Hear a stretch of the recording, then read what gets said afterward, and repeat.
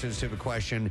What is the dot in the letter I called? It has an actual name, 215-263-WMMR, and we will go to Aaron to see if we can get that answer. Aaron, good morning. Hi, good morning. All right, Aaron, lay it on us. What is that little dot over the letter I called? That's a tittle. A tittle. You are correct. I never knew that it was called a tittle. Yeah. Nick, is it the same thing over a lowercase j? That's a good question. Oh. Let's go with yes. I'm going to guess that it is, but I do not officially know the answer to that. All right, so Aaron, hang on the line because we are going to give you a pair of tickets for the Metallica 72 Seasons worldwide listening parties coming to theaters nationwide for one night only, Tuesday, April 13th. You can be the first to hear the new Metallica album in its entirety the day before the release. Cool. Played on the big screen with full surround sound and featuring introductions from the band for every song. For tickets and a list of participating theaters, you can visit Metallica.film. Speaking of films, number one at the box office was John Wick, Chapter 4, and it did very, very well, made $73.5 million. Biggest opening of the series. That is correct. Second was Shazam, Fury of the Gods. Then you had Scream 6, Creed 3, 65, Ant-Man and the Wasp, Quantumania. Number 7 was Cocaine Bear. Then you have Jesus Revolution, Champions, and the top 10 was rounded out by Avatar, The Way of Water. Think about how many of those movies are sequels or another one in a series. Yeah. By the way, on Saturday, Jonathan Majors was arrested following an alleged domestic dispute involving a 30-year-old woman in New York City. The Creed 3 actor was charged with strangulation, assault, and harassment. The NYPD told people in a statement that police responded to a 911 call inside of an apartment located in the vicinity of West 22nd Street and 8th Avenue. The victim informed police that she was assaulted. Officers placed the 33-year-old male in custody without incident. The victim sustained minor injuries to her head and neck and was removed to an area hospital in stable condition. Now, Major's criminal defense lawyer, Priya Chaudhry, told the outlet on Sunday that they expect all charges will be dropped imminently. Chaudhry added that they are gathering evidence, which includes video footage from the vehicle where the episode took place, witness testimony from the driver and others who both saw and heard the episode, and most importantly, 2 written statements from the woman recanting these allegations. So it sounds like the lawyer is pretty comfortable. Savvy. Yeah. So we'll see. Following this news, the U.S. Army pulled their Be All You Can Be ad campaign that features the Ant-Man and the Wasp Quantumania actor. We had mentioned that he was going to be in this last week in this ad campaign. Public Affairs Chief of the Army Enterprise said the U.S. Army is aware of the arrest of Jonathan Majors, and we're deeply concerned by the allegations surrounding his arrest. We recently released 2 ads in which he appears. While Mr. Majors is innocent until proven guilty, prudence dictates that we pull our ads until the investigation into these allegations is complete. I think that's the way to go. I agree. You're allowing for the every possibility here. You're just going to see how it plays out. I understand that. I like the way they stated it, too. Yeah. Prudence dictates. Right. And Prudence is the secretary. I agree. Yeah, right. Yeah. Prudence, yes. Prudence said, listen, this is what we got to do, guys. She's very smart. Yeah. She gets our lunch orders right every day. Every day. So why not trust her with a PR issue? Jeremy Renner is back on his feet after suffering 30-plus broken bones from the severe snowplow accident. Mind-boggling. New Year's Day, the Avengers star shared a video to social media showing himself walking on an anti-gravity treadmill. Did you see this? This thing is so cool. I guess they have it at Trinity. Yeah, my dad has used this. Nick's dad has been used. I've used it. Yeah. It's pretty cool. So they zip you in to this airtight thing that goes around your waist. Essentially, it's almost like these. It's almost like a wetsuit that you put on. Right. And they fill it with Bosco. No, they don't fill it with Bosco. And they zip you in, and it's airtight, and then they fill this chamber up with air, and the pressure kind of lifts you up. Oh, wow. And so you don't have to have all of your weight on your feet while you're working on this treadmill. I did it. It's pretty wild. It's a strange sensation, but it allows you to get movement and put less weight and less stress on concerned areas. But yeah, Trinity Rehab has it. Do they estimate? Do they estimate, Preston? What can they replicate the the gravitational pull of certain planets? Yeah. They said, they took it to 1/6, and they were like, this is what it's like on the moon. Wow. That's pretty cool. Oh, Yeah, man. so it was really cool. It's a jumperoo. I mean, it's essentially a jumperoo for adults. What I don't know what's a jumperoo. what you put your kids in when they. Oh, okay. And they kind of walk around on that springy thing? Yeah. Kind of, but they can dial it in very specifically, exactly how much weight, how much weight you're bearing, and also it detects how much you're putting on each leg, and you see a video of your actual feet, and it's pretty cool, man. I mean, at Trinity, my dad was having all sorts of leg issues, and it was knees and feet and ankles and the whole nine. And so, Steve, they were able to build it up. So, so eventually he was walking under his own weight again. But to start off, it just got his legs moving and gave him exercise. And it looks like Renner's using the same thing. Never saw that. But to see, again, 30-plus bones broken. Yeah. And you see him walking along. It's pretty amazing. And they'll use it for people who have serious weight issues and can't get out and walk. Dude, that's amazing. Yeah, it's really cool. Yeah, Connor had a cool picture of Jeremy Renner. Is that him in this thing right now? Yeah, that's him in the. There's a whole bunch of little toys around him and bells. And, wait, that's an infant, Casey. That's a jumperoo. Yeah. Okay. So he had said that on his Instagram stories, he said that he was able to do the walking motion without putting as much stress on his legs thanks to the machine. He said, I have to find other things to occupy my time so my body can recover from my will. Would you, after you heard the initial reports of what happened to Jeremy Renner, ever think you'd see footage like this? No. I mean, it's amazing. We fortunately, we didn't hear that he was paralyzed or anything like that. But yeah, I thought it would be longer than now. And it looks like he's on the road to hopefully full recovery, which would be amazing. You know what this kind of looks like from the side? Looks like something from Tron. Preston. Yeah, it does. It looks like the light cycle. Yeah, it does look like it. So speaking of accidents, Gwyneth Paltrow took this stand on Friday, and I think we have some clips of this that were sent over to defend herself against retired optometrist Terry Sanderson regarding a ski accident that took place at Utah's Deer Valley Resort in 2016. The Goop founder claims the accident was not her fault. And let's play a couple of clips of her talking about it. Was this one, and she says she was the one who was hit. And this is the clip of that. So you're going down relatively slowly, and two skis slid in between my skis. That's correct. And all of a sudden, the whole front of a body pressing into my back. That's right. And I didn't know exactly what was happening. It's a very strange thing to happen on a ski slope. I didn't know if it was an intentional assault of a sexual nature. Right. Was he grinding and thrusting or something, or just the noises? What made you think it was a sexual assault? So that was a quick thought that went through my head when I was trying to reconcile what was happening. Yeah, so he grunted when he ran into her, which somebody would do if they're going to run into her. Yeah, exactly. So she's just saying for just a second, she's like, whoa, what are you doing? And then, Did you shoot? Yeah, did you? Oh, my God. Because it felt like you shot. Yeah, come on, man. I felt it. Dad, can I talk to you for a minute?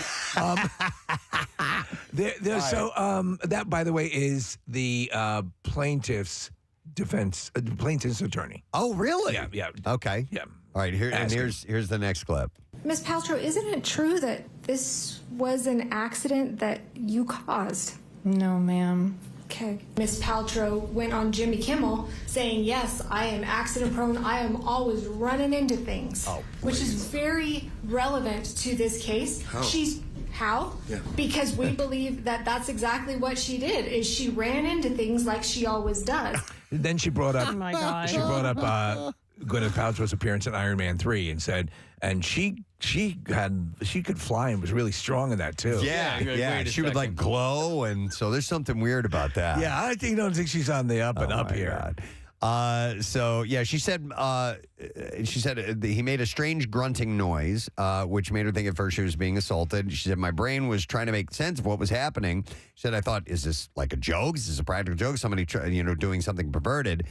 After Paltrow and Sanderson fell to the ground, Paltrow said she was very upset and yelled at him and said, you skied directly into my effing back. Into my butt. She said at the time. So I don't know. I'm not in there in the courtroom, but I kind of believe Gwyneth, man. Well, here's the deal. So he says she skied into him. Yeah. She says he skied into her. Two completely different stories. It doesn't get any more opposite than that. Well, so it sounds like his front hit her back. Does he say Yes. that his front hit her back? It's a good question. I Your don't know. front is in my back. I don't think he's testified. No, yet, or in fact, if he's that going to. begin- Well, yes, I don't know. Yeah, so we'll follow along. Yeah. We'll get to the info, Steve. Casey, I'm sorry. Reese Witherspoon, by the way, took to Instagram to share that she and her husband of 12 years, Jim Taff, are divorcing. The Legally Blonde actress wrote in a joint statement with Taff, it was with a great deal of care and consideration that we have made the difficult decision to divorce. Bullshit. She said, we've enjoyed so many wonderful years together and are moving forward with deep love, Bullshit. kindness, Bullshit. and mutual respect Bullshit. for everything we have created together. So you're telling me there's a chance? The statement said, our biggest priority is our son and the entire family as we navigate this next They had a chapter." pretty, by Hollywood standards, a pretty good run. Right? Yeah, 12 went the years. distance. Yeah. Yeah. It's not bad. You mentioned her daughter the other day and Yes. how they look exactly alike, and she posted a picture. They Oh. look like twins. Right. They look exactly It's alike. crazy. They share the 10-year-old son named Tennessee, by the way. Together. Tuxedo. Yeah. According to TMZ, Amanda Bynes has extended her psychiatric hold for another week with the possibility of staying longer. So she's doing this herself, which shows a good amount of self-awareness. Yeah, the actress is being treated at a Los Angeles hospital, and sources tell the outlet that she is not talking to anyone close to her at the moment. And as a classic 5150 goes, after you serve that, or you're held in for that amount It's of usually a time. 48-hour Right. But then you're free to go, correct? You're right. And so she's Yeah, decided. as long as they find that you're Right, yeah, you're of sound competent. mind, yeah. Yeah. So, Ish. but she's past that and she wants to remain. So, according to Page Six, Olivia Wilde and Jason Sudeikis were photographed sitting together at their 8-year-old son Otis's soccer game in Los Angeles on Saturday, and the pair even shared a hug as they later said goodbye. If they can be, especially for the kid, right? They have one kid, right? Yeah. That's good to keep a Civil. good civil front, Yeah. even if you hate each other's guts. Yeah, this comes after her attorneys wrote that he is trying to, quote, litigate Wilde into debt with their ongoing custody battle after Wilde's ex, Harry Styles, was photographed making out with Gone Girl actress Emily Ratajkowski in Oh, Japan. yeah. All this is going on. Oh man! And apparently, there's no love lost between those two. Right. Well, this is good news. Entertainment Tonight reports that Harry Potter star Daniel Radcliffe and longtime girlfriend Erin Dark, I guess is how you say her name, they're pregnant. She's pregnant. That's like a last name you'd find in Harry Potter. Yeah, totally. Sirius. Sirius Black Yeah. and Erin Dark would be a great couple. The pair have been quietly dating since working together on the set of How to Kill Your Darlings. And this will be their first child. How together. about that? That's awesome. All right, I thought this was a really interesting story. In a new interview with The New Yorker, Brooke Shields shares that her former husband, Andre Agassi, had an explosive reaction to her 1996 comedic turn on Friends, in which she portrayed a character, Erica, a stalker obsessed with Joey Tribbiani's character on Days of Our Lives, Dr. Drake Rameray. While the guest starring role, which was part of the show's star-studded The One After the Super Bowl episode, was meant to be fun, the tennis champ's response turned out to be anything but. Shields explained that Agassi, who was her boyfriend at that time, was so enraged by the slapstick nature of the role that he went home and smashed all of his trophies. Wait, what? Yeah. If you, and I hell guess outta he here. admits it, he like a petulant kid So according to with fake hair. to Shields, Agassi was at the studio watching her act opposite Matt LeBlanc, though the producers initially scrapped elements of the scene in which her character licks Joey's fingers and throws her head back as she cackles, which was hilarious, by the way. By the way, that was her career was kind of over at that point. And that was like a Hail Mary. And because of that show, that episode, she got a whole series, Suddenly Susan. Yep, it led from that. So after rehearsals, they had worried that it was too crazy, but they ultimately changed her mind. She said they told her, Shields, put that back in. And all of a sudden, the energy changed, and all these men in suits started coming to the studio. And the next day, I was asked if I wanted to do my own TV There you show. go. And that's what it was. It was that moment on the show. It's hilarious. So in the scene, she said, I'm supposed to lick Joey's fingers because they're the hands of a genius. And I want to devour them. And I'm a nut. She said, he was cute. And he was like, I've washed my hands. They're all clean. And I was like, I had a mint. So it was all fun. Andre was in the audience.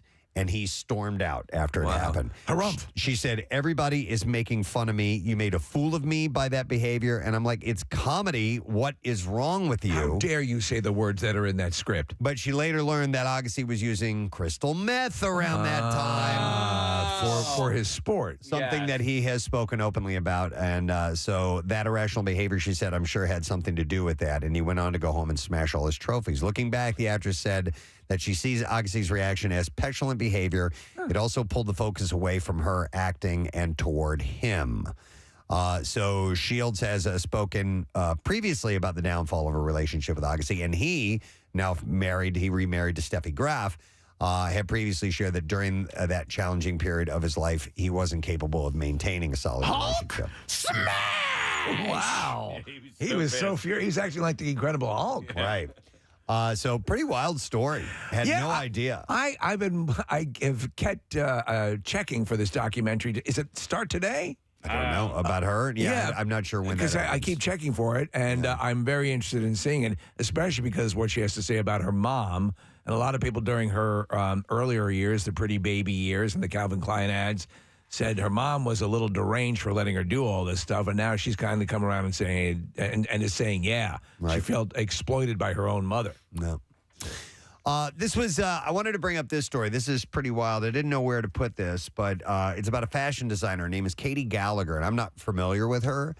But apparently her loved ones spent 8 months not knowing what happened before her body was found in her bed in her Manhattan apartment. And Friday, investigators said that they ruled it a homicide. She designed fashions that made it into Vogue and Glamour magazines. Her creations were worn by stars including Lady Gaga and Laverne Cox. Her sudden death in July 2022 shocked her neighbors on the Lower East Side, and the medical examiner found fentanyl mixed with other drugs in her system, and investigators are trying to determine if she was slipped a toxic cocktail of drugs in order to steal from her. Police are investigating a string of cases with similar details. Drug victims who wound up robbed, hospitalized, and in some cases dead. And there are believed to be multiple crews running similar schemes, targeting and drugging victims in Manhattan bars before robbing them. Isn't that wild? We'll stop and think about this. Fentanyl overdoses are incredibly common. So, and then in that sphere, it wouldn't be ridiculous to assume that somebody just OD'd. That's pretty wild. She's from Pennsylvania. I'm not sure exactly State where. College. State College, okay. Survived by her parents and her sisters. I thought that was a pretty disturbing and Awful. It's a backstabbing scary world. story, too. That's why I got out of high fashion. Probably a good idea. Well, and Wiki says that it was ruled a homicide. Yeah, That's what I just said. Okay, sorry. Yeah, In so- fact, right now it just got updated. It said Preston says. Preston says. Yeah, they think that somebody drugged her and Okay, robbed but her. I mean, I didn't realize it was like that's it. They ruled it that. That's terrible. Jeez. Yeah, right. Let's see, a couple other lighter stories to wrap music or entertainment news with.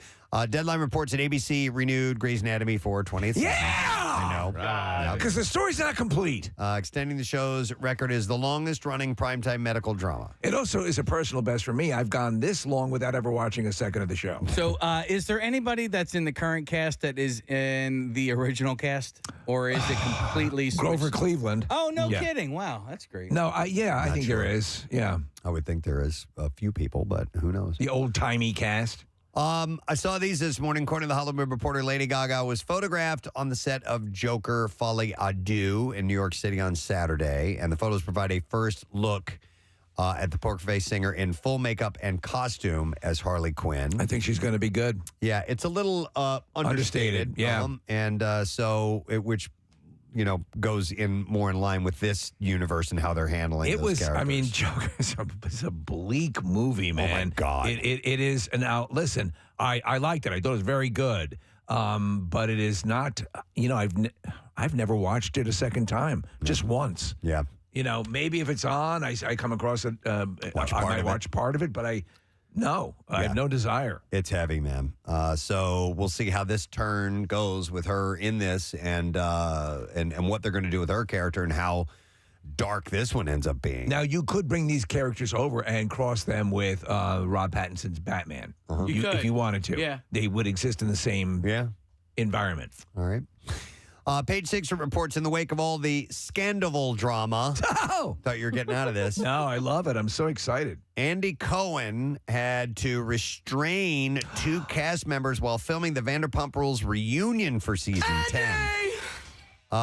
And a source said it was like a nuclear bomb went off in the studio. Yeah. The excitement's unbearable. The outlet also spoke with Ariana Madix about her ex-boyfriend Tom Sandoval and co-star Raquel Levis. By the way, this having dinner together following the reunion, yes? The Sandoval guy has the cheesiest porn stash I've ever seen in my life. Have you seen this guy? No. Well, I try not to. Yeah. Maddox said, I don't know what they do. At this point, I don't care about anything that either of them does. Well, join the club. Yeah. I mean, honestly, the global club. You could probably put any of these Vanderpump people in front of me, and I wouldn't be able to pick them up out of a lineup. But as Kathy said, this is big news to some people. Yeah. They're like, She way made the into Friends it. analogy. Yeah. All right, and then one last thing. Entertainment Tonight reports that Netflix renewed You for its 5th and final season. You watched that, Kathy, right? Yes, I have like 2 episodes left. And people kind of got a little like, all right, here we go again. But I liked what they did with this last season. They sort of changed it up a little bit. All right. Peter Friedlander, the vice president of scripted series for Netflix US and Canada, said in a statement, we're excited and a bit terrified to see how it all ends for Joe Goldberg. But one thing is for sure, you are in for an unforgettable ending. So he's a psychotic killer, right? Is that the deal? He's a All right. serial killer. But there's like a love aspect to each of the seasons, and like you get into like the people that he falls in love with, and like I mean it kind of like grabs me that way, and then he'll go and murder people, and you're like, oh wait, will he hold on. murder the people he's in love with? Sometimes. So each season is a new love interest. That's how they play it out. Yeah. That's an interesting concept for renewing each season. All right, so they got one more to go, and it's official. All right, we're ready to play some clips here. Rabbit Hole follows the story of a man framed for murder in a long turn of events. And in this clip, Kiefer Sutherland talks about his way of adapting to the world. Here we go. Look, it took us decades to adapt to the Industrial Revolution. And I think we still are. And it's going to take us decades to adapt to the ramifications and realities of the technological revolution that we're still in the middle of. Shut up! Shut up! Shut up! Shut up! Shut up! Shut up! Shut up! Rabbit Hole is now airing on Paramount Plus. You want to see that? I went right past that because I thought it was about a rabbit proctologist. No. And no, totally different. Incorrect. All right, next clip. In the new film Tetris, it follows the harrowing true story behind the addictive game. Cool. And here's star Taron Egerton. It talks about his own experience with the game. Tetris is great. It's not, I don't know that it's necessarily something you can speak that passionately about for that long, but it is a great story and it's a great part. So I'm sure I will find some sort of guff to fill the air with. It's definitely addictive, yeah. But so is crack. I played. So I'm sorry, Tetris is available on Apple TV Plus tomorrow, by the way. Okay, I'll start watching that. I swam in high school, and the tiles at the bottom of the pool were like the exact squares of Tetris. And Very addictive. Yeah, but also like when you're swimming for an hour straight, and it kind of gives you something to do. So wait a minute, they had those shapes? Yeah, or like, just the squares? All the tiles were tiny little squares, like the Tetris squares and stuff. So, like in my mind, I'd be like, God, did I play that? Especially on my Game Boy. It's a great game. The guy who invented it was Russian, yes? Well, yeah, I guess so. I don't know. I mean, that's why you have that music. We'll find out on Apple TV Plus tomorrow. Song of the Volga Boatman? Is that what plays? I have no idea. Yeah. I know it when I hear it, Yeah. and I know it's Russian. Yeah. But I don't know the title of it. But anyhow, if you want to see it, you'll be able to check that out. That is the last bit of info we have for the entertainment news. I want to remind you, at some point this morning, we're going to give away a pair of passes to join us in a suite tomorrow night at the Flyers game. It is Pearl Jam night. Nice. It's really cool. And Steve and I are going to be banging the drum before the game. And they're going to have really cool things available. They have the Flyers Pearl Jam Gritman Stickman t-shirt. And you'll be able to get those. And there's going to be live music by the Leadbetters, which is a tribute band. Pretty cool. So listen up for your chance this morning to grab those tickets at some point. We will give those away, and we'll be hanging out in the suite tomorrow night at the game. Excellent. All right, we're going to take a break. We're going to come back in just a moment and hang out for a little bit with us, please.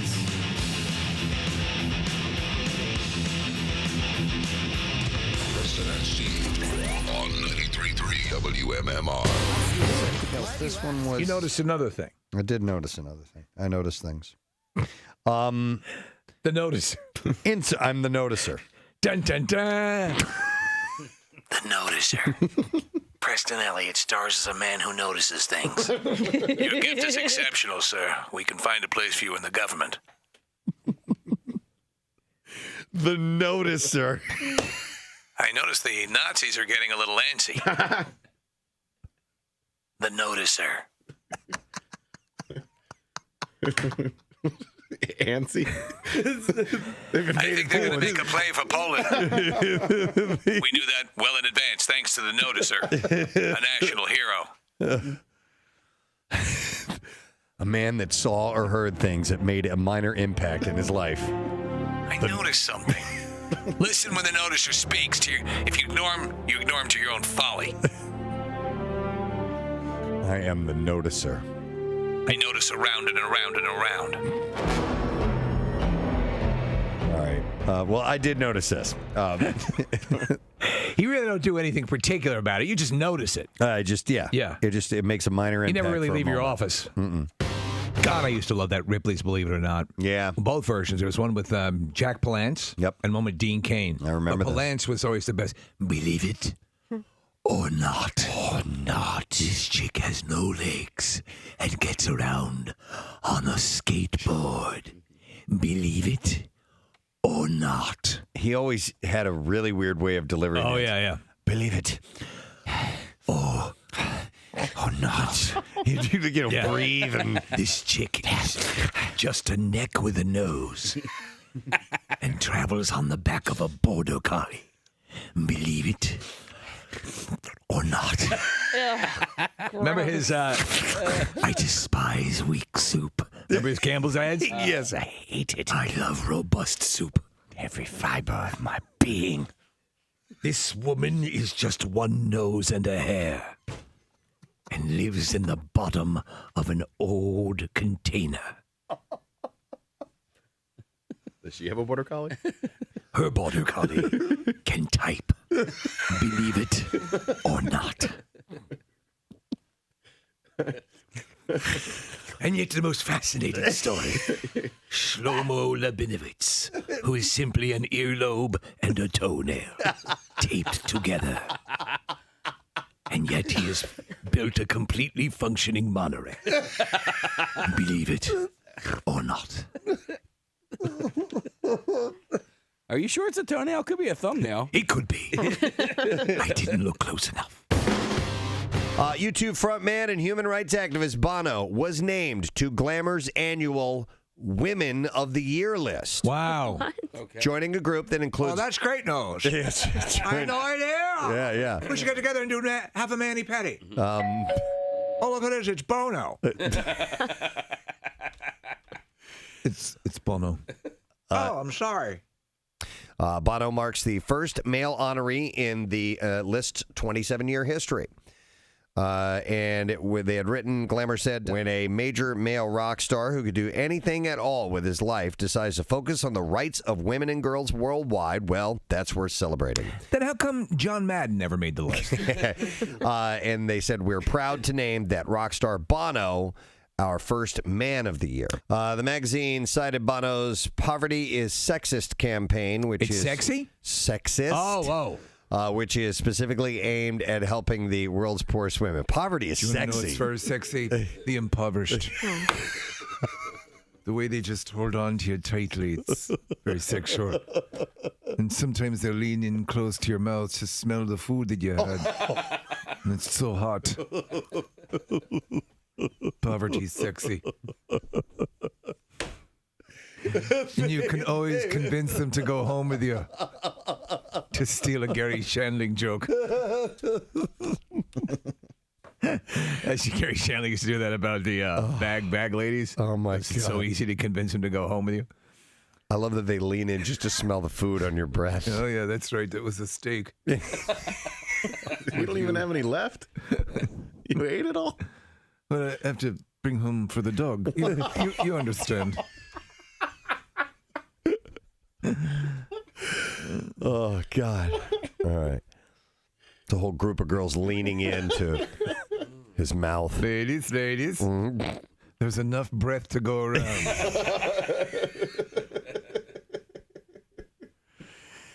But he said, the sexist, the Poverty is Sexist campaign. Poverty is sexy. The Poverty is Sexy campaign is specifically aimed at helping the world's poorest women, those who survive on less than $2 a day. Yeah, it's horrible. The honorees will be celebrated November 14th at an event in Los Angeles hosted by actress Tracy Ellis Ross. So I don't know if Bono will be there. Maybe, I'm sure, I would hope he would show up for something like that. I'm sorry I couldn't be there to your event tonight, but I'm too busy breathing on people and making their week.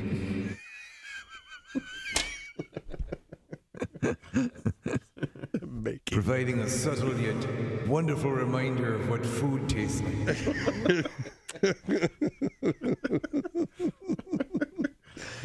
Why are we honoring him again? Bono, humanitarian. You owe it to yourself as a pure nightmare, as something so disturbing. Yeah. The last Bob Hope, his Christmas special. Yeah, which were legendary. Yeah. This one, the last one, it's like he should have been put to sleep years before. You mean actually put down like a vet would put down a... Yes, just the way you do to a sick dog. You know, you don't want to let them suffer any longer.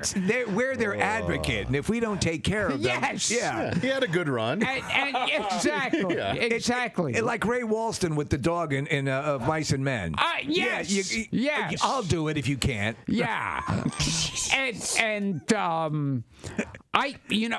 funny. That brings me. I went on with Robert Osborne, and he asked me to pick movies to show, and one of them was the original of Mice and Men. Lon Chaney Jr. Lon Chaney and Burgess Meredith. Yeah. It's a masterpiece. That scene still works, the dog one. If you are not a blobbering mess of slop when that's in both movies of the Gary Sinise as well, then you're an inhuman piece of filth. Yes, and how it comes back later on in the movie where Lenny kills the girl. Yeah. And George goes, oh, no. And it comes back because, like, earlier, when they find out Lenny killed the girl, that the old man says to George, he goes, I shouldn't have let him kill my dog. I should have killed him. Yes. Right. Oh, my God. It's just so upsetting. Yeah. But you realize now George has to go after Lenny. No. And so you would have done the same with Bob Hope down by the river? So there's a scene. You could find it on the internet. Okay. Where he's dressed up as Jack Frost with a big pointed hat and a little beard. And it's like, he has no idea his own name at this point. And when I watch this, I think, and his voice is like that, it's no longer that, hey, everybody. I want to tell you. Yeah. Now it's like, hey. And it's like, you watch it, and it looks like his wife's revenge. Like Dolores' revenge for all the screwing around that Bob Hope did on her. Oh, Jesus. Oh, there it is. Yeah. Oh, my God. Yeah, we're watching it. Oh, Jesus. Yeah, you're right. I mean, look at him. The guy died 5 years before this was filmed. I mean, I adore Bob Hope, but that's a mistake. Oh, God. Wow. Jesus. How did we get on this topic? Because it just because we needed him to. Gilbert makes the point that he should have been euthanized many years earlier. Right. Yes, and it's like Dolores is singing and dancing here. She's old, but she does what, and it switches back to him to go, that's me. Yeah. Go ahead. Cesar Romero, who played the Joker on Batman. And did a brilliant job. Yes. We should preface it with that. He did a brilliant job. And he was like, in his day, the Latin lover. Absolutely. And like the mustache, the whole thing. Oh, yeah. And he would be with all the beautiful actresses. Yes. But he in real life, he was gay. Yeah. And what he was into was he'd gather up a bunch of his boy toys. And he'd stand there. How do you know this? Trust me. He would pull down his pants and underwear, and depending on who you hear it from, you always hear slight variation. Some people said he stood ankle deep in warm water. Ankle deep in warm water. I guess it added to it. 93.3 WMMR. So obviously, the spill in the water is a big story, and it's developing as it goes on. So as of now, the latest we've heard is that it's okay in Philadelphia to use your tap water until midnight tonight. They're going to retest things because it's taking a while for this spill to reach the treatment plants and so on. We're going to talk to Brian Taff of 6ABC in about an hour from now or so. So we'll get the latest on that, and we'll cover all that in a little while.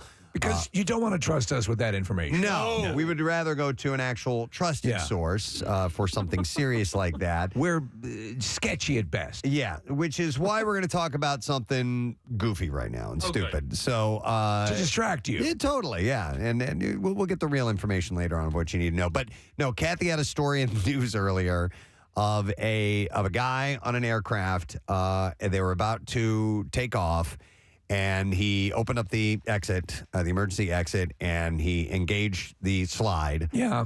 And jumped off and slid down the slide. And I immediately said, I've always wanted to do that. I've always wanted to do that, too. Yeah. It looks like so much fun. There was a guy who was a flight attendant who on his last day got into big trouble because that was clearly something he wanted to do. And it ended up costing him like $15,000 or something like that, because obviously there's a mechanism and they have to replace all that. Yep. And then they have to delay, and there's all kinds of monetary issues for that, and so you can't just do that. And then it progressed to I thought, well, wouldn't it be great to have an amusement park based around all the things you'd want to do at the airport to try that? And then you said, well, maybe even expand it further, make it all those things. I've wanted to try this amusement park. So if we were to open an amusement park called I've Always Wanted to Do That, what would be the attractions that would be available? So obviously, one of the big ones would be the airplane. Well, the airplane.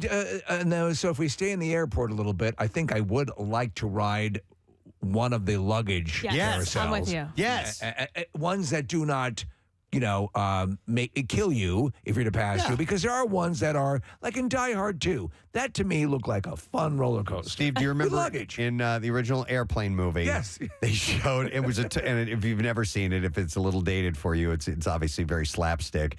But the luggage was all sitting around the carousel, and the people were coming out of onto the conveyor belt. It was hilarious. It was great.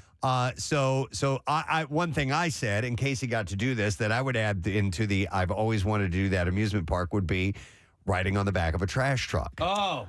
So that could be one. There's actually a commercial now where a woman is trying to get insurance for her car, and so one of the methods she picks to go to work is on the back of a trash truck. Listen, I think it looks cool. It is, but you know what? Do it when it's a little bit warm around. Yes. So you can smell everything. Yeah, see, that's no, the it gets thing. a little cold, pretty Yeah, fast. at the park, you wouldn't have to do it at 6:30 in the morning. Right. You know, they'd have different hours. So 215-263-WMMR. What should we add to this? Kathy, what were you going to say? I was going to say, is it the Minions movie where they go back into the luggage carousel and it's like this? I think it's Minions, and it's like It might be. and it's Yeah. just this like amazing. It looks like an amusement park, and like that's what I have in my head. So I want to ride the luggage carousel. All right. You know what I have yet to do is ride a mobility scooter. Oh, yeah, it's overrated. I see them at the supermarket. Yeah. And I think I had one for a long time, Steve, and Casey's Fun? right. No. No. Was it electric or was it? I believe, because you had to charge it. Okay. And they fun? don't go that fast. God damn it. You sit on the back and you're like, oh man, I'm gonna haul some ass, and the hair's gonna be blowing on the wind's gonna be blowing in my hair, In my ass. and the hair's gonna be blowing in my wind, and it just is not that Nothing. exciting. No, It's not even worth getting injured or old. All right, I have two. I want to walk around the top of the link, where they fire off the fireworks from. You Okay. see people Yeah, standing all the way at the top of the stadium. Well, that's how they load them in there. There has to be some sort of walkway, right? Yep. Yeah. Or inside the Wells Fargo Center. But the second one, more tangible. I want to ride down a trash chute. On the Yes. side of a building. Okay. Nick had mentioned that one. Yes. We talked about that. Now that I am a big fan of that as well. Depending on the, you have to do a few precautions because some of them are direct vertical drops for 4 or 5 stories into garbage. And there are other ones that have sort of a sloping thing. I want to ride that. I think I've always wanted to do that amusement park. You could do we it would have- safely? We would have the sloping Nice. one. I Nice. think that would work out. Wait, what was yeah, Marissa had mentioned, have you guys ever walked on catwalks before? Yes. High up? It's terrifying. So if you look like we're going to be at the Wells Fargo tomorrow night. Yeah. And you look up where all the, they've retired, The jerseys. Yeah, the banners up there. Yeah. You see those catwalks. Yeah. That would be cool. Well, I've been up on that. I was one at the Nassau Coliseum. It's not cool. It's effing not cool. scary. No, I it's just did it cool. at my high school drama theater. It scared the hell out of me. Really? Oh my God. I would not, to me, if they had a hook where you could hook up to a tether, I'd feel better doing it that way. Yeah. But they don't. Remember we did the tour of the Comcast Tower 1? I loved it. It was awesome, but when you get to the tippity top, it is catwalky. And Jim Antez, who was a sales manager, he was having a hard time with that. Well, he was able to center himself by doing his uncanny Yoda impression. Well, Scared I am. The walkways were graded, and so he couldn't. You look through it, but he couldn't do it. I consider that was a bucket list thing for Phil because that it's very cool to be up there and see that. Yeah. All right. So these things that we are asking you to name are common things, the things that are there that or that are work related that you've always wanted to do. Right. And let's see if we can get some contributions. 215-263 WMMR. We'll go to Jackie. Hey, Jackie. Good morning. Good morning. Hi, Jackie. All right. It's Jackie from Spring Mountain, by the way. Jackie from Spring Mountain. Wonderful, Jackie from Spring Mountain. Hey, so She's a mountain girl. I've always wanted to do that amusement park. What ride should we add? Ride in a dumbwaiter. So they actually at work dared my friend Jenny to do it, and so she did. She got in it, sat with her legs crossed, and there were 2 different places because we worked in radiology, and they used it to move X-ray films from one floor to the other to the film library. Okay. So ride in a dumbwaiter. I would think love to do that. That would be pretty It's a cool. classic in many movies. The dumbwaiter has been a way to elude people, but it's like having an amusement park ride in your house. Now, how do the manual ones work? Because there's a rope, right? So it's a pulley system. But would you have to be inside it? No, you can do it from outside. That's You the would way have I've always to. seen it. Yeah. I mean, it would be, and then there are ones obviously that are mechanical. Thanks, do they Jackie. even? Is that besides like what Jackie said? Businesses. Is there any residential use for a dumbwaiter these days? I don't know. I don't know. I mean, actually, a dumbwaiter was really quite literally for moving food, right? There is there's an old building in it's actually in the town of Little Rock, which is right next to where I live in Harleysville, Skippack area, and they have a manual. It's not used anymore, but it's a manual elevator. Like it's a full size. That's cool. And you pull, Crank it, It's yeah. got a counterweight, but you pull the rope to get up to the top. Yeah, it's pretty wild. All right, so if we're going to talk about elevators, I've always wanted to ride in one of those large cargo elevators in a warehouse, the one with the entire. You've seen them. Where would you like?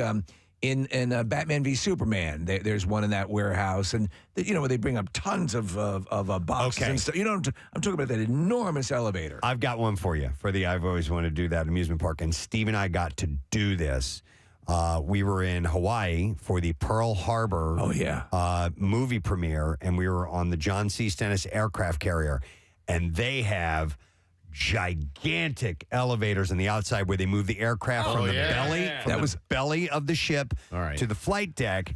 And we got to go up and down on that thing. It was Preston, awesome. It was one of the most amazing things because, Nick, they lowered us down. And when they lower us down, this is one of the most extravagant promotional tours of any movie because they were sinking all the money. This is big Pearl Harbor thing, and they thought it was going to be the next Titanic. So we lowered down, and in the hangar, I guess, below is an entire recreation of a 1940s USO show with, bands and all this. It was just crazy. But before they were lowering it, they're like, all right, everybody into the middle. They're like, do not stand on the outside edges of this thing. Right. It goes down. It was so cool. So at this amusement park, are we allowed to do anything that we want? Anything. All right, because you mentioned an aircraft. As long as nobody gets hurt. Well, all right. Yeah. Aircraft carrier. Is there a button that you can hit where you can launch a missile? Wow. So you'd like to blow up something? No. I want to be the guy that says fire. And then you hit that button, and then either something launches out of the cannon, or you shoot. Like fire like what on a submarine firing a torpedo? Yeah. Oh my God, yeah. Okay. Yeah. Wow. Oh yeah. Firing a and see if you could hit something. Yeah. Is that cool? Well, yeah, I like that. Let's be Jurassic Park. Spare no expense. All right. Yeah. All right. So blow up a dinosaur. Yeah, we're good. We're good to go like that. Let me see. We have some more practical ones. Okay. That Not are like on the blowing phone. up a dinosaur. So I'm gonna go to Sarah. Hey, Sarah. Good morning. Good morning. Sorry to bother you guys at work. No, we're all right with it. All right, so what would you put in I've always wanted to do that, the amusement park? I'd like to add a water park section, if that's okay with you. Sure, certainly, yes. I'm thinking the emergency showers they have in, like, science classrooms. Yeah. All right. Right. I'm with you. I've always wanted to pull those, but you can't. Right. So that's what I would add So, to. I love it. Is that water? You're talking about a fire suppression system, correct? Is that what she's talking about? Well, or am I misunderstanding? They have things for flushing out your eyes, right? And then they have like a little side shower that you can actually, I think, go get inside of. Is Sarah. that what you're talking about, Sarah? Yeah, you like pull the handle down. You stand under it and pull the handle down. And the water just shoots out. Because I was thinking she might have been talking about what you talked about. Did you set off accidentally one time, Preston, the powder fire suppression at a restaurant? Yeah, and then blamed it on someone else. Yeah. Oh my God. You had to. Poor guy. Thank you, Sarah. Although it wasn't his, but he didn't get blamed full on like he did it on purpose. Was he a dumb waiter? Yeah, actually. He was the first. All right, here, somebody texted in and said for I've always wanted to do that amusement park. They just texted 2 words, ejector seat. Yeah. Wow. Yeah. Okay. Now, ejector, what people don't realize, and they talk about it, in documentaries, is that people get injured. Oh, yeah. And can get injured severely. You talked about how your spine compresses. Yeah. And so it's a very violent thing. Yes. We do a less violent version of that at the I've always wanted to do that amusement park. David, you're on the air. Good morning. Hey, Gadzooks, guys. Gadzooks, buddy. What's up? I'm thinking for your theme park to have a small city set up and be the driver on the back of one of those long ladder fire trucks. I think there's an episode of Seinfeld Yes. where Yeah, Kramer's on the back. Yeah. Do they call that a snorkel? Yeah. Okay, that's my what idea. Or a snoodle. I think it's called a snorkel, but it's so big and it's like a fifth wheel. Yeah. Where the rear tires have to be steered by someone in the back. That would be pretty cool. So, hey, David, what do you think? You think you'd take to it easily? Oh, no, it'd be terrible. It has to have a small city set up and all the destroy it. intersections really tight, and you'd really test your driving skills. It is amazing, though, that you do have to the skill that's involved to maneuver that thing, especially around a city. Yeah. Yeah, but you got to do it. I love it. We'll put it in the park, like David. that. Thank you. By the way, Steve, do you remember a video game that was at? Yes, I do. It was a 2-part. Yes. Yeah. Cabinet. What was the name of it? I don't know. Yeah. Cabinet game where somebody sat in a seat in the front and then somebody stood behind them in the back, and they both had steering wheels. Yeah, I do remember and it. you had to get around the city. That was interesting. All right, I like this one a lot. Here's a text that said, I've always wanted to pull the ropes that ring the massive bells that you see in bell towers like the Hunchback of Notre Dame. Yeah. That's pretty good. And so what you can do with those things is you reach up high and pull down. The bell has to swing the other way. Yeah, it lifts you up. And it will lift you up, like several feet That's in the what air. Quasimodo used to do. That's how he got some thrills. Yeah, he would jump on and ride those things, too. What, dude? Steve, you go to the gym, and so you do the lat pull down machine. And people listen. Well, whenever I do the last pull down, when I'm done, I go flying up with the weight to let it lift you back up. Yeah, You do a Quasimodo. So it's That's kinda how like that. Quasimodo works out. All right, let me go next to Steve, who wants to comment on the riding on the back of a trash truck. Hi, Steve. Good morning. Good morning. Hey, what's up, bud? I made it. Yes, you did. So I work here at Public Works. We have it's a brush truck. It's basically a trash truck. It's not quite what you think it is. You're basically hanging on for dear life. Every little pothole, you're about to fall off. It's actually hell.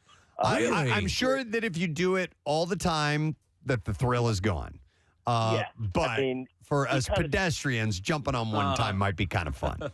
It might be if the temperature's right. If it's a warm day, you get one reprieve, which is you feel like a dog, wind in his hair. You feel like a dog. Right. I know what you're saying. Garbage dog. Yeah. And my on the positive side, in an airport, the walking escalator. Right. The moving sidewalk, yeah. I love running on those. Okay. Yeah. We can set that up. You feel like Steve Austin. Yeah. Yeah. I'm in. Absolutely. All right. Yeah. Done. In fact, I think I've done that. We'll put it in, Steve. Have you ever trotted along the people mover? Most definitely. Well, you did it at Universal because you have these a-holes who don't understand you're supposed to, if you want to stand and take it for a ride, stay on the right. Okay? So that way, when people want to walk on these things, they can walk on the left. Yes. And Casey and I, this is 2 times that we were on, and we got up there, and everybody's stopping, and we both are just like, we're not having it. No. Nope. And we just started plowing through. And I literally, as I'm walking, I'm like, excuse me, pardon me, coming through, on your left, excuse me, pardon me. Medical emergency. And I don't care. Yeah. You shouldn't. Yeah, you But shouldn't. Because I was trailing you and you were blazing the trail for me and I didn't have to move anybody, it was funny to see the people that were giving you dirty looks because I didn't care. Because it was like, dude, don't get dirty looks. Get out of the freaking way. Man. Yeah. All right, let's see. What attractions are we adding to I've always wanted to do that amusement park. We'll go to Scott. Hey, Scott, good morning. Good morning. How are you guys? Good. What's up, bud? What I'd like to do is actually get in a pursuit through the hills of San Francisco in the street. So like in the movie Bullet or Starsky and Hutch? Good. Yeah, so the little-known secret of those chases is that after the first jump, the car is unusable. Oh, yeah. Right. But we'll fix that. We'll fix it. We'll fix that. But I I've see what always you're wanted to do saying. that. Yes. Right. I love it, Scott. That's a great idea. Yeah, also, it's actually not a snorkel. It's a tiller ladder. What is it called? It's called a tiller ladder. Tiller ladder. All right, then Yeah, what's a tiller. snorkel? Snorkel is actually a solid truck all the way down. It's still got the boom on it with a bucket on the end, but it's one thing. It's not like a hitched, like a tractor trailer. Very good. It's Thank you one for the solid correction. truck. I appreciate it. Snorkel's also the Not a device problem. they have on Jeeps and other vehicles that allow you to drive through deep water. Yep, exactly. All right, so Nick, what was that? There was a good text. Oh, yeah. That was up here. Yeah, here you go. This says somebody texted and said, "I'm surprised nobody has said coal car through the coal mines." Yes, like Indiana Jones and the Temple of Doom. Yep. Yeah, no, Not at that speed, but or yes. Escape from Gringotts, like we wrote. Oh, that was so awesome. Yeah. Yeah, that's terrific. You know, honestly, a Zeppelin to ride in an old style Zeppelin like the Hindenburg without it being the Hindenburg. Okay. But, you know, I've been in a lighter than airship. So you've been in a blimp. There was, it was a, believe it or not, it was for, do you remember, I think it was Pizza Hut. Yes. Had a pizza called the Bigfoot. Yes. And so they had a blimp that had Did it that fly up around? on the side of it. So I went up to Northeast Airport. Okay. And met him up there and got to ride. Actually, I've been in two blimps. That was the second time. Was it cool? I flew in one in Missouri as well. Yeah. It's really cool. Did we send Pituation? We in the did. plane? Okay. We did. But an old style, the Zeppelins used to be, it was like traveling in luxury. You would have, like in Indiana Jones 3. Everything goes back to Indiana Jones. No ticket. Yeah. No, wait. Was that a blimp or was that a train? No, it was a blimp. Okay. It was a plane out the window. Yeah. Let me go to Patrick. Hey, Patrick. Good morning. Good morning. You guys rock. Yeah. Oh, thank you. What's up, bud? Yo, so tower cranes, they're 150, 200 feet in the air, maybe the ones that load the ships or Yes. the construction site. Yeah. Wouldn't that be awesome to be up there and just Dude. 200 feet off the ground, moving Yes. crap around? We have wanted to do, we actually were trying to do, we've been trying to do full-blown crane games for years. It turns out that I guess you have to be certified because you can kill people. But, I agree. It looks like a blast. Yeah. Yeah, kid, especially the ones down at the port. You got to pick them up, lock them, lift them. You're flying along. You got to, 60, 70,000 pound container. You got to set it down in the back of a tractor trailer and then unhook and then do it all over again for 900 containers. You know what I got to do, Frank? Patrick, which is the super large, that forklift truck, Preston, that we had at the camp out at the Adams Mark for the longest time with the telescoping forklift on the front of the vehicle, and that was a blast. So, anything like that is awesome. I think that adding forklifts at I've always wanted to do that amusement park would be perfect. And Patrick, when we open it, we will add a crane section, okay? Nice. I promise Casey knows who I am. I'm Patrick from Amity. My wife and I are Casey's been very nice to us every time we come to your event. Oh, I know who you are, Patrick. All right, Patrick. Then you know what? We'll let you take first crack on the crane. Okay? Just to test it out. All right, thanks, bud. So when you come to the amusement park, we'll have Crane World there as well. Let me see here. We got a lot of people checking in. All right, here you go. Yeah, let's go to Ryan M. Ryan M. Good morning, sir. Oh my gosh. What did they say? I said, I was telling my mom I'm on the phone with Preston. Oh. What's up, Ryan? Hey, what's going on? Hey, yeah, I was going to say the mine cart like Indiana Jones, but I also wanted to do. I've always wanted to do one of those like railroad tracks. Push car. The thing up and down. Yeah, they're hard. I did that once. It might have been in a lame ass amusement park. And that was one of the rides, and they are really difficult to push. You had two people, right? Yeah, and you had to, Steve, they're like really heavy. You have to push them down, and you go, and I'm going like 12 yards or whatever. Dude, I want to do it though. You know what's really cool? And maybe I don't know. Has anyone been on? They'll take some of the rural tracks. Yeah, and they have it down the shore, and it sucks and because there's nothing pedal? to look at. Yep. Yeah. Right? Yep. And did you do it? Case, I know you said it sucks. Did you do it? No, my cousins did it. I talked to somebody who said it was great. Okay. And your cousin said it sucked. No, I don't know if they said it sucked. I just think if you're going to do that, you kind of want to do it in a scenic area. There's one in Bucks County that has, you're going specifically through the changing leaves in autumn and all that stuff. All And right. and it looks very cool. The one at the shore is similar to that. Is At least it? the pictures look like it. Yeah. I want to do that. You can do it. that. You can That's can not actually, crazy. That you I can want to actually drive in do. an automobile. All right, here's in a motor car. In a motor car. In a horseless carriage. Here's a text that says that we should add to the I've always wanted to do that amusement park Olympic ski jumping on one of those giant ramps. Oh, God, So have you seen? Ooh, no. Have you seen what they train on? Water. They'll use water, and they also use something that looks kind of like almost like a next turf. Yeah. Yep. Well, that's what you ski down on and then into water, right? Right. Okay. Yeah. I was standing on top of one. I went to Calgary one time, and there's an Olympic Village there. They had the Olympics in '88. And Steve, I think you've been to one as well. Yes, yeah. You're up top, and you're looking down. You cannot believe it's so freaking high up. You then come to the realization that those aren't athletes; those are simply people attempting suicide. By the way, Lake Placid has stuff too. That's right. And in fact, you can do. I don't know if you can still do it, but the bobsled track. Okay. they can send you down on, like rollers, I guess, or something like that. Like they have a concrete version of it, right? And you don't need ice. They just have whatever. When there's no ice and snow, or maybe they do. I don't know, Nick. I'd have to look that up and see. Montage has that. Oh yeah, they have the full course that way, and I was like. What, a bobsled course? Well, they have one of those like slide. It looks like a bob. No, it looks like an actual bobsled sort of thing. I don't know. Oh, okay. I'm probably talking out my ass. Interesting. Hang on. Ryan's been on hold for a long time. Another Ryan here, so let me go to him. Hey, Ryan, good morning. Good morning. How are you guys? Great. What's up? So ever since I was a little kid, I'm going to add to your water park part. Okay, yes. I want to go down the water slide at the end of Goonies, swim over to the pirate ship, and then walk the plank. Walking the plank in a safe situation would be kind of cool. Pirate ships in general, I'm fascinated by. Why hasn't anyone done a really good, like Goonies based? And maybe it's too after the fact at this point. But like to your point, Ryan, why not have a pirate ship with those rides and all those things attached to Goonies? Well, and we'll do all kinds of other torture things like keel haul you, and it could be fun. This text just came in, Steve. Thanks, Ryan. Board a ship like a pirate, or climb up the sails and then slide down like Jack Sparrow. With the knife. Right, with the knife. Oh, that's a good ride. You do that. I like that. Have you ever if you look at the crow's nest of a sail ship, it's got to be terrifying. No way. Yeah. No way. Yeah. Because that's going to be swaying all over the place. No effing and way. It's way the hell up there. All right. Joe has one. Let me go to him. Hey, Joe, you're on the air. Good morning.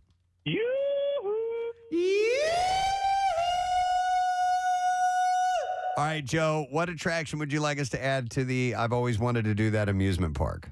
Hey, you guys rock. I would call it the Philly special. It'd be greased light poles. to climb a greased light, or to take a crack at it, right? Absolutely, absolutely. You know, it looks wild. He brings up something. It would be so hard to do that, man. Thank you, Joe. Have you ever seen and where the people build? It's actually like a human pyramid. I think it's in Spain that they do it. You know what I'm talking about? Oh yeah. And Nick, correct me if I'm wrong, but it looks like it's going up multiple stories. Yes. Out of humans. I think it's like 8 people high.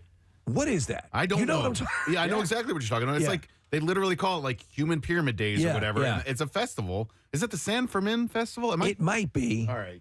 The Sanford and Son Festival. Yeah, they do these things where I'm like, dude, you're gonna die. And they get like the lightest people to go to. It's like when they chase that wheel of cheese down the hill and I mean, Preston, you would not believe how high up this goes, and it's constructed of people. All right, I'd have to. Nick is looking for that. Are they standing or are they on kneeling? They're on shoulders. Because I've done the human pyramid before, and you get down on your hands and knees. No, it's not that. They're standing up. It's almost like when you see those zombie movies where the zombies are climbing on top of each other to get over the wall. Yes, that's exactly what it looks like, Case. Yep. Yeah, it's in Catalonia. So, Steve, you're right, in Spain. And it's a part of a festival that they do every year. You've got to be, the guys on the bottom have to be like strongmen,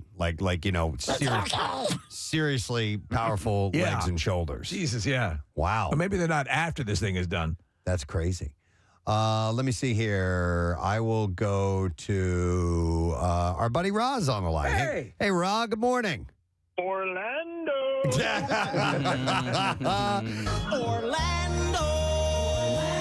What's up, Ra? Yo, I was saying I would do a people mover, but the opposite direction, like running races, the opposite direction on a people mover, skateboarding on the opposite direction on a people mover, and like football on a people mover where the correct direction and you have to dodge them. Okay. I like that. I like that too. Imagine if they played football with on a giant movable platform. And it was always moving away from the end zone that you're trying to get to. Right. That would be crazy. That would be insane.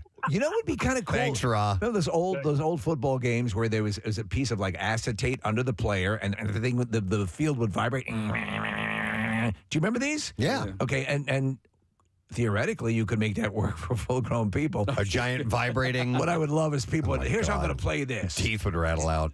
All the pieces went in holes. There was no rhyme or reason. Yeah. That game was a waste. Absolutely. But there are some people who love it for whatever reason.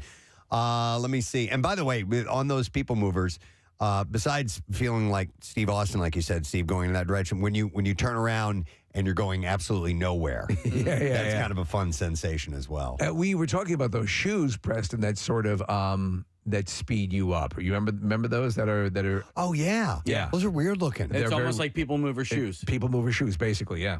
We could get those at the. And then get on the people mover. Let me see here. Let me go to Joe. And by the way, we got started on this because Kathy had a story in the news about a guy who opened up the emergency slide on a plane, which you really jumped shouldn't do. down it, and that would be absolutely at the amusement park. Hi, Joe. You're on the air. Good morning. Good morning, everybody. What's up, bud? So, when you're driving down the street and a person opens their car door into traffic, you stop or you swerve around it. I just want to. I want to take that door off. You just love to be able to clip off a door on a car. Oh man, do you remember when we had that appearance at the mini dealership in Narberth? Oh, that's right. This wonderful guy who wanted to come and meet us at the thing. Joe. He parks across the street, starts to get out. It's very tight there, and somebody clips it right off. Oh my God! Let me go What'd you do? Let me go over next to Dave. Hi, Dave. You're on the air. Good morning, buddy. Gadzooks. Gadzooks. All right, what do we put in the amusement park? Well, first of all, it's funny you mentioned the Lake Placid thing. We were just up there for spring break, and the bobsleds. They were, because of the weather and it's been so warm, they're closed down. Oh, They didn't have kidding. them open at all. So we tried doing that. So but they do indeed. They don't run something that's on rollers. They run it down ice when you. Yeah, they run it down ice. Whole thing. They do. You're right, Preston. They do have ones with rollers that go down a track. I know for a fact because there was that footage that was circulating. They had built one that one turn was a little too austere, and it launched a guy off the cliffside. Well, I did one in Austria, and it's called the Alpine Downhill or something like that. Right. And so it's on you're on this thing that rolls, which is really, really cool. I want to do that. You do have it was a lot of fun. Yeah. All right, so Dave, what do you think we should have? I think at the very end, and I think, Casey, you've talked about this before too, you got to have a big, giant, massive container where you swim around in money like Scrooge McDuck. Yeah, he swims in gold coins, which is impossible. Daffy Duck does that as well. You remember when he gets inside the open sesame and he's diving Alibaba's into, treasure room. But yeah, we could do that with paper money for sure. I like that, Dave. Thank you. Let you take a spin in the real money. You know, how about like a melted gold? It's molten, melted. Yeah, you can swim dive in that. into melted, molten gold. All right, Kim has a cool concept. Hi, Kim. Good morning. All right, Kim. What do you think? I always thought it would be a fun idea to set up, like, instead of a playhouse, to do a Kevin McAllister Danger House.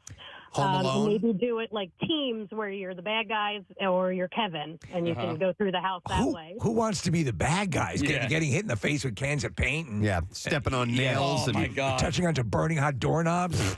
Dude, when he steps onto that nail, I can't. There's the guys, the special effects guys I follow on YouTube, the Corridor Crew. They did all those sequences, but added real world effects of these things. So the nail splits his foot. My God. Oh my God! The shot instead of the little BB gun or whatever it is, it's a shotgun. Through the Kim, door. that sounds like fun. Yeah, I could. You know what though? Thank She brings up a good point. I always love the notion of riding down the stairs, and I've done that before. I've ridden down the stairs on a piece of cardboard. But have you seen? They sell them. They are slides for staircases. Did your kids ever want that, Preston? No. So you can lay them down, and they sit on the staircase. And so you can turn your stairs into a slide inside. I'd love to put that on the stairs that go directly into a wall. Wouldn't that be fun? Because our back stairs do that. Who do you call it? Like Step Brothers. Yeah. Scott Lang does something like that in Ant-Man 2. Yeah. And he uses cardboard, I believe. Yeah. Let me go next to, I like this idea. Hi, Chris. Good morning. Hey, you guys rock. Thanks, bud. All right, Chris. So I've always wanted to do that amusement park. What would you put in? So what I would put in, basically you're driving and someone cuts you off, and you just slam your car right into them. So you are allowed. Like F you, boom. All right, so you get to live out this fantasy of wanting to actually crash into someone, which obviously you wouldn't do that in real life. No, Who cut you off? So that's why it's at the amusement park. Right. Yeah, exactly. I can see that. I think that's a cool thing. And you kind of get to do that if like your bumper cars, right? Yeah. Yeah. So a little bit. Similar Yeah, but you don't do it angrily. Right. Yeah. No, you get angry. Add real world scenario into it. I like that. I'll Chris. tell you what I Thanks. want to do: ride in a hovercraft. Ooh, Yeah. yeah, Like a real. Remember that one that was? I don't know if it still does it. Would cross the English Channel. That big, super huge, really big ones. Right. It was a ferry as well. Right. Yeah. So I have a question because that made me think of that guy who was essentially carjacked by the dude, and he had to go to the ATMs. It was like Lower Marion. Just recently. Yeah. And so the dude ended up jumping out of the car. Yeah. What I was thinking, what I would love to do is, 'cause I assume I'm the one driving, that I would then, at the very last second, I would smash into a pole or a wall or something like that. But at the very last second, undo their seatbelt so I would be safe, and then they would go flying through the windshield. Right. But I need to know how fast I could go where it would be very bad for them, but I would be fine. I don't. This seems very difficult to me. Yeah. Call me crazy. Well, I mean, to hit the button. This you're my driving fantasy or what? Yeah, no, you're absolutely allowed to do it. I just think it's yeah. I don't know how you pull it off. Let me go next to Brian, who's been on hold for a while. Hi, Brian. Good morning. Good morning. All right, buddy. So I've always wanted to do that amusement park. What would you put in? Well, I'm a coal miner, and I've worked in subterranean coal mining and surface coal mining. And Wow. Surface coal mining, we have these big conveyors that feed these cogen plants about a mile and a half long. I would love to ride one of those. Dude, I've seen. I've seen those. You're exactly right. They look really cool. I was watching How Green Was My Valley yesterday about coal miners. It didn't seem that much fun, but the yes, those long conveyor belts, they go on and on and on. Have you ever been tempted to try it? Have you ever sat on one, or because I've done the short ones, and MSHA, which is a Mine Safety Hazard Association, they kind of frown upon that. Yes. I have no doubt they do. Brian, there are ones, because I've seen like some gravel pits and stuff like that around that go like really high up in the air at the end. And then you could ride off that and then slide down the big pile of gravel. That could be fun. Well, yeah, I would think so. I mean, especially because coal's a lot softer landing than rock. But yes.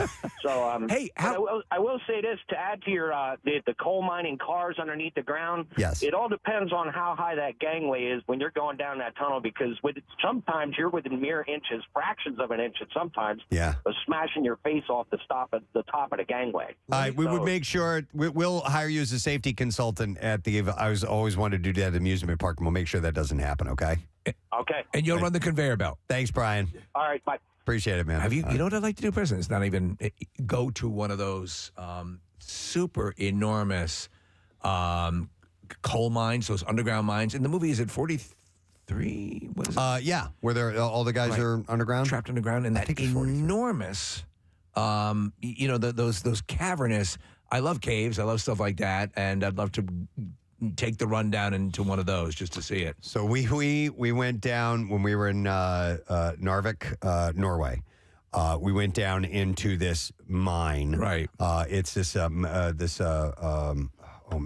magnetic stuff that they mine there.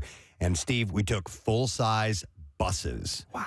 Down into this. We went like a mile down underground. That's wild, man. And it was insane. And there's all these roadways and stuff underneath there, and they take you down and then they turn off all the lights and show you how it's absolute pitch black darkness. I also went down in Cripple Creek, Colorado, into a gold mine there. You go a mile in an elevator straight down. It's insane. Well, you mentioned something else. With the conveyor belts and stuff like that, the type of moving ladders where it's like just little nubs basically that you stand on. You hold a handle, and it's a conveyor belt basically going up in a full loop, and you can jump on and go from floor to floor. Have you ever? A man lift. A man lift. I did that one time. There was I lived in an apartment that had a parking garage across the street, and to get your car, they had valets. They would jump on the man lift to go up and get it. And one time the guy's like, I got all this going. He's like, do you just want to go up and get it yourself? I said, hell yes, I do. But you have to be careful because one little slip and it's a mechanized piece and it will kill you And the if you're not opening careful. is pretty small. Yeah. Yeah, and you got to step right up. But Steve, it was so much fun. I want to do that. We'll put one of those too. And I just realized I know the perfect place to build I've always wanted to do that amusement park. Where? We'll have to do it. Now that we have it in at Universal, perhaps that'll be their fifth park. Thank you for your suggestions. We appreciate that. And it all got started because this guy did what we've always wanted to do.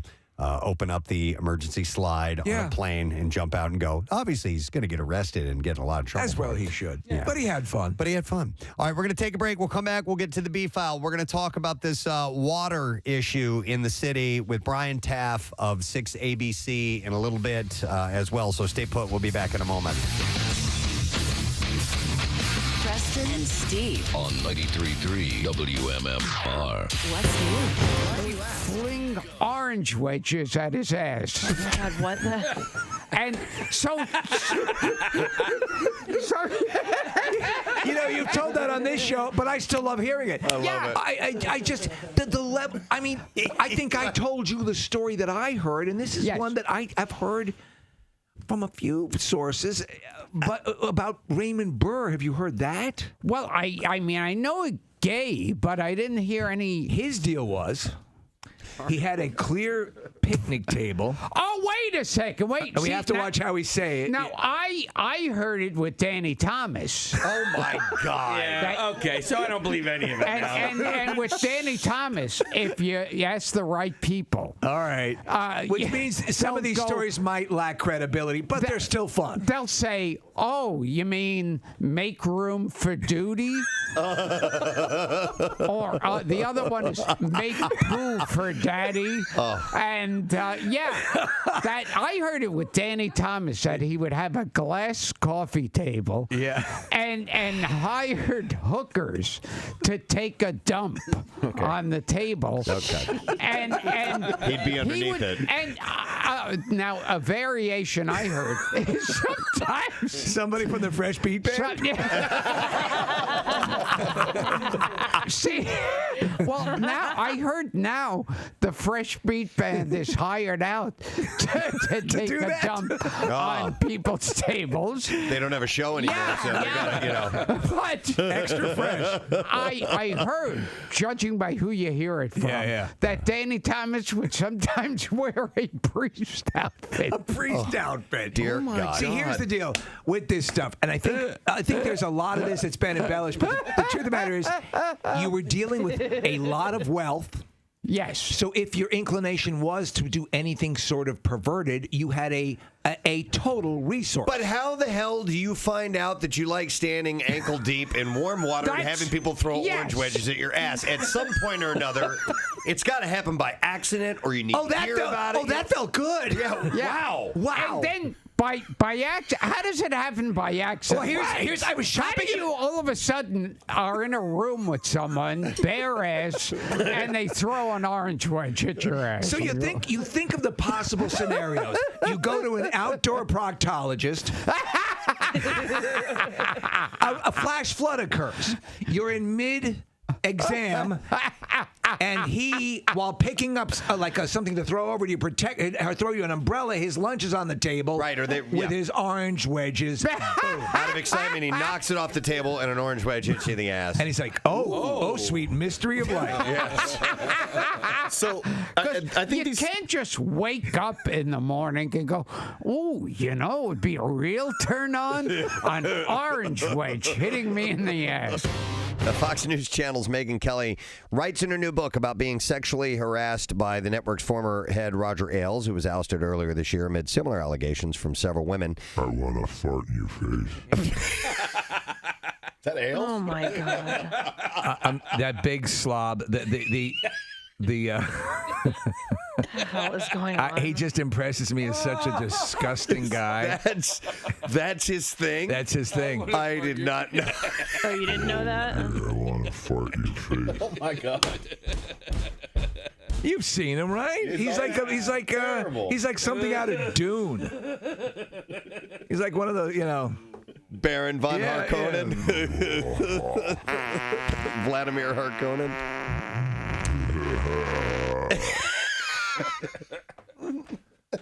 He really just looks really bad. He should be hooked up to the. She comes into the room. He's hooked up to the hoses flying in the air. Come over here. I want to fart in your face. God. It's gross. Can't deal with it. And who would come over there? Nobody. Nobody. Certainly no professional. I was not expecting that. Yeah, he's got massive jowls, man.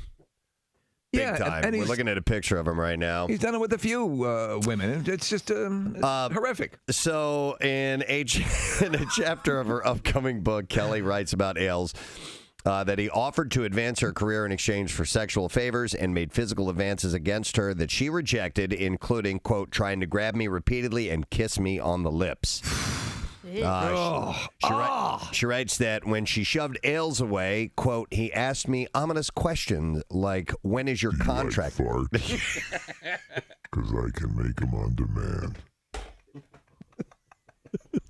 Come on, lean in close. You're going to like this. It's cheese.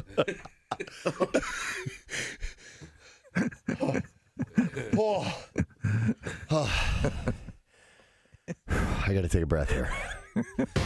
Saw this interesting article.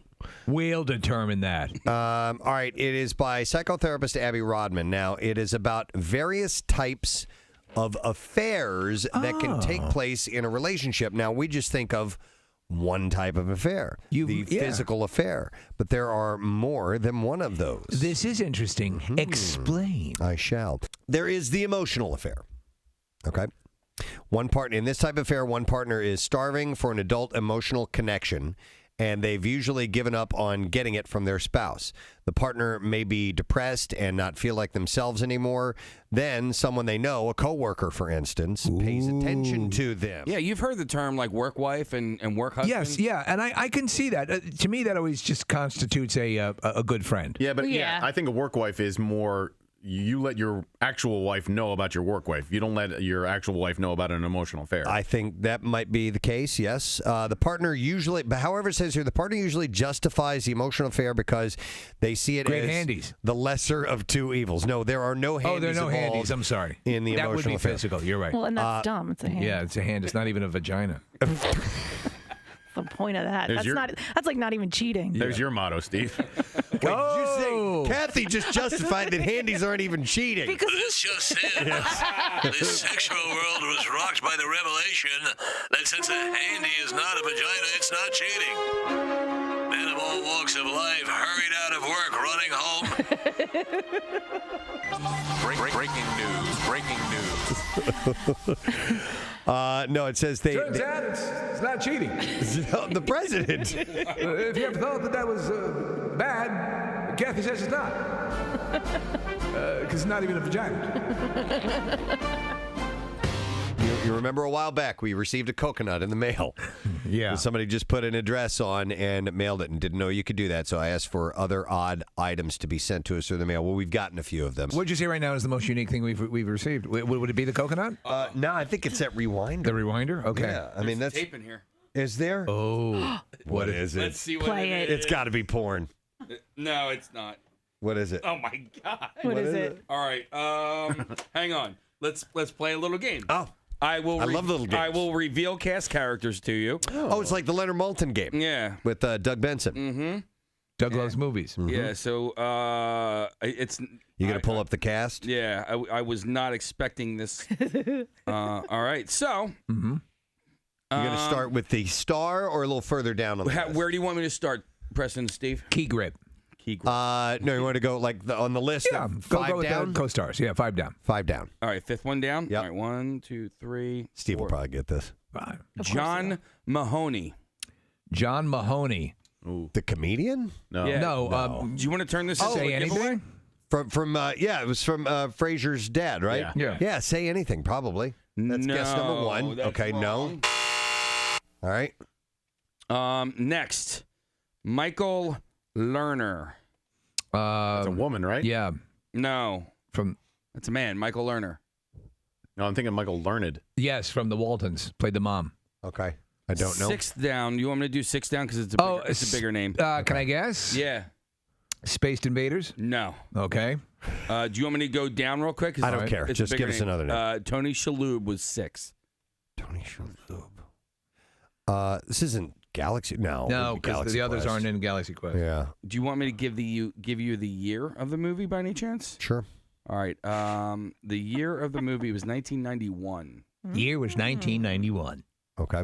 And Tony Shalhoub had just completed production of a major motion picture. All right. Above Michael Lerner is Judy Davis. Judy Davis. I don't know who that is. A great actress, and she played many biographies. She also played Judy Garland. Okay. All right. Next one up. Second down is John Goodman. Ooh. Wow. King Ralph? No. No. Not a comedy. How about that? Comedy. The Babe. No. Wow. The Bitch. No, that was Joan Collins. Looks a lot like How's our John Goodman these days. How's our text board? Did they? I'm not checking. I'm not looking. All right, go ahead. One more. All right. The main star. So John Goodman, Tony Shalhoub, John Mahoney. And it was not a comedy. It was not a comedy. All right, so it's something very powerful, would we say? Is it DC Cab? I've only heard of this movie. I've never seen it. All right. So you only have one name left. I have one name left. Probably Citizen Kane then. And it's the title character. Okay. I almost said the name of the movie. Yeah. John Turturro. Oh, Barton Fink. Yeah. There you go. Son of a bitch. Never heard of it. Coen Brothers. Never even heard of that movie. It's very trippy. Well, now you can watch it, obscure. Preston. Yeah, right. In beautiful VHS. Well, we just Someone get a VHS player and put an address on it. Send it to us. Yeah. Undefeated records. Eric, good morning. Hey, you guys rock. Uma Thurman needs the word. Yeah. Everybody's heard about the bird. Wow. Case, how did you just do that? Do that They're again. all right next to each other. Do it again. Everybody's heard about the bird. Nice work. All right, Eric, what's up, man? Tell us about your perfect record. When I was in the military, we went down to Haiti in like 96 around then for deployment. From the time we got on the Eisenhower to go down, which was like mid-September, we were down there about 5-6 months. For 3.5 months, me and my best friend were undefeated in the card game Spades. How do you play Spades? Do you know how to play Hearts? A little bit. It's basically Hearts, but with Spades. Hey, now, Spades is a partner game, right? Yeah. Yeah. It's usually played 4 people, 2 to a team. Okay. Yeah. There's a Stephen King book called Hearts in Atlantis. You need to read that. There's a whole segment about the game of Hearts that I think you'll dig, man. Yeah, I played. Cool. Thanks, Eric. We'll I see played ya. Hearts and Pinochle, and so Spades is kind of like a combination of those two. I got to tell you, when it comes to Spades, there was a giant bone of contention between my circle of high school friends. There's a scene in Boys in the Hood where I think Ice Cube says, "Yo, y'all want to bust some spades?" And my friend, and still to this day, thinks he says spags. And I'm like, spags isn't a thing. It's not a game. Right. Right? Yeah. Okay. Thank you. I just needed your peanut brittle. This just in. Clarification on dialogue that appeared in the movie Boys in the Hood so many years ago.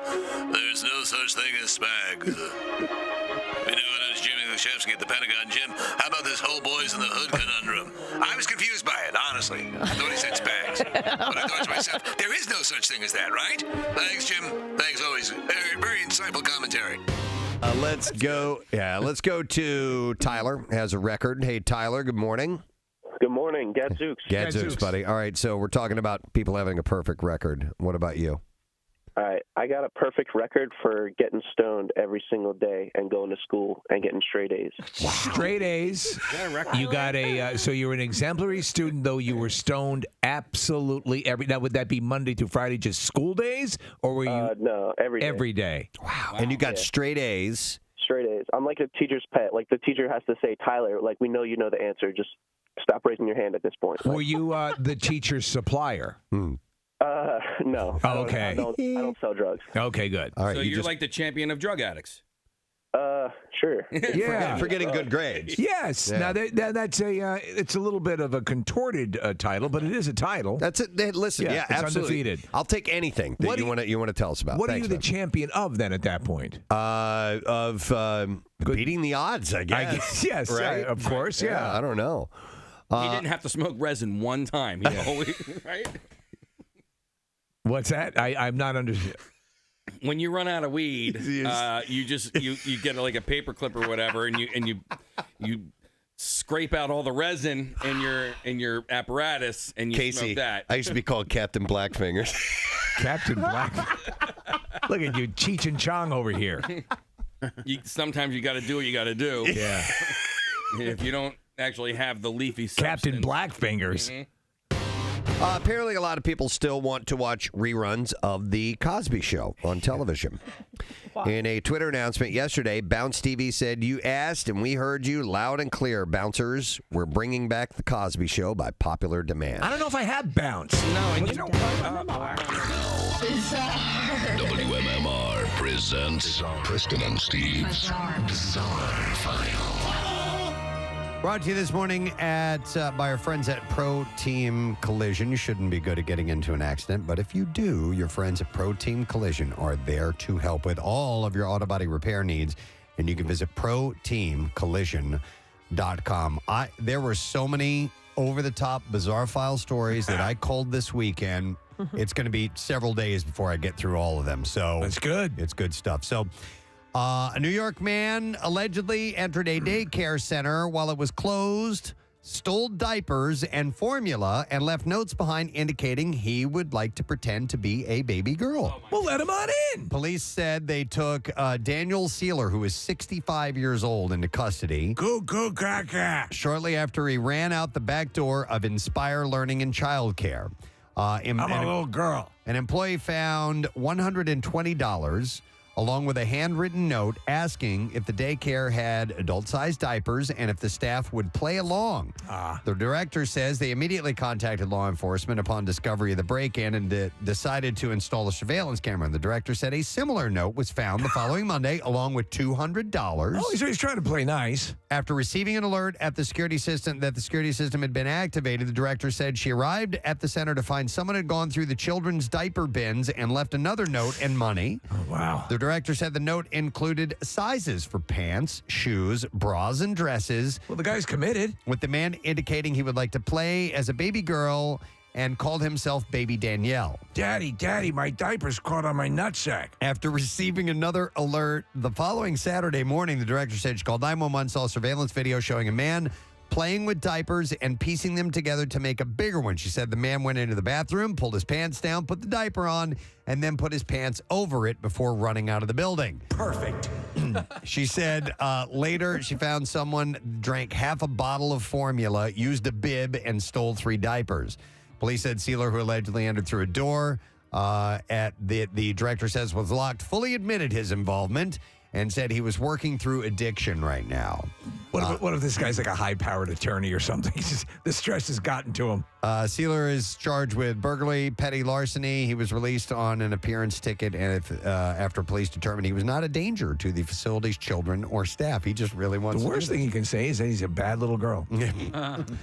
The Austin Fire Department has arrested a man accused of setting a downtown Austin historic building on fire while trying to make nachos on Tuesday.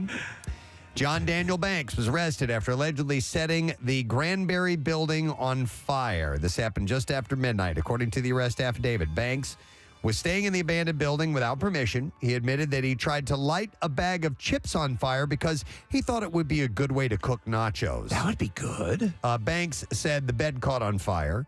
He tried to put out the fire and left the building. When he returned, there was a fire on the second floor. Another nacho fire. Brad Nelson is the owner, and several Austin Fire Department crews worked to extinguish the flames at 907 Congress, which is a historic Austin landmark that's been dilapidated for decades due to the activity that comes along with abandoned spaces. Nelson said that he's tried to get the city to do something with the property to prevent a tragedy from this happening. It could have been worse. He was planning on making rotisserie pigeon. Oh, no. In Scotland, a randy motorist appears to have been caught with his pants down in his car on Google Maps. Yeah. This is on a Scots road. The image shows the man sitting in the driver's seat with his penis exposed. The Google Maps Street View image of a back street in Aberdeen, Scotland, is going viral after the eagle-eyed social media users spotted its X-rated content. The images show It's Mawele. They show a blue Peugeot parked beside two yellow lines. As the tech giant's van moves down the dead-end road, it reveals an exposed man sat in the driver's seat. He's seen holding his phone with what appears to be his pants pulled down and his penis poking out. Just trying to have a little midday wank. Despite Google blurring his face and the car's registration plate when it was uploaded in June last year, his member is left out for the world to see. A principal of a Florida school has been forced to resign after a parent complained that students were exposed to pornography. The complaint arose from a Renaissance art lesson where students were shown Michelangelo's statue of David. That's not pornography. The iconic... I got some pornography. You want to see pornography? I got some pornography. The iconic statue is one of the most famous in Western history, but one parent complained that the material was pornographic, and two others said they wanted to know about the class before it was taught. No, it'd be pornographic if you took like the Mona Lisa and kept pushing her face into David's midsection. Right. Then it becomes porn. So the lesson also included references to Michelangelo's creation of Adam, painting, and Botticelli's Birth of Venus. Principal Hope Karaskia of Tallahassee Classical School said she resigned after she was given an ultimatum by the school board to resign or be fired. She said she did not know the reason she was asked to resign, but believed it was related to complaints over the lesson. They also said Ms. Karaskia had been principal for less than a year. On Thursday, Florida's governor expanded a law that banned public schools from teaching sexual education and gender identity.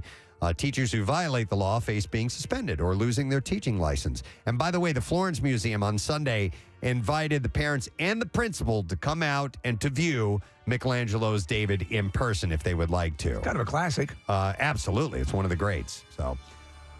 deputies arrested a woman on Friday afternoon accusing her of intentionally running over a 20-year-old woman who was her friend and then driving away. That's not a good friend. Tina Gore said, I just got a call from my neighbor saying to come home real fast. My daughter's been run over by her friend. Detectives believe the witness recorded a video that shows when Loria Wilson struck Gore's daughter, who then hit the hood of the car and fell on the street. The impact caused Wilson's vehicle to spin. The vehicle also shows Wilson running over Gore's daughter again. Wow, man. Before speeding away. Sherry Linder, who lives nearby, said, I saw the victim on the ground, head full of blood. Tina identified her daughter. She said the daughter is in critical condition right now. Linder said she rushed out of her home after hearing the impact and found the victim severely injured. She said there was a shoe, a belt, and a pool of blood. Deputies discovered the victim and another woman had been involved in an ongoing disturbance since at least last night that resulted in the hit and run. Witnesses said the 20-year-old victim and the suspect were childhood friends. Wow. It's obviously that went awry. Insane. So apparently, the authorities said that the suspect was taken into custody after parking her car outside her home, which was only a block away. So charges are pending. And That's I would horrible. imagine attempted murder is going to be one of those charges. Sorry to end on a negative there, gang. I'll have some more stories for you later on this morning. I got some good ones to pass along to you. But we will take a break and we'll come back in a moment. And yeah, we're going to talk about the water issue in Philadelphia and the latex spill and all that stuff. Our buddy Brian Taff from 6ABC is going to give us the latest on that. So we'll talk to him when we get back. Stay with us. Back in a moment. Preston and Steve. 93.3 WMMR. Figured, how would you do that? Yeah, but if people want to see it. Stephen Collins was admitted to sexual contact with a 10-year-old girl. Yeah. To me, I would find it difficult to believe him as a preacher in that show. Yeah. That Cosby is the ultimate dad at this point, I think, is not workable. Well, it's old, and people might have they might look past that and just look at the characters as opposed to the people actually playing them. You think so? I should revisit the Charles Manson sitcom. What was that? I don't remember. Was that back in Oh, it was like a family sitcom, or Squeaky, I hear you got a bad grade today. Why didn't you go out and kill a white pig? I'm home. Look, that's just the with opening. a crazy look on his face in the door. I'm home. That's the opening shot. Oh, God. And they're at the Spawn movie ranch there. Oh, my God. Wait a second. This isn't my knife. It's a melon baller.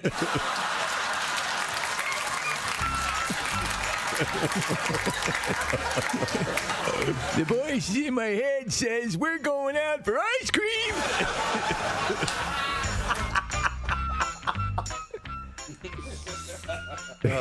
And then there's the episode where he carved the swastikas in their forehead. Oh, I don't like it. Yeah. You never like anything. I think it makes me look Nazi-ish. I just think it's going to be an issue when you apply for jobs. I'm much to my own drummer, woman. Now go kill someone. All right. Leave as little circumstantial evidence as possible. Who's laughing? You can laugh aware of the audience. What the hell? Can't you hear that? Who are you? All right. That's on Bounce as well. That's the lead-in. The show was...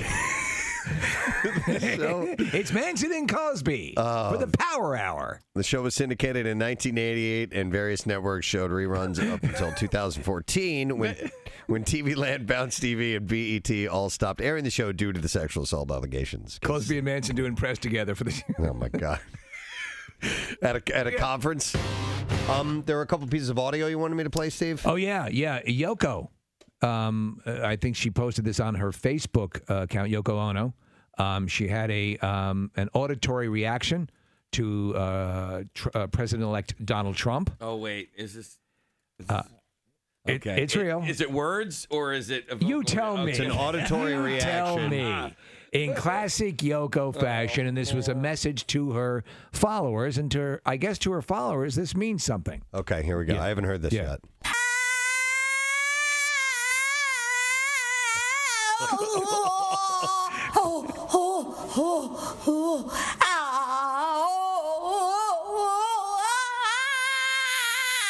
Okay. You know what that sounds like? You know when you have a balloon, and you let the air out, but you put it in your mouth and you go, ow, wow, Marissa, can we find a balloon, please? Do you know what it also sounds like? No, I mean an actual balloon around here. I got it. Casey's got it. We need a real balloon. A real man's balloon. We got those condoms. are gigantic. Look at this. All right, well, go ahead, blow it It's up. a weather balloon, It's for a Christ's sake. douchebag is what it is. Either we have a tiny balloon or a Zeppelin. It's a hot water bottle. The hell is this that? Will work. It might. All right, try it. He's going to pass out trying to blow it up.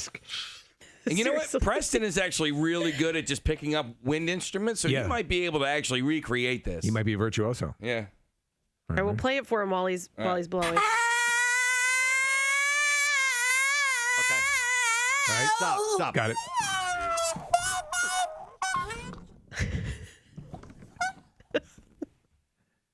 What the hell's going on? Trying to lick it. Stop laughing. This is serious. Yes, come on.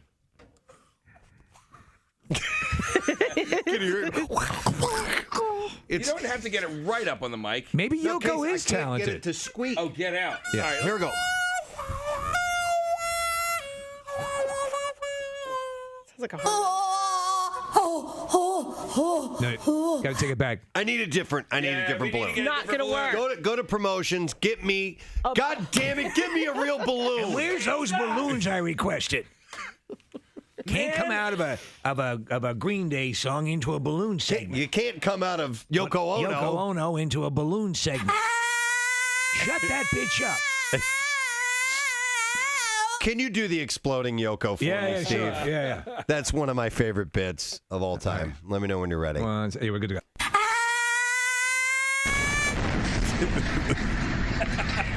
That's what she sounds like. Her voice is hurting my ears.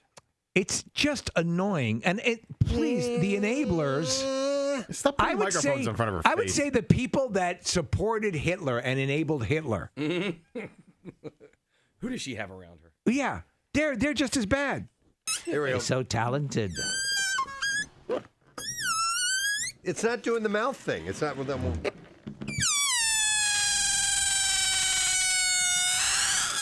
Who the hell is doing that? What was Nick, it was the balloon. You got to go like this, bro.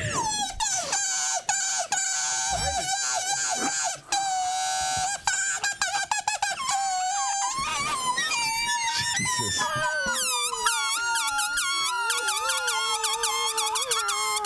Wait a minute. Are you actually saying woo where you're doing that? No, stop that. Why? It's added to it. He asked you a question.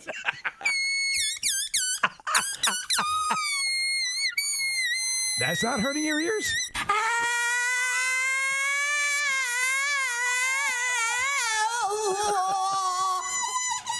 You would get you'd get a more pleasant sound if you ran over a cat with a lawnmower.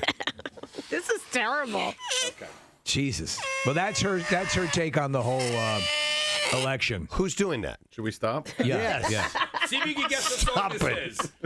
See if you can what? See if you can guess what song this is. Okay, all right, here we go. Oh, wait, we may have invented a new game. Here we go. What? That's just rhythm. That has no... It's a song you should know. Oh, wait, that was Limelight. Yes, it was. Seriously?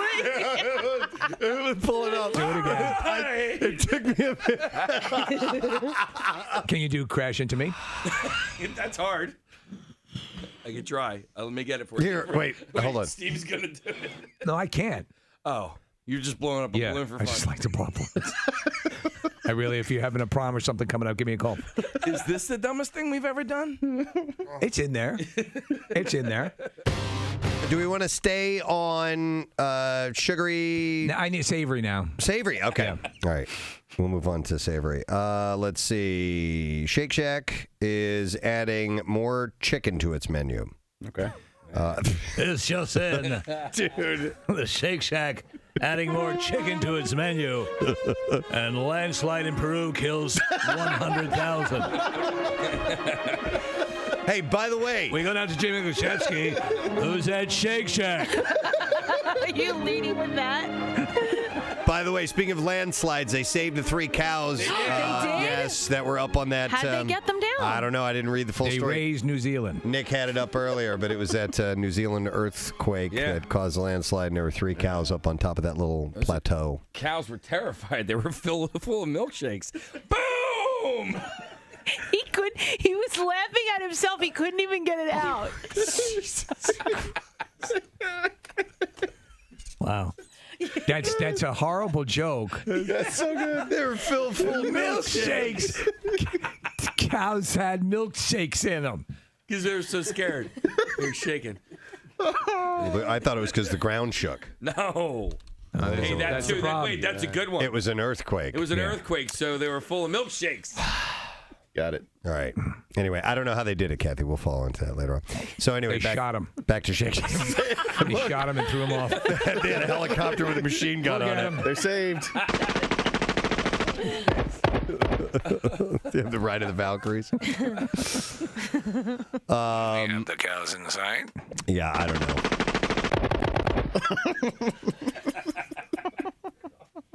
I'm not exactly sure how they. God, there's so much of a story here. Went about it. We have our cows inside.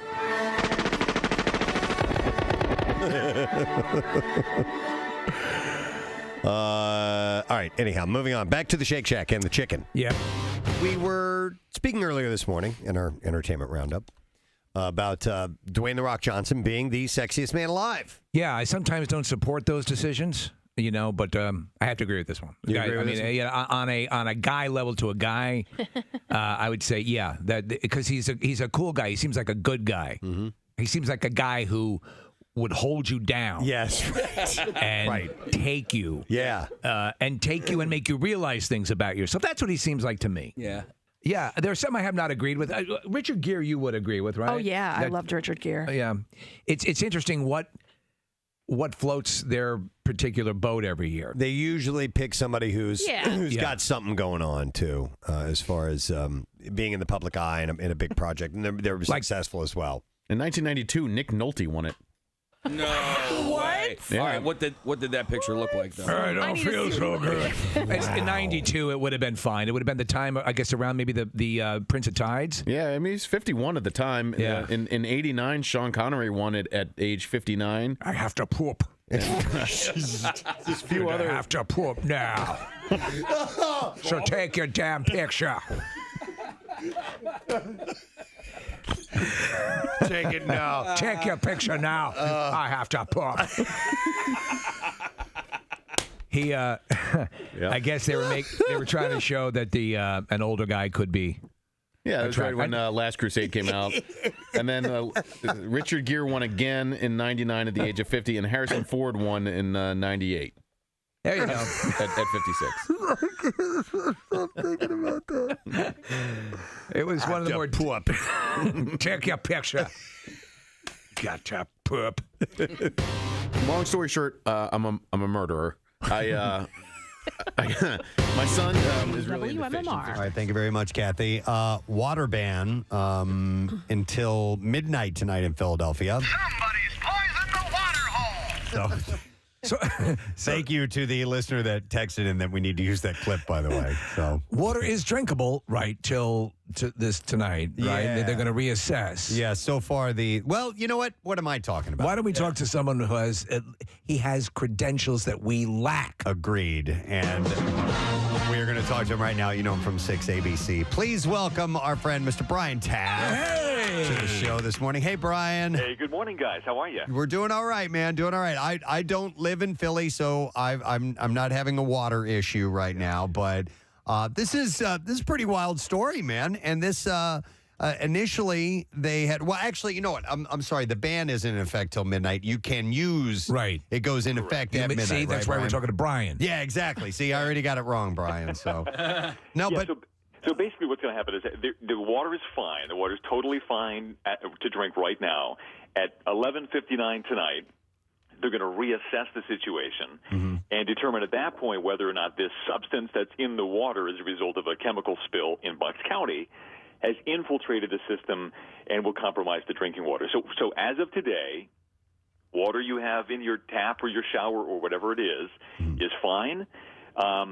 But they're asking people to prepare for the possibility that as of later tonight, that could change. So there's every possibility that someone can be halfway through a sip at 11:59 and 30 seconds, right, and have to spit that out. No, but so Brian, yeah. So listen, for what they're saying, it's just out of caution right now. There doesn't seem to be an imminent threat, but let's say it does. This does kick in. Would that prohibit you from showering with the water and or cleaning things with the water? Well, I mean, conceivably. So let me just back up. Basically what happened is on Friday, there's a company called Trinzio up in Bristol, Bucks County, chemical manufacturing company.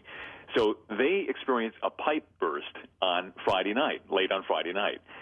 So this latex finishing substance, like think of it like paint. Yeah. Basically, is in a pipe.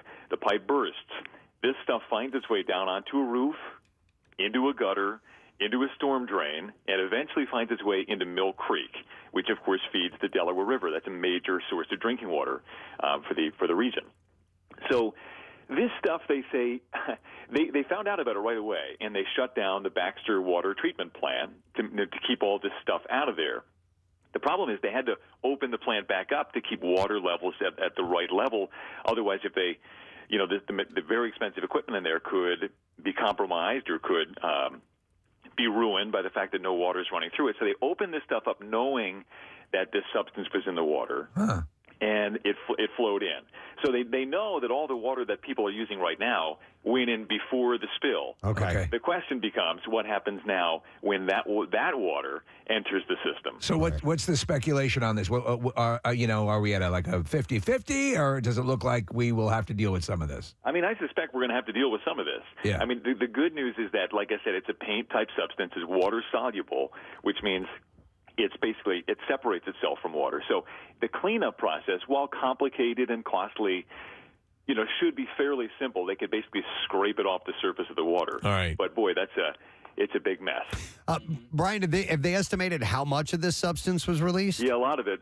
8,100 gallons, 8,100 gallons. It could be as much as 12,000 gallons by the time this is all said and done. Wow. Jeez. Well, Brian, if you have ice in your fridge that's made by your refrigerator, should you throw that away? No. Okay. Anything you have in your house right now, and in fact, what they're encouraging people to do is to store the water. Like, say, for instance, you have empty jugs in the house. Fill that today. Right. With the water in your tap, stick that in the fridge, and see if that can get you through the next couple of days. In the worst case scenario, that the water is compromised and can't be treated by the treatment system. All right. Okay.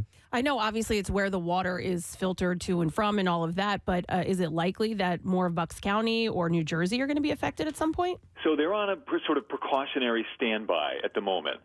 Everybody treats this water differently, and the water comes from all these different sources. So as of right now, the only people who are known to be affected is a pretty significant swath of the city of Philadelphia. Parts of West Philadelphia are not. Suburbs to the west, they don't think so. But folks in New Jersey are standing by. If for no other reason, then there's a good chance they may have to redirect water from those areas. So they're on a conservation because they may have to share it with the city of Philadelphia. So it's interesting, Brian. We were talking about this yesterday. It was, I guess, about 3 o'clock or 2:30 when I got the notification on my phone. Initially, I thought it was a kidnapped child or an Amber Alert or something of that nature that had occurred. And then I noticed that the alert looked a little bit different. Right. And it popped up on my phone screen and then immediately went away and I couldn't retrieve it. And just as a side note, do you know if they're making any plans to allow you to retrieve? Something pops up that says public safety alert and you don't get a chance to read it and it's gone before you can retrieve it. Well, it's funny you say that because I was driving in the car at the time and that notification popped up on my screen. I think that comes from the municipality.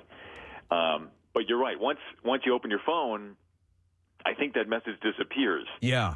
But that's why, it's good to have a local news app or something like 6ABC so you can, typically if that sort of message is going out, we're going to have an article about why. Right. Yeah. Right. Okay. All right. So as of now, that's where we stand. What about the run on the bottled water? And, so that was pretty significant. We were getting pictures and videos in last night, this morning. Even grocery stores in the suburbs are running out of water because people are understandably concerned about it. So, but like I said, I think the most significant message from the Philadelphia Water Department today is, look, the water today is safe. You do not need to go to the store and buy bottled water. The best thing to do, as a precaution, is just fill some jugs that you have in your house. Your tap water is safe. It's fine. So as of today, there's no sense in going to the store, spending some money on some Aquafina. You're fine. Your water in the house is just fine. So fill those jugs. So if you go do that, in other words, if you go do that and fill up the water that way, this would allow the shelves to replenish. Exactly. So to buy everybody a little bit of time. So and just get a big container or anything obviously that you have, or old containers or whatever. And that is the thinking. That we're talking about a matter of hours before all this is rectified, a day or two, or are they thinking even longer term? Truth is, I don't know the answer to that. Right. Because I don't know how much water flows into this treatment plant at any given time. But they were aware of it. They shut down the Baxter treatment plant before the stuff got there. They only had to open it for a small window of time to protect the equipment. So conceivably, they know how much compromised water is in there. And it should be a limited amount of time to run that stuff through. The problem becomes, if the water that's still out there and still flowing into the system is compromised, then it becomes an issue of, okay, how long is that going to take? Right. So, it's a significant issue. There's no question about it. Brian, you guys might want to send out some reporters to some local restaurants because I bet they're freaking out right now because they use water to cook. Of course. You know? Absolutely. Yeah, we're all over it today. We're going to have a whole bunch of reporters on every angle of this thing. And this morning we had the helicopter up and crews are out there. The Coast Guard is out there. They've got booms in the water to make sure that no more of this stuff flows downriver. But what's incredible to me is I think about, this came from a pipe into a gutter. Yes. Into a storm drain, into a creek, and then into a river. And so, ultimately how connected all of this stuff is and how one little spill, by the way, this isn't little, can affect an entire region. It's like one of those Rube Goldberg contraptions. They can't see. All the things had to be in the right situation. Now we've heard that people are bringing buckets to the Avatar sequel to fill up. I don't know if that's possible out of a 3D movie, but no. But with all the stuff that's going on, the suburbs are obviously not affected, at least right now.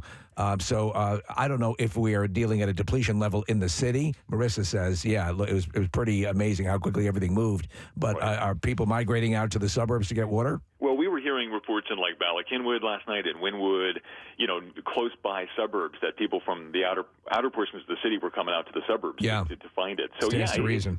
It's a significant issue right now in the city, and I would say the immediate western suburbs as well. We also want to ask you about the explosion that took place at the chocolate factory, and the status of that. And as of this morning, we didn't know if there was any lead on what caused that explosion, because the footage we were looking at the footage of the actual explosion from a security camera in the area.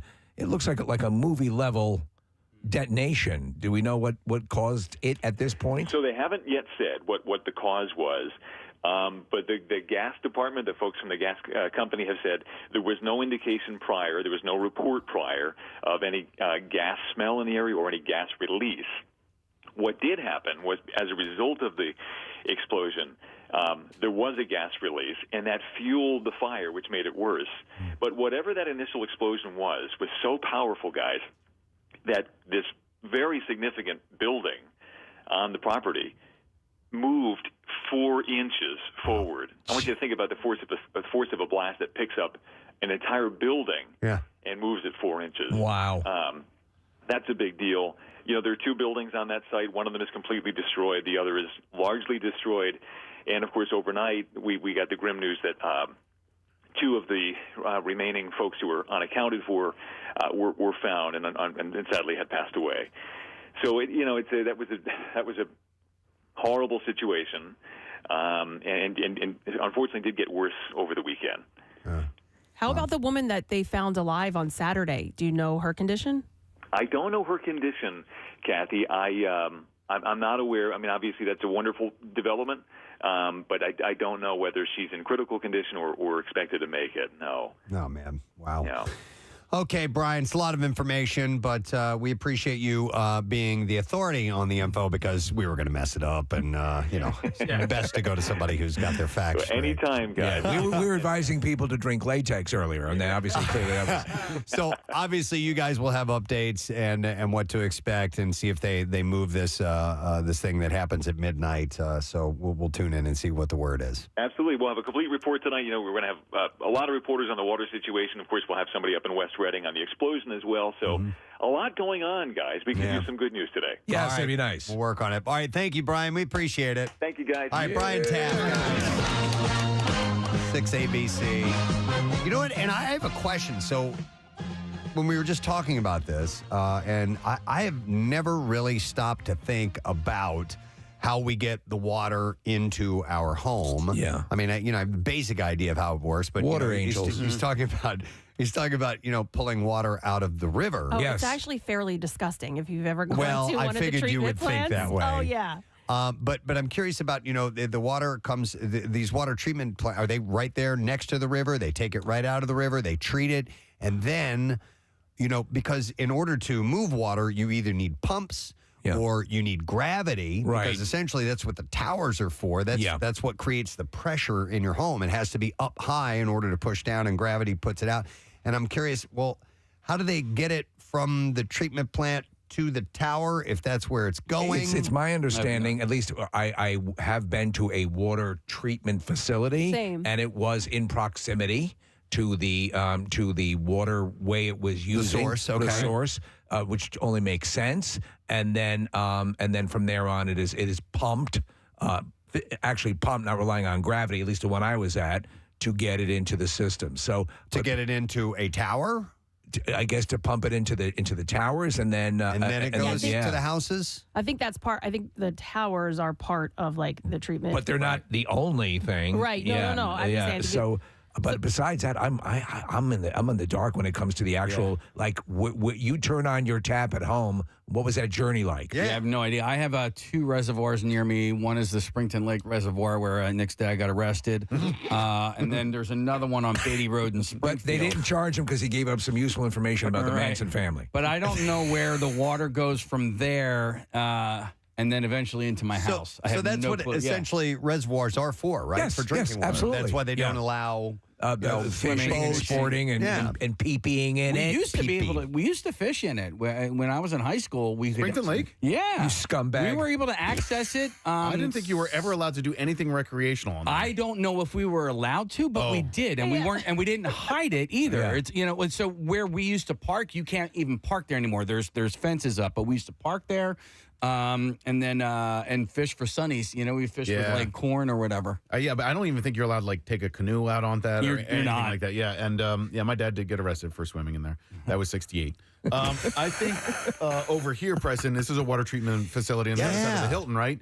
And President Biden went by there one day for And what did he do? He started fishing. And then he peed right into it. Sir, you can't do that. I used to have when I lived in Phoenixville, we had a well, and we had a water filtration system installed in the basement, and it was the best tasting.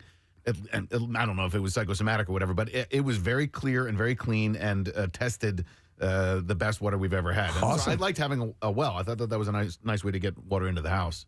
So it looks like this treatment plant that is releasing all of the information about the water is on State Road in Philadelphia. There's also one, if you guys have ever done the trail, the Schuylkill River Trail. If you go through Norristown, there's one right there. Where it smells terrible. Yeah, and so I actually took a class in college, and we had to visit the landfills, and we had to visit a wastewater treatment plant. And that is where I was like, wait a second. So the water being flushed in our toilet, I'm drinking probably in a month or so.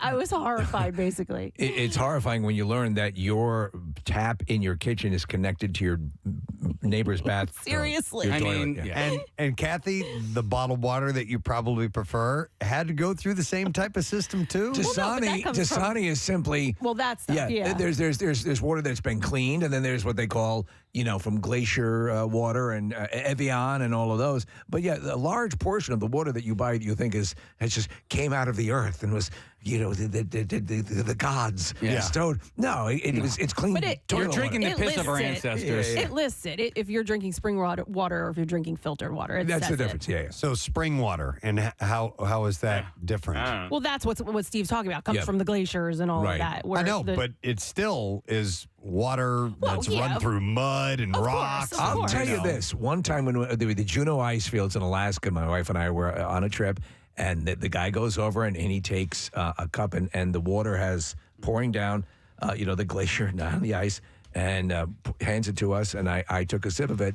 I could tell. I know people say, "Oh, you're just influenced by the fact that you're on a glacier," but it definitely tasted different. It tasted very clean. So, Nick, I got a text. There was a dead Eskimo finger in it. I got a text from my buddy who's a plumber, and he said 9/11 actually shut down recreational fishing at Springton. Several texts coming in on our text board saying the same thing, Case. They used to be able to fish there, and then now you can't. They thought terrorists were going to blow the lake up? Or poison it. Well, or maybe the fish were the terrorists. Oh, okay. They still allow projectile diarrhea. You can still... we have callers who work in this industry who can answer some questions for us. So we will go to Eric, who works for a water company. Good morning, Eric. Good morning. How you guys doing? We're great, man. How you? Eric! Good. First time caller. All right. Thanks, man. We appreciate it. So I'm sure you're tapped into this. Otherwise, you're all wet.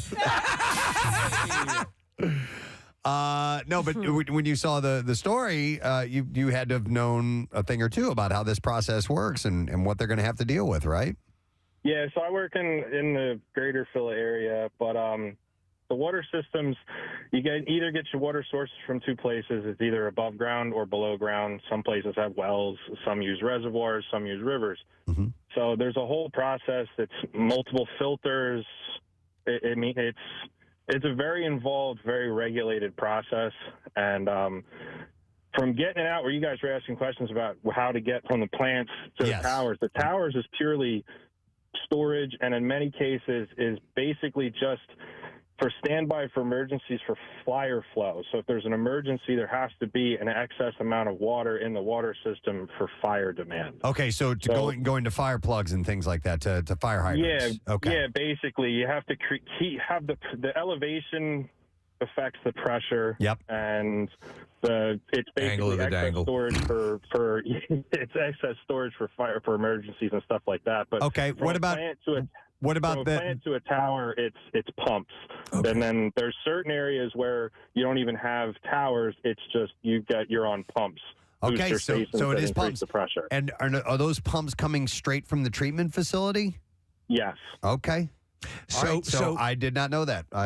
Yeah. So with the natural inclination, you'd think in a neighborhood when you see a big water tower, you would think that water tower is supplying to your residents. But you're saying that's not the case. It is. It is. You're drinking from the water that comes from that tower, but the bulk of the storage capacity. There's one of them towers can hold 1-2 million gallons of water. That's far excessive as to what daily usage is going to need. It's a lot of times towers are placed in areas to make sure there's sufficient amount of water for fires. So to clarify, Eric, the pumping mechanism or infrastructure in place is powerful enough to. I mean, you think of you're covering huge chunks of area. What is that like? What is that pumping system like? I mean, our plant in our area, we're capable of putting out 4 million gallons a day. Wow. And another treatment plant that my father worked for the water company for 30-something years, and the plant that he worked at in New Jersey was capable of up to 100 million a day. Oh my God! All right. So Eric, where does everything that we flush go? Kathy's house. That goes to a sewer. That goes to a sewage treatment plant. I mean, obviously, and that's different. And that in itself, that's a whole other infrastructure. That there's some places there's pumps involved. Most of that is gravity, but it goes to a separate treatment facility that's not connected to the water treatment facility whatsoever. Like in my district, the two plants are 10, 12 miles apart from each other. Okay, so let me ask you this: so they send all the poop and pee to this one treatment facility. They filter that out. What do they do with that water after they filter? Do they pump that back into a river?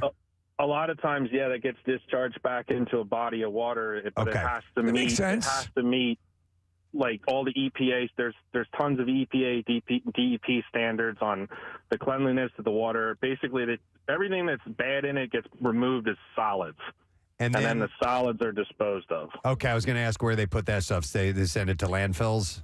Yeah. Okay. I heard that they put it in super large paper bags, bring it to countries we're warring with, set it on fire, and then run away. Wow.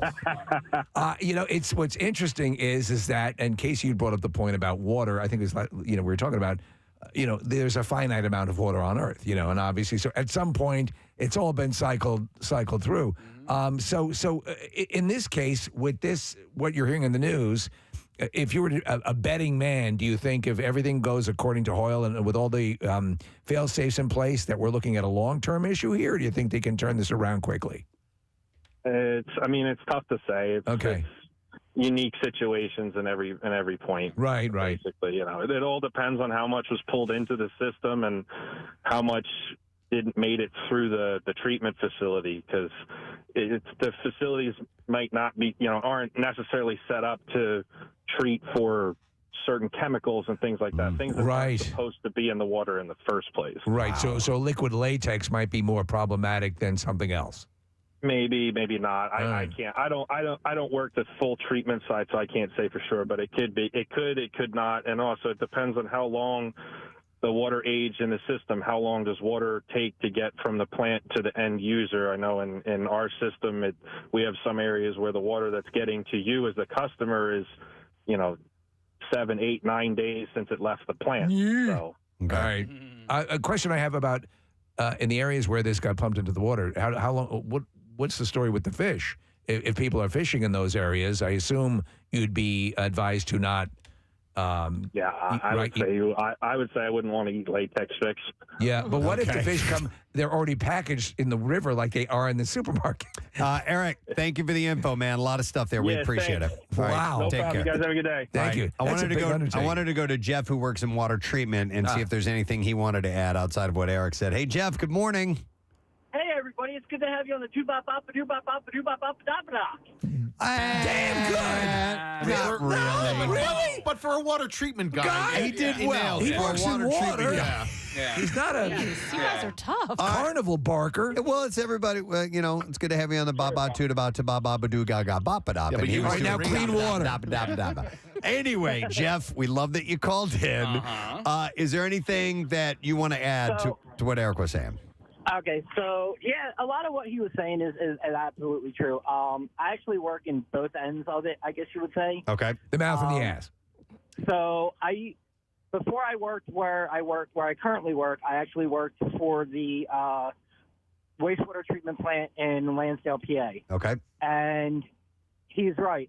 Basically, so like you guys were saying, the poop and pee goes to a different treatment facility than your drinking water does. It absolutely does. Pretty much or at least in that area, when somebody flushes the toilet, it actually goes to what's called a pumping station. I don't know if you've ever drove around your local neighborhood or anything, and you see these buildings that are just kind of in a field somewhere, or kind of look out of place, and they got a gate around them, right? Fencing. That's actually a pumping station. So they've got these huge. They're massive, pumps. Usually they have multiple pumps, in case one goes down or anything like that. It goes into almost like a well, and from there it gets pumped to the treatment plant, and there's multiple pumping stations. Oh, we're losing you. He's betraying secrets. Okay. Go ahead. Whatever have you. From there, it pumps to the treatment plant, goes through this, very, very extensive treatment process, filtration and everything like that. Basically, the end of the process, that water comes out crystal clear. Okay. It's amazing. And it's pretty intense. It's pretty crazy to see what it looks like coming in, and then crystal clear, coming out. And he's right. It usually goes to a waterway, a river, a lake, a stream, something of that nature.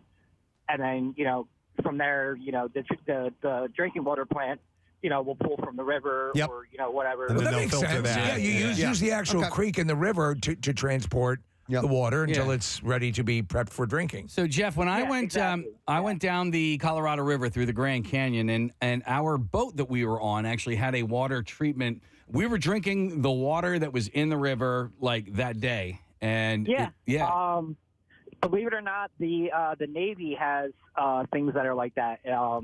Basically, it's a reverse osmosis system that's actually on the boat, and they pull from whatever body of water that that the boat is in, and they run it through this filtration process and desalinator drinking water for the entire boat. Yeah, it's amazing. I saw a special on the process of generating drinking water. I got those survival pens that are basically they're you can put it literally down into any bottle of water and drink out of it. Yeah, the technology is absolutely insane. Now I worked there for a good couple years, and then moved on to bigger and better things. Now I do what's called high purity water. We actually do water filtration for hospitals, universities, laboratories, pharmaceutical companies, stuff like that. All right, well, let me ask you a quick question, because I've been thinking about getting an actual water purification system for my home. Would something like that be effective? Say if there was on average a leak or something like this that might impact the general drinking water. Would it? Yeah, actually, it would. And it would, and it could, especially if, like they were saying, up until, midnight, your water is fine to drink, and then they're not sure after that. And, so if it does get through and it's to a point where, hey, your water, is not safe to drink, then obviously, it would, excuse me, it would affect your filtration system in your home as well. All right. All right. Very informative. Thank you, Jeff. Appreciate it, man. Yep, no problem. You guys rock. Have a good day. Thanks, bud. Wow. Okay. Well, so the latest is you're good till midnight, and then they're going to reassess, and probably I would imagine they'll issue some information before then. as to what the next step might be. You got to imagine. Well, yeah, well, check out of course, tune to us anytime, day or night, if you want information that's vaguely accurate. Vaguely accurate, yeah. But very interesting situation. The first time I've ever lived anywhere that's experienced this. Now, I've heard of water boils before and things like that, but not the flat-out ban, don't even boil it, that won't work. Right, not even that. So that's the situation that we're in right now. Somebody's poisoned the water hole! So we'll see what happens. All right, with that, I think we need some good news, as Brian was saying earlier.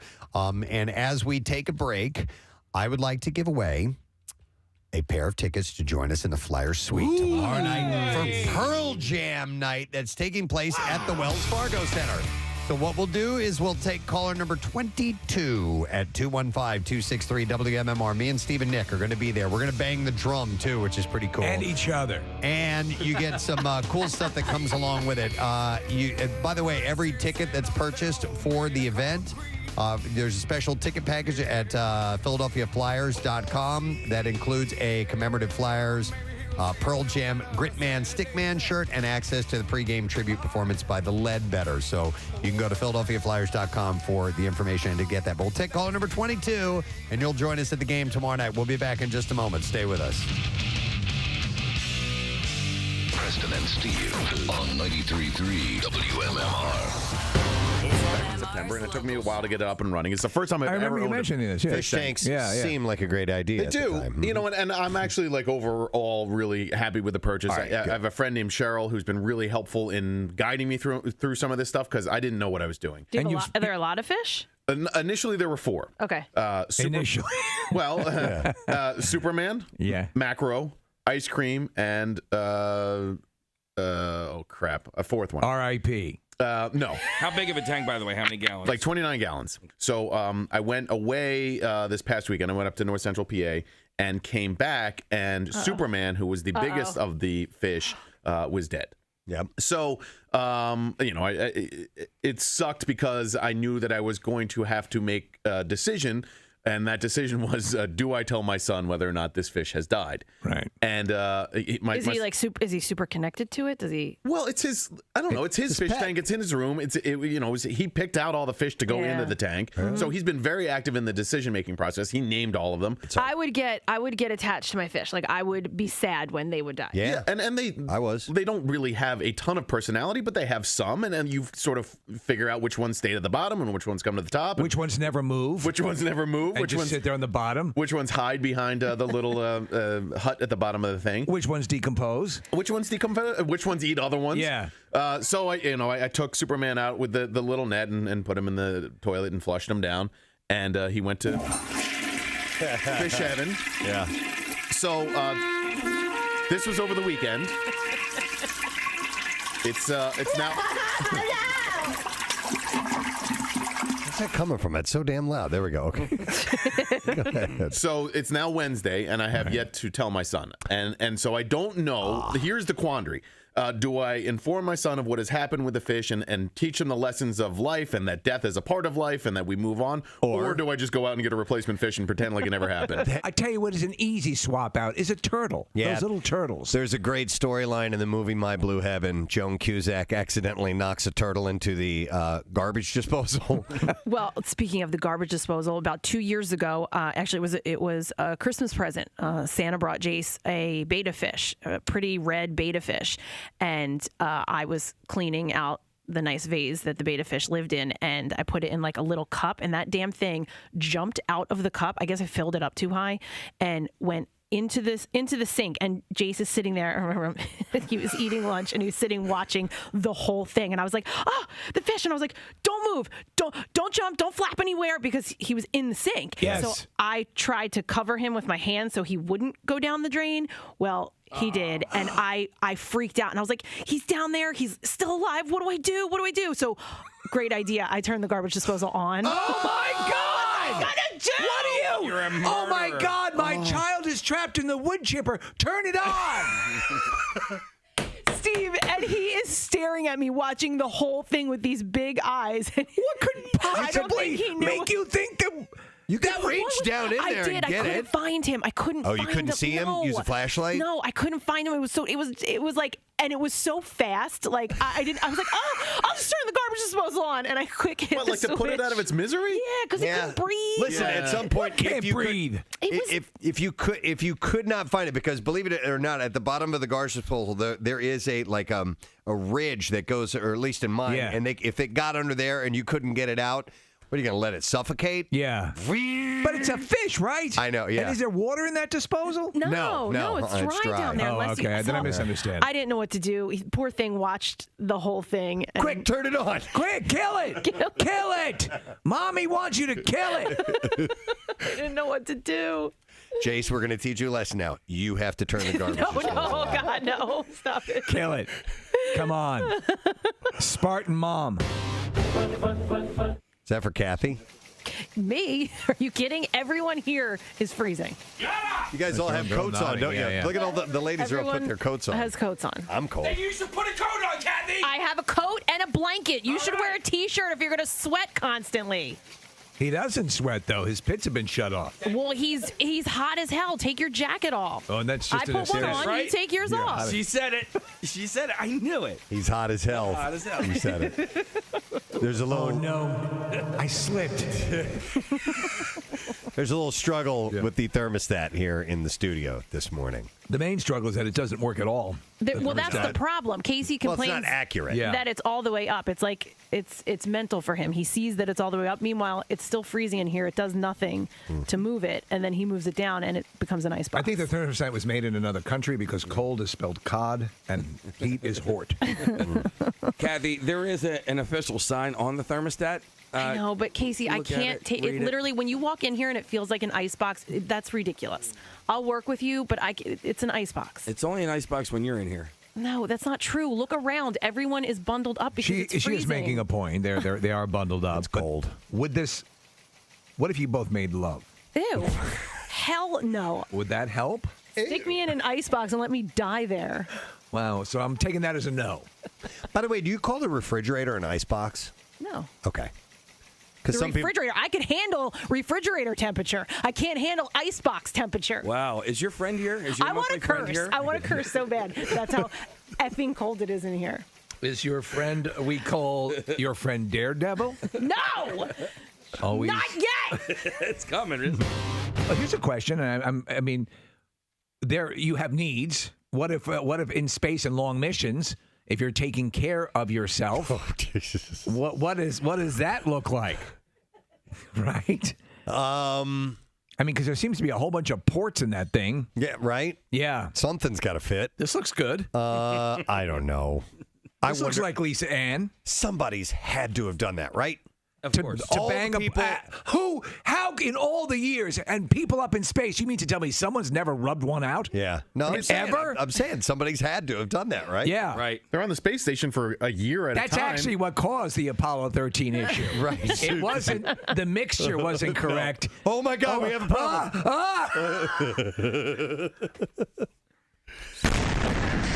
What did you do? I mean, what about like I didn't mix the fuel right. What about like actual sex? I don't know. Maybe there have been men and women up together.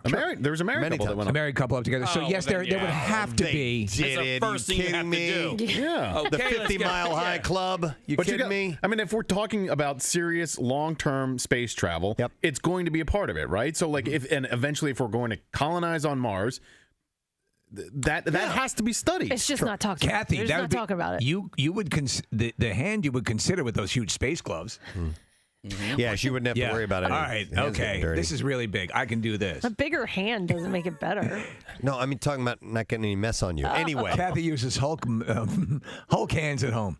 But in order to do that, because you're in zero gravity and you're floating all over the place, You'd need some have to anchors. secure yourself. You'd have to have something to hang on to. Because they sleep basically. One would be strapped down. Yeah, they tie you in. Strapped to the wall. So they'd figure it out. I'll bet you if there was a married couple up there, it was part of their experiments because they're up there doing experiments all the time. If they're doing poop and pee and all of these things that they're trying to perfect, they're going to perfect what is a human necessity. And I have to see video of this. Various positions, I would imagine, right? To try and figure out which ones are the most... We are attempting doggy style. Yep.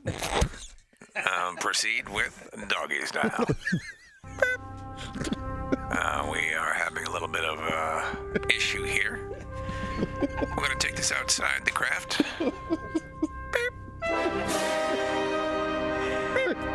Odyssey, have you tried the cowgirl yet? 69. Tried the cowgirl yet? 69. In 3, 2, 1. We have achieved 69.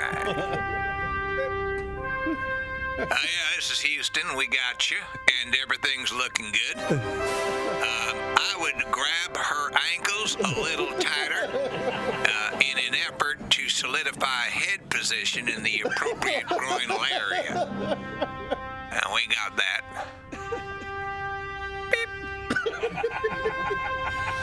All right. NASA can reduce sex to completely mechanical. Totally. Sex experiment. Tell her she's a pretty girl. Tell her she's a very pretty girl.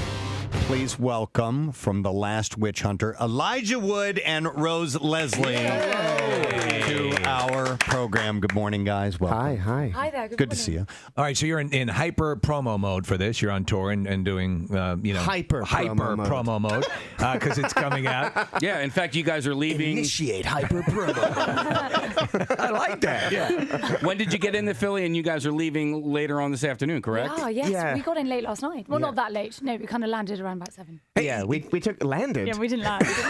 We definitely the didn't train land. just sort of like arrived to the station. We took a train from New York.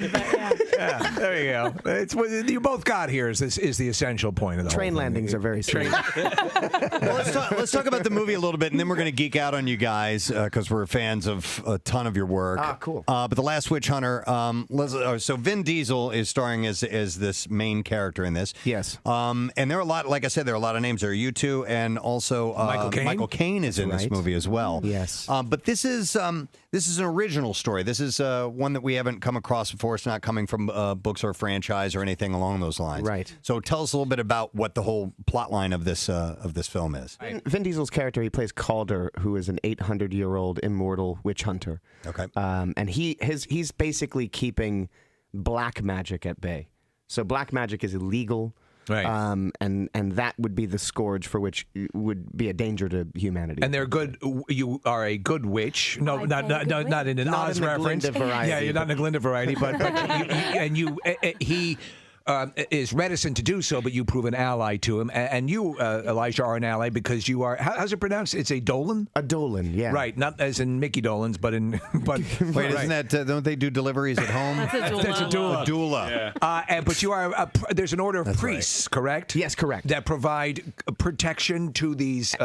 To this immortal character that Vin Diesel is playing. Indeed, yeah. Calder. So basically, Dolans are priests in a long line of priests tasked with serving Calder, the witch hunter, and basically aiding in the background of his effort. Are you obviously?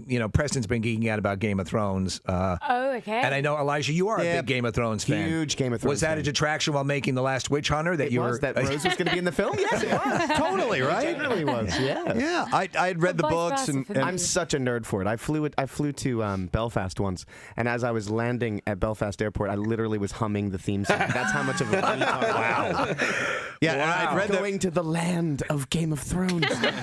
Reading the books, I love the character Ygritte in the book, and then they eventually presented you in the show, and I'm like, oh my god, they hit it spot on. She's a badass. You're sexy and at the same time, and where now for your guys' scenes, obviously you're north of the wall. Where was that? Was that in Iceland or? Yes, exactly. Okay. So we shot in Iceland, and I think for those three seasons that I were in, we were there for like a solid 4 weeks, and it was amazing. I mean, we were shooting in ridiculous temperatures though, something like -18, where we, like, as a crew, we were getting paranoid that the lens would start freezing over, and then we wouldn't be able to shoot. And particularly in the kind of winter months, I mean, we had four hours a day of work, so we kind of like. We worked from 10 till 2, and then we just carried on drinking. Let me tell you, it's funny because Preston is unsure as to which of you to geek out more on. But Rose, you take the baton on that one. Yes, on this Yeah, one. I do. I was going to geek out about Elijah. Do it. Go ahead. No. I mean, I just the whole series, the Game of Thrones series, has been. Man, you got to wait too damn long. That's the only for problem. the next. I always dread the finale every I do season. too. Every season. I'm like, please, I just don't want to watch it I because watch it I in know slow that I'm going to motion. have that inevitable feeling of something won't have been tied up, something will be teased, and I have to wait a damn year for Well, it. you look at something as Herculean as the Lord of the Rings trilogy, but every Christmas season, it was a new one was coming out. Yes. Let's get it together, folks. This may be just wiki BS, and I didn't realize this as I was looking. But Elijah, were you in the Forever Your Girl, Paul Abdul video? Yeah, that was the first job I had as an actor. That's true. Yeah. That's wild. See, that ruined me for all other videos because I can't. Where is this? I want to see it. It's on YouTube like everything else. And you can tell it's you. Yeah. That's a good song, man. All right. It was directed by David Fincher before he started making movies. There it is. David Fincher directed Oh, wow. Look at that. You can just pull it up on the television. Oh, we're pulling up a video. I don't know at what point in the video he. Where's Elijah? There he is. A girl. There he is. Oh, you played a cute little girl with pigtails. That's not me. Someone was also texting it, and that you were in Back to the Future 2. Correct. Well. Yeah, that was the first job out in a film. A film, yeah. That's me. Well, I know. Look, there he is. That's me. Yeah, Did you just break a pencil? I did. I was, He's stressed out. What are you feeling? It's the stress of daycare, correct? Just so stressed. Look, he's yearning for his lost love. Yeah. By the way, Steve, last time Elijah was here so long ago, we were both 200 pounds fat, yeah. heavier. You guys were fat and I was skinny. Casey was skinny and we were fat. And I was sick that day. I was so mad. I wasn't here when Elijah was in, and we've had 3 out of the 4 Hobbits in studio, and I missed Elijah's Who else have you had? We've had Sean Astin a couple of times, and oh man, Billy, not Dominic Monaghan, but yeah, the Billy guy. Boyd. Billy Boyd. Billy Boyd. Yeah, his band performed in here. Amazing. Yes. That's so cool. And he's Scottish. He is. Oh my God. I think he was from Glasgow. He's from Glasgow. Yeah, he's from Glasgow. That's right. Thank you guys for being here. Thank you. Appreciate it. Let's hear it for him, guys. Yeah. Excellent. We'll take a break. Back in a moment. Stay there. A hidden camera left in a forest to take pictures of animals in the wild captured pictures of a naked man who believed that he was a tiger after taking LSD. I'm a tiger. Look at this. Grow. The man only identified I'm as a wild tiger. The man only identified as Merrick from the Czech Republic took the drug to try and treat. WMMR. I'd like to do a shout out and add a butt plug in. Wow, man, you could explode. Please.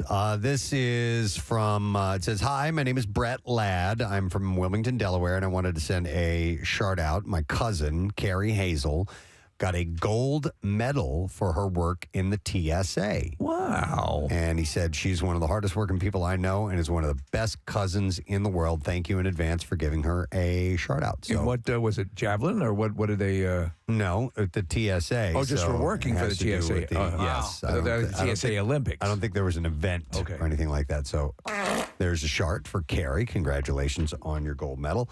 And then the butt plug. This I got from Katrina Bouter Paul. All right, so she wrote in and she said, hey, I've been listening to your show for over 10 years. I wanted to ask if any of the morning show team would be interested in promoting an annual event that I'm organizing in Pottstown. It is called the PTK Community Cleanup. She said the PTK stands for Phi Theta Kappa International Honor Society. Oh. And so she sent me the info, so I'm going to pass this along to you. I thought this was really nice. And essentially, it says, come out, meet your neighbors, pick up trash. It's good. And share in some snacks and refreshments, have a few laughs, and help us make our streets look pretty while making lasting connections. So they do that all the time with the Wissahickon Park system, and these people just come out and do it and make everything look wonderful. So this is great. Saturday, April 15th, 11 a.m. to 3 p.m., and she says they're meeting outside of Montco's North Hall at 16 East High Street in Pottstown. So that's going to be on Saturday, April 15th. From 11 to 3 p.m., 11 a.m. to 3 p.m. So there's the butt plug. More communities need to do this. Yes. Because there are sometimes I drive by and I just see garbage all over the place, and it just looks horrible. Horrible. So you take the streets back. Unfortunately, people have to donate time to get out and do that type of thing. So, but if there are refreshments and you get to meet your neighbors, that's cool. It's a cool little social thing too. So that information's up on the community page of our website as well. Thank you, sir. I appreciate that. All right. I did over the course of the weekend notice something. The noticer is back. He's not the noticer we want, but he's the noticer we need. He notices things so you don't have to. Across an empty field, down a lonely alleyway. He's there, his eyes darting back and forth, noticing so much he can't even stand it. That's why he has to come on here and notice for us. All right, so ladies and gentlemen, from the broadcast studios of WMMR, I will The Noticer. Purge my noticing. Featuring the rest of the Preston and Steve show. To you right now. Actually, Nick noticed this and he passed this along to me. So You freaking liar. I'm sorry. So it's called Planets on Parade. 5 planets will be lining up in the sky this week, but the best night to see it will be tomorrow. Tonight. Hot damn tonight. Not according to this article. And do I understand correctly that the best day to catch the whole group is Tuesday? It says. Is that for in this article you sent me? The one that I pulled up, it said March 27th. So maybe it's going to rain tonight. Tonight over until tomorrow. So yeah, we've got showers, cloudy skies, and so I think your best bet at seeing it here locally will be tomorrow. Are we at a good vantage point for it, or everywhere in the world will be? Okay. I'm sorry, I laughed for a second, but I looked. Kathy was mid yawn, and I mistook her facial expression As excitement? for oh my god. Like disgust is what you looked like. How come we don't get that? So yes, the planets will stretch from the horizon line to around halfway up into the night sky. Mercury and Jupiter will quickly dip below the horizon around a half hour after sunset. So you need to catch it in order to see all 5 early on. Oh, it's so cool. The 5 planet spread, it says, can be seen from anywhere on Earth as long as you have clear skies and a view of the west. And by the way, even if you have a decent pair of binoculars, break them out. Well, they recommend it because a few of them are going to be faint. So Jupiter, Venus... What's that? They're woozy. Yeah, Jupiter, Venus, and Mars are easy to see since they shine brightly. It says Venus will be one of the brightest things in the sky. Mars will be hanging out near the moon with a reddish glow. Mercury and Uranus, or if you want me to say Uranus, your butthole, could be trickier to spot since they will be dimmer, and you will probably need a pair of binoculars for those. Okay, all right. Yeah, I went outside last night and saw Venus. It was unmistakable, and when I first saw it, I thought it was a plane. That's how bright it was. Wow. But yeah, it's whenever this type of stuff happens, I know Kathy, it bores you to death, but it fascinates me. Now, this shouldn't bore Kathy because she can actually see it. She can see it. Cool she doesn't like theoretical things or stuff that's really far away and is not visibly noticeable. So that is correct. Yeah, you're down with that. Well, the noticer wouldn't notice something that's not noticeable. No. Right, exactly. That's why I like the noticer. Yeah. Okay. So that is, yes, as Nick was saying, tonight and tomorrow, but I don't think here we're going to be able to see anything because goddamn clouds. Is there a service that can remove that stuff? Son of a bitch. I don't know. They're working on it. All right. Let me see. I noticed something else. How about this one? Actually, More? Steve noticed this one. Oh, wow. Yeah. What's going on over We're here? contributing editors. Yeah. 2 New Jersey moms are suing the hospitals where they gave birth for being drug tested without their consent ahead of their deliveries, and they each say they ate poppy seed bagels, causing a false positive result. And the hospitals... Hold on, but I think they test everyone. And the hospitals to report the women for possible neglect or abuse. Yeah, because if there's some sort of drug that's found in your system, it's why babies are sometimes taken into... like children in youth custody at the hospital. Yeah, but the ACLU, the mothers, by the way, through the ACLU, referred to in their complaints as Kate L. and Caitlin K., say both hospitals violated New Jersey's anti-discrimination laws. They are asking the State Division on Civil Rights to order the hospitals to stop drug testing expectant mothers without their permission and to create policies and staff training related to drug testing. So we have talked about this before, back and forth a number of times, and I forget where we came down on this. The notion of the poppy seed bagel affecting a drug test is possible, correct? Well, it's very rare. Yeah. So, Steve, you actually sent me an article a few weeks ago about it. Yeah. And so the deal is that the poppy seeds in no way can show any kind of a false positive. But what can happen in the cultivating is that sometimes the actual they call it the milk. And for those of you who watch Game of Thrones, the milk of the poppy is mentioned quite a bit. Some of that material can, when it's being harvested, get mixed in with the poppy seeds. Now, that doesn't mean you're going to get high from it, but there may be traces of it that could be found because of it. But apparently, it's extremely rare. I went to work at a heroin factory one time, and I tested positive for bagels. Oh, no. And I lost the job. You lost the job? Yeah. That's bizarre. So in their complaints, Kate and Caitlin described emotional trauma superseding what was supposed to be a happy occasion for Kate, who craved everything bagels throughout her pregnancy. Picking up a bagel was routine. I love everything including bagels. on September 20th, 2022, when she was admitted to the Hackensack University Medical Center. Kate ended up having an emergency C-section. The baby was placed in the NICU.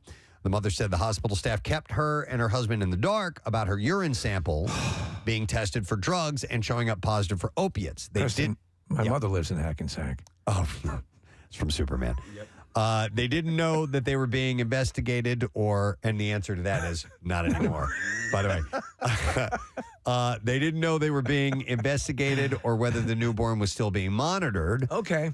Citing internal policy, the attending doctor told Kate and her husband that the hospital was conducting an investigation and contacted the Division of Child Protection and Permanency to report the mother for possible child abuse and neglect, which wasn't the case. You know, I mean, so I know that they want to err on the side of caution with a lot of these things, and I get that. And that's you want to always make sure that the child's welfare is paramount.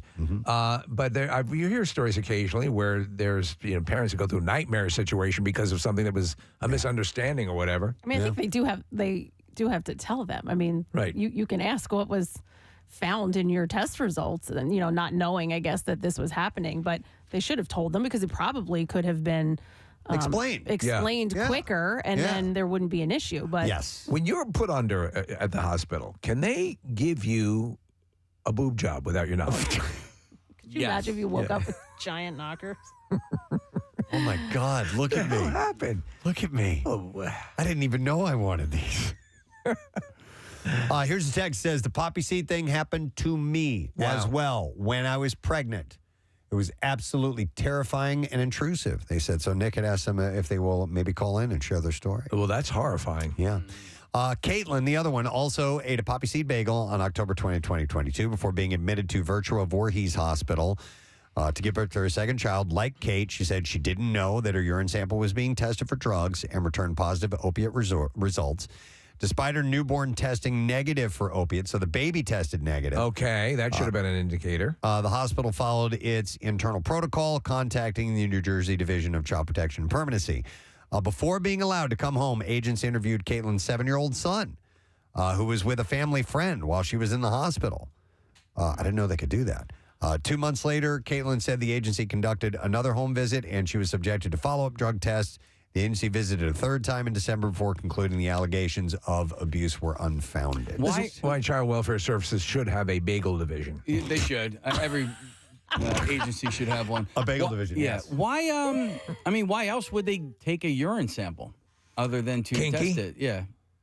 But I think, listen, maybe I am wrong here, but I think that's standard. Standard? With the urine sample? Well, that they're testing these mothers. I don't think it's just on suspicion. I think they're all tested. Right. No, so well, there are other things that are indicated in your urine as well, right? Sure, but maybe these women were told and they just didn't. Oh, right, like remember. it's in some paperwork that you sign or something like that. Could be.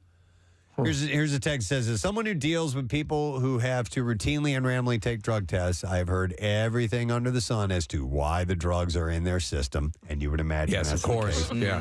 They said every drug test nowadays basically confirms in order to have drugs in your system, you have to take the effing drugs.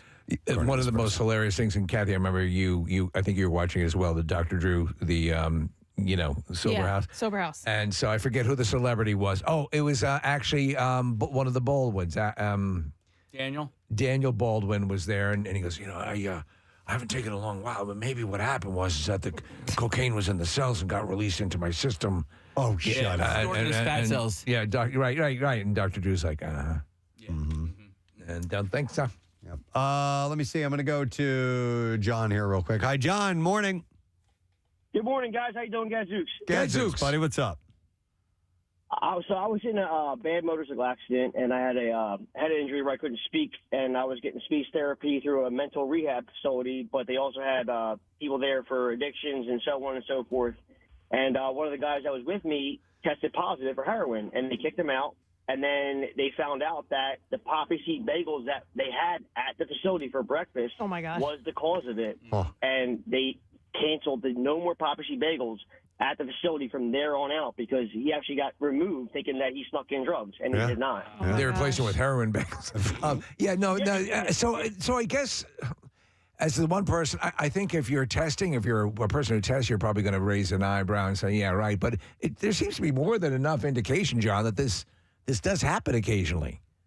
It happened so fast that we had poppy seed bagels that morning for breakfast, and that evening we all had to bring a pee test or whatever, and I didn't have a poppy seed bagel, but he instantly got removed from the program, and he was on the other side of it, but it came up right away. Like it was maybe a cheap test, maybe not a quality test, but it was a pee test that came up for nicotine or everything. Wow. And they immediately removed him. And I felt so bad because I knew for a fact, how could he leave? He can't leave here. How did he get that, you know? It made no sense to me. Yeah. All right. Thank you. Appreciate it. Yeah. So it's like I said, the stat showed it's very, very, very rare, but not unheard of. Okay. You know, let me go to Jenny. Hi, Jenny. Good morning. Good morning. How are you guys? Hi, Jenny. We're good. So it says here, were you the one who texted in?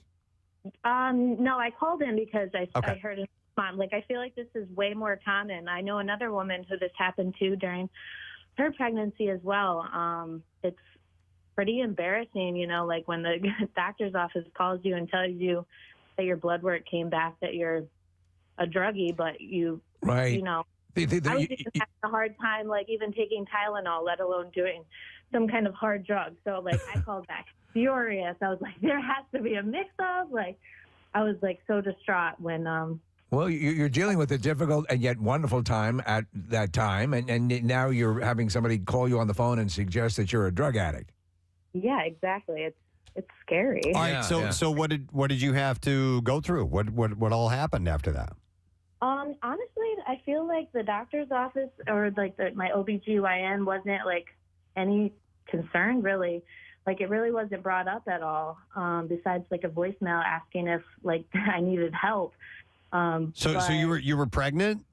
Yeah, I was pregnant. So it was like the middle of my pregnancy when I got blood work done, and it came up, and then at labor, they like had to take my child like right away. Like I wasn't able to like hold her right away, and I test her.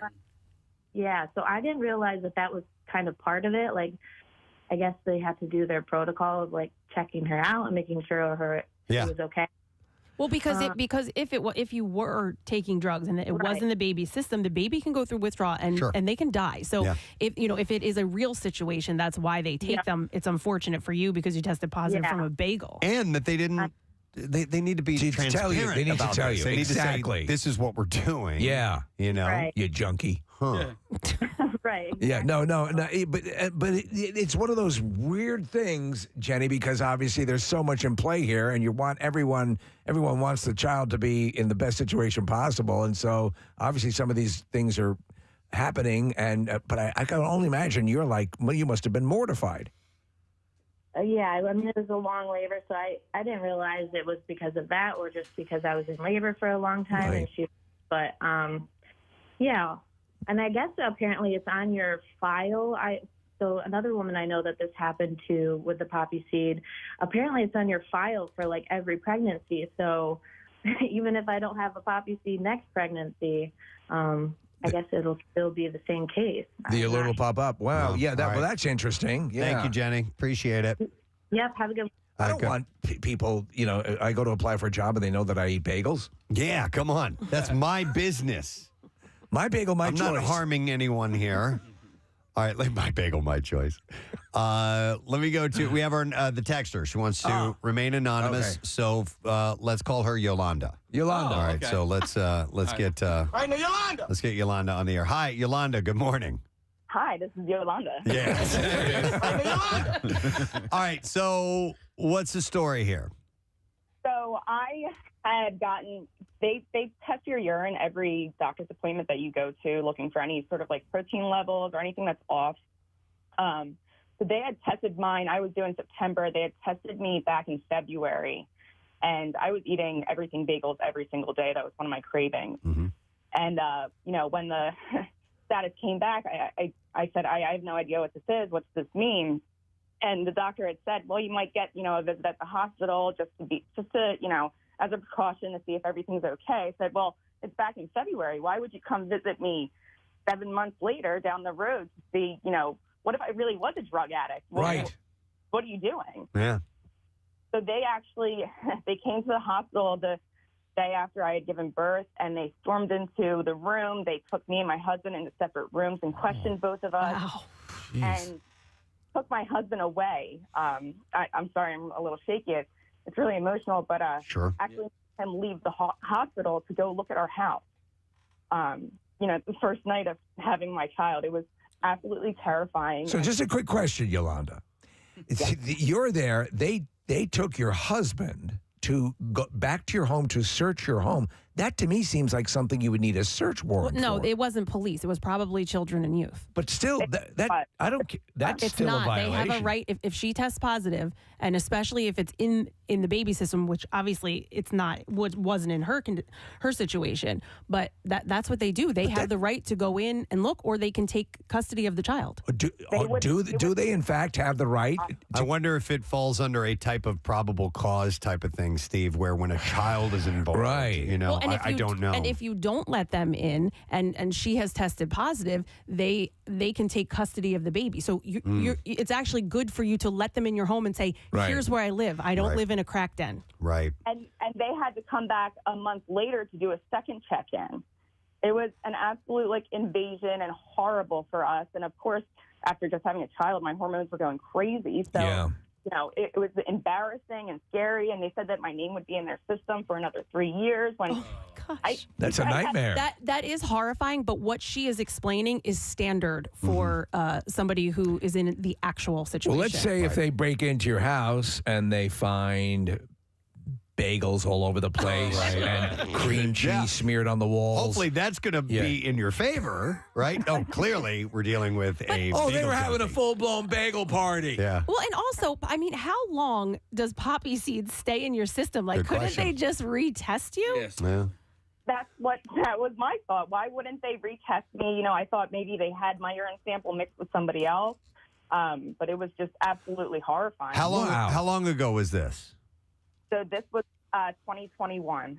Okay, not crazy long ago. And in fact, these incidents where these women are I think this is a lawsuit. This was in 2022, so not that long ago. So if you guys recall, years ago, maybe 10 years ago, my son picked up heroin on the street. Yes. Remember that? Yes. It was in the Poconos, Yeah, was it not? we had to take him to the hospital, make sure he was okay. They didn't question my wife and I at all. Yeah. Not even a little bit. Wow. Not even one question to either of us. Hey, Yolanda, how are you feeling now? I mean, this sounded really difficult for you. You doing all right? It definitely makes me really emotional to talk about, and it makes me afraid to have another child. That for a situation to happen again, I would never. Like one of the previous callers said, even taking Tylenol at that time made me nervous. I didn't do anything. So. Right. What you need, I'm sure there are advocates who can help you with this, and that shouldn't squelch your desire if you want to have more kids. But I could see it looming in the back of your mind. Absolutely. Just make sure you don't eat poppy seed bagels. Seriously. Right. Yolanda, are you? Do you currently attend Bagels Anonymous meetings by any chance? BA. Hey, Yolanda, have you stayed away from everything bagels because of this? Yes, absolutely. Wow, damn it, they're good. They're really good. They're one of my favorite things. You know what, man? Jalapeno bagels. All right, one last question, Yolanda. Asiago. What does Fonzie say? Oh, yeah. How are we going to be? We're going to be cool. That's right. Thank you, Yolanda. You're awesome, Yolanda. Hey, thanks for sharing. I'm sorry you went through that, and I'm sure you should keep an eye on what's happening in this particular case, okay? Absolutely. Thank you so much. All right, take care. We'll see you later. She's very sweet. Wow. It's crazy. Man. Yeah, that would scare the hell out of me. You know? It's a shame that being they're falsely accused. Yeah, and that their situation of having a baby was ruined. They're everywhere, though. I was outside the elementary school. This guy's selling bagels. But I mean, there's an argument on the other side that says, well, that's the thing. You know what I mean? I can't get too. Do we really need bagels? I know. No, I'm not going to get too into it. But I would never want that rule that law to go away. That it can't. Well, it's unfortunate for the very small amount of people that have to deal with what our last caller went through. There's an obvious thing it here has that, to stay in place. Kathy, is that if anyone had a little bit of business savvy, this is right when English muffins step in. right. Yeah. But maybe, Kathy, they can find a way to make this where if, they can investigate it more quickly or do it in a less intrusive way or something that doesn't traumatize the people that are completely innocent and something like that. So, wow. Okay. I'm going to move on. Yes. I know we got another call. I appreciate it. Thank you for calling. Thank you, caller, but the noticer needs to move on. Yeah, we need something a little bit lighter because this will probably be our final notice. No, man. Let's do final. Okay. For today. So, a previously unknown painting by Jackson Pollock worth upwards of $54 million has been found during a raid on alleged international art smugglers. Okay. Wow. The painting turned up in the Bulgarian capital of Sofia during an operation targeting an organized criminal group known to operate across Greece. And 5 additional paintings by prominent artists were discovered during parcel raids carried out in Athens and on the island of Crete. Peter Todorov, Bulgaria's chief secretary of the Minister of Internal Affairs, said, "To our great joy, we managed to establish and keep this Pollock painting. And the moment that it's a pretty Pollock painting. The expertise shows that it is an original. The painting, now in the hands of specialists from Bulgaria's National Art Gallery, reportedly includes the artist's signature and a 25th birthday message to the American actress and art collector Lauren Bacall on the back." Wow. Yeah. So, and I say this with the greatest respect, I think Pollock's stuff stinks. Wow. On ice. But stinks on ice. But no, it never caught me. However, the world of art and art dealing apparently, Preston, provides globally, it's one of the easiest ways to funnel money, to hide money, art theft, art fakes. It's staggering amounts of money. There was a really good segment on CBS Sunday Morning yesterday about recovering stolen art and antiquities, Steve, and the amount of people use it to launder money, and all of they're like 70% of the art that's been in museums over the years, they consider may have been stolen at one time. Isn't that wild? It's crazy, and apparently, what are we doing here? Yeah, right. But it has been historically astonishingly easy to do so. So on the back of this painting, it reads, "Dedicated to my very talented and dear friend Lauren Bacall. Wow. Happy birthday." It's dated September 16th, 1949. And a preliminary examination suggests that it is an original uncatalogued work. $54 million. By American abstract expressionist from 1949, Jackson Pollock. Did you ever see the Ed Harris movie about... many times. Very good. It's a very good movie. I love it. It's a depressing movie. Well, he lived... Yeah, it was his life. He was twisted up. He had a messed up life and was hardcore alcoholic.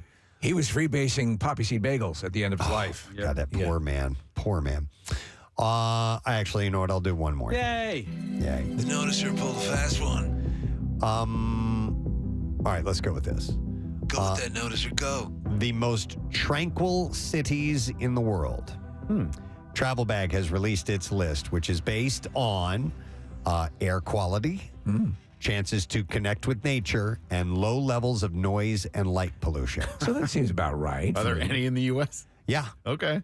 In fact, I gotta imagine. Number one, Newark, New Jersey, is in the United States. It is Newark, New Jersey. outside. Because it's right by the airport, and the streets are beautiful. All right, so let's take a quick. Take a guess. Some guesses? All right, yeah. I'll guess Seattle, Washington. Continental? Okay. Do that again. What's the town again, Nick? Seattle, Washington. Seattle, Washington. I was going to say out. It's got to be out west. That's my guess. That's your guess? I mean, yeah, Just I don't. somewhere out west? But it has to be on the West Coast. Okay, on the coast. Oh. Okay. All right, I'm thinking here. I'm thinking Denver, Colorado. Denver, Colorado. Most tranquil cities in America. Carmel. Ooh, Carmel, Oh, wait. California. It's beautiful. Oh, see, I thought you were going city. No, I'm Carmel? doing Sunday topic. It can be anything. Big city, small city. Some as big as your head. Medium city. I'm still going to go with Denver. All right, okay. Go pick one. What do you want to go? Okay, no. I'm going to change. It is still out west, but I'm going to go Jackson Hole, Wyoming. We were just having a conversation about it the other day. It's wonderful there. Good guess. Yeah. This time of year. I'll give you a hint. You can drive there. Wow. Alaska. Okay. Juneau, Alaska. Okay, you can. Actually, I could drive to Denver. I don't think you can drive to Juneau. Maybe you can't drive to Juneau, yeah. But you can drive to Alaska. Is it on the northern? It's on, no, it's in the part that comes down towards British Columbia. Okay. But I believe you have to either take a boat or a plane. I have been there. You, believe it or not, Juneau Harbor or the bay is closing up because of the glacier field, which when we actually went up to the bunch of glaciers converge and it was the Juneau ice fields. It was amazing. Yeah. It's a lovely little town, little city. So what's happening with it? Why do they have to close it? Well, the glacier will eventually close the waterway. So it's like melting or falling, or it's advancing into the yeah. I got you. Quick question, Preston. Is this like what you would classically call a city, or is it just like like big buildings and stuff? Yeah. So yes, there are some that are cities, full on cities. Why? Well, because cities and tranquil don't go hand in hand with me. Well, I guess maybe it's saying of the cities of what we would consider cities, these would be the most tranquil. Well, it's not like the most tranquil place, Right, like in the there's world. constantly a flute playing and Yeah, or some far away place where absolutely no human, like where the magic bus was in Harry Potter? No. In the night bus? No, the magic bus where the guy died. Oh yeah, that's in Alaska. McCandless, yeah. Chris McCandless, yeah. Right, Into the Wild. I wrote the song for that. That's right. Johnny Depp wrote the song? No, Eddie Vedder. Oh, Eddie Vedder. I'm sorry. They're friends, Come on, though. man, get the wax out of here. You notice a lot, but you don't hear a lot. He sounds a little like It does. Johnny It's Depp. just I'm one sorry. shade And Johnny different. Depp's a musician. What are you talking about? Okay. All right. Anyhow. Anyway, the other cities. By the way, Juneau, Alaska took the top place with a score of 100% for air quality. Yes. Other top cities included Auckland, New Zealand. That's not in the United States. No, I didn't say it was in the United States. There is another U.S. city here: Perth, Australia. Phuket, Thailand. Yes. Oh, yeah. Which somebody texted me the other day. It's actually pronounced Phuket. Well, Phuket. that was sort of a go-to to people who wanted to passively curse on the air. Yes, because it's Phuket. And Atlanta, Georgia. Atlanta, Georgia. They got tranquil gentlemen's clubs there. That's what it pretty says. tranquil there. That seems. Now listen, Atlanta years ago was one. I don't know. I haven't been there in a while. I'm gonna say Traffic there That's is a terrible. then make us the most tranquil. Awful airport there. I mean, it's so busy. Stop it with the. It's a terrible story. What kind of lunatic put this list together? I'm still trying to think. Who put this together? You Don't guys are kill the outrageous. noticer. All right. Burlington, Vermont. Yeah, that's nice. It's quiet. Yeah. Got a school there. I'm going more mountainous than anything Natural, else. healthy. Closer to the moose population. Yes. Syrup. Steve, I have a question for you. What was Juneau like? Did you like it? Because there's not much of a town there. No, but it is again. If you're there, Alaska is that majestic yet savage nature that and the Juneau ice fields were a revelation, Nick, when you are flying above them, and they do these tours at like 4,500 an hour, but you're flying up there over what is essentially a massive frozen river that is essentially flowing. That's cool. It's just amazing. I think I ran into somebody not that long ago who went to Greenland as a vacation getaway That's on the destination. list? No, it's not on the list, but I'm just talking about places that are amazing, away, and very sparsely populated, and maybe scenic. Obviously, a little bit cold, but I hear that is starting to become a more of a if you really just want to get away and be left alone, that's a good place. Or just absorb all the extremes of nature. I started watching the documentary, and it was nominated for an Oscar this year. Nick, do you remember? It was Love and Lava, but that's not. I know which one you're talking about. Yeah. I think it is Love We and were Lava. trying to have those people on because it was a married couple who met, and they were volcanists, and then they both died because of a volcano. But in the beginning, they are driving through a blizzard. It might have been Greenland, and what are they going to? They're going to an active volcano that is popping out of the snow. It's just astonishing. And they died from a volcano eruption? Yes, the volcano followed them home. Wow. No, yeah. So I haven't gotten to the end of it and specifically how it happened, but that's how they died. Is it Fire of Love? Is that Fire? Yes. That's Okay. it, yeah. Yeah, I heard that was really good. Interesting. It's the sequel to Dog and Butterfly. By the way, the cities that ranked poorly were Cairo, Lima, Manila, Mumbai, Abu Dhabi. I knew you were going to say it. I knew it. And Ho Chi Minh City. They were they were all at the bottom of the list as far as tranquility.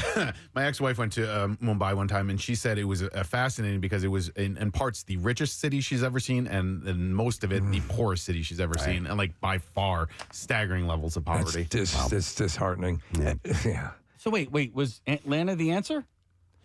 To what? Juneau. Juneau was the answer. Juneau was number one. I led with that. Okay. Okay. I know it wasn't. He kind of just said it. I first was like, okay, is that the actual answer or not? And it was. Okay. Juneau, but Atlanta is the second Here I am. city. You guys are having a conversation, and in my mind, I'm like, okay, I completely You guys checked out. said. Yeah. Yes. My bad. All right. No, he said Juneau. Nick asked if it was in America. I said yes, and then everybody guessed, and then I said, I have a hint. You can drive there. Right, Alaska. So it was Juneau. Juneau, Okay. Alaska. That's adorable, though. Maybe I wasn't clear. But then I Nick said you apologize. can't drive there. You can't drive to Juneau. Why won't Preston give us the answer? Yeah. You can drive to Alaska. You can drive to Alaska. You can't drive to Juneau. So that's what Right. threw me off, and I thought we were all still guessing. Casey, what to Delaware? My goodness. Can we start this conversation over again so I can join it? Yeah, you would have had a great time. There's a lot of good information. When you were still guessing cities, I'm like, he didn't. It just, what's going on? Yeah. Oh, man. Okay. All right, we got a break. Are we still talking about poppy seed bagels? No, we're not. And Kyle, I apologize. We can't go to you on the phone lines. He's been to Greenland. And says it's a lovely place. It's a lovely place. All right. That's it. I've noticed. That's it? Yep. Outro on the noticer, and then we're going to take a break. And, Notices go bye-bye. yep. But the bizarre file is on the way, and like I told you earlier, lots of great stories yet to come. So we're going to take a break. Come back in just a moment. Stay with us.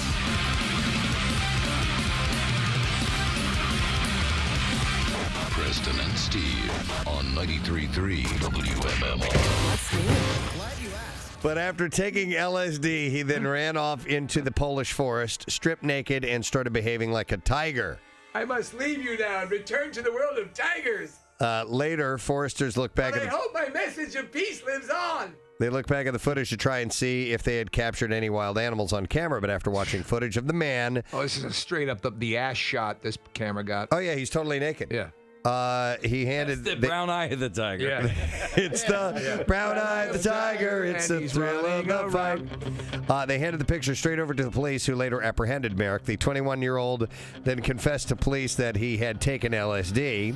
I'm a tiger. I'm a tiger.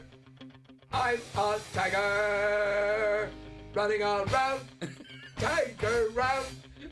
I'm a tiger. I am high. He told then the he said it started to work immediately, and that he felt he had become a Siberian tiger. Wow, that's a cool one to go for. He told police that it was then that his true personality had woken up, and that he had always connected with the animal. Amazing. He added that while being high on the drug, he picked up a scent and felt compelled to follow it.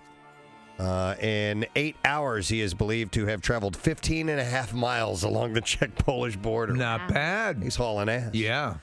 But because the man did not have any drugs with him, he was only fined and will not face any further charges. So, I mean, come on. yeah, this picture. Pull it yeah. down. All right, I did notice something else. I noticed More to be noticed. I noticed this handwritten piece of paper. He noticed a handwritten piece of paper. This is the audio of Kathy from earlier this morning. Did she say bitted or not? She was talking about a woman that bit someone's finger. All right. Casey and I thought we heard bitted. I might have heard bitted as well. And she says it wasn't, but and texters have gone either way on this too. Ah, so it's nope. Let's see. She heard bit, and yes, I heard bit. Well, I tell you what, if Kathy's right, passes to the movie on Wednesday night.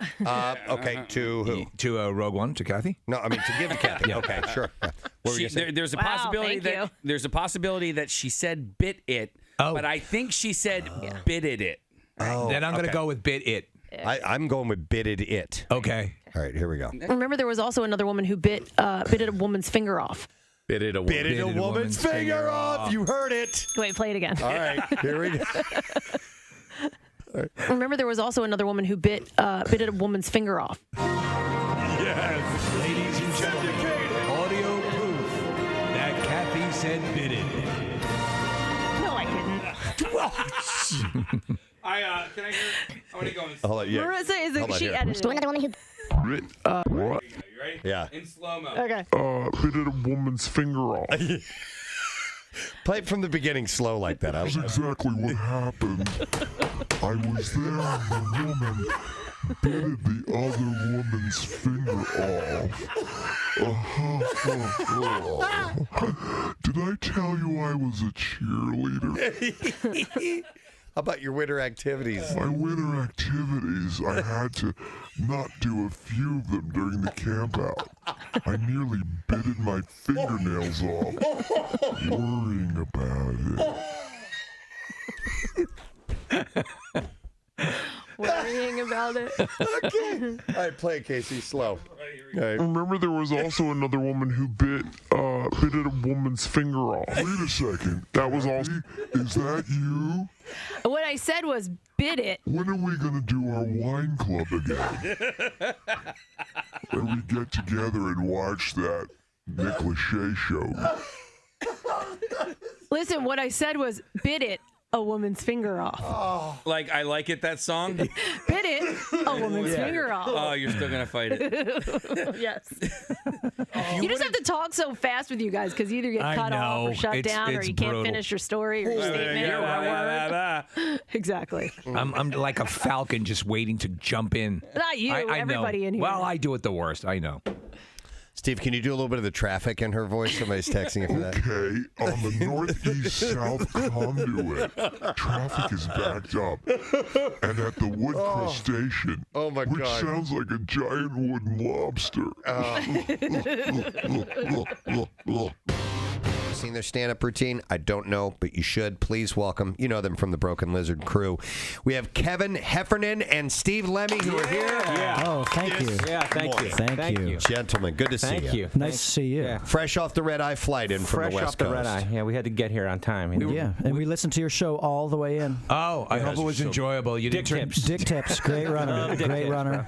Kowtowing. Best joke of the last 30 minutes. Kowtowing. Yeah. And Camel towing, man. Kevin had a stranger sleeping on him. Yeah. On the way. A lovely elderly Asian woman fell asleep on my shoulder. Now we were talking about your ability to prior to coming on. You rock the plane sleeping, no problem, but you cannot use a neck pillow. No, your body naturally forms a pillow that keeps your head up. Yeah, I don't have a neck, so my head is just propped on my shoulders. Yeah, so my head doesn't tilt. You know, I can just sleep anywhere, sitting straight up. So did you let her sleep on you? Yeah, why not? He didn't know. Can we all get along? Can't we all just get along? No, I woke up once. I was on a flight from Hawaii back to Philadelphia, and I woke up to there was a little bit of turbulence. Well, there was a lot of turbulence, and this huge man that was sitting next to me was like grasped onto my arm and like wrapping around me, and he was like, "I think we're gonna be okay." Okay. That was his opportunity. Come on. I guess so. If I was sleeping on her, it would have been different.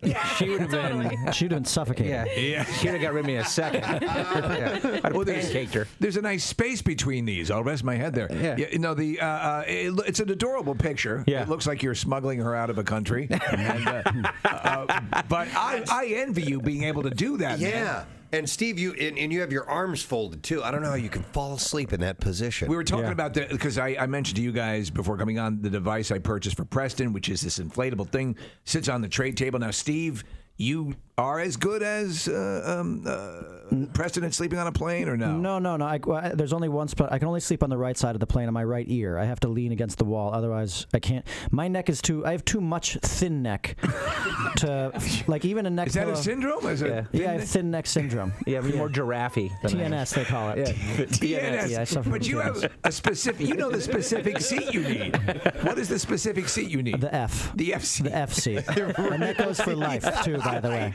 I'm always sitting in the F seat. That's your autobiography title. Yeah. Steve Always Lemon, in the the- F seat. Life in the F seat. Life in the F Life in seat. the FC. Yeah. They'll That's a think it's a great hip hop album. Oh, that's awesome. Yeah, but I've just. And it'll screw up any sort of your long-term trip. If you go overseas, you ruin a vacation because you lose 2 days because you didn't sleep on the plane. Yeah. And I've never done that. I know you're flying mostly within the United States, but now you just got it down to when you get on. How long before you're asleep? Like minutes. I recommend people have their necks removed, and then it's easy to sleep that way. It really is unbelievable how you can sleep on. Like it pisses me off. It pisses me off. Yeah. Because sometimes like one of his eyes remains open for the sleep. Like you only know he's asleep because his mouth opens up. Right. But his eyes are open, and when his mouth is closed, you can talk to him. But when his mouth is open, that's how you know not to disturb him. It's true. So Kevin, you're acutely aware of the fact that Steve's going to be awake taking pictures. Oh, that's all he does of me. He takes pictures of me while I'm sleeping. I think have a whole album a of fetish. It's a fetish he has. How do you fall asleep knowing that's going to happen? Nah, it doesn't matter. Doesn't bother him. I'm a performer. You know what I mean? I like to perform for people. So I walked into the bathroom, the airport bathroom, when I got off, and I had a gigantic drool stain all the way down my T-shirt too. So no, it was a good sleep. It was a good sleep. Yeah. That is great, especially when you're walking off the flight. Everyone knows exactly what that is. Hey, guys, I know that a lot of people were excited when they heard that Super Troopers 2 was going to start production this year. It happened in October. You guys we shot it. Yeah, you shot it. It's done? It's done, wrapped. yeah. We're in the editing room now. Yeah, that's why we red-eyed out, because we were editing yesterday. So, Wow. But we finished about first week of October, and we shot for 2 months up in Boston. So with the with your stage show, and you guys go out and tour, and you've done it for a while. The other three, I guess, go off and do their deal. But yeah, we're the funny ones. You're the funny ones. Yeah. But I love your kind of your stage show is a synthesis of different things. It's a storytelling and stand up, and it's almost like an evening with. Yeah, we each do a traditional stand-up comedy set, but we also we come out together and we'll tell behind-the-scenes stories of the making of our movies. In fact,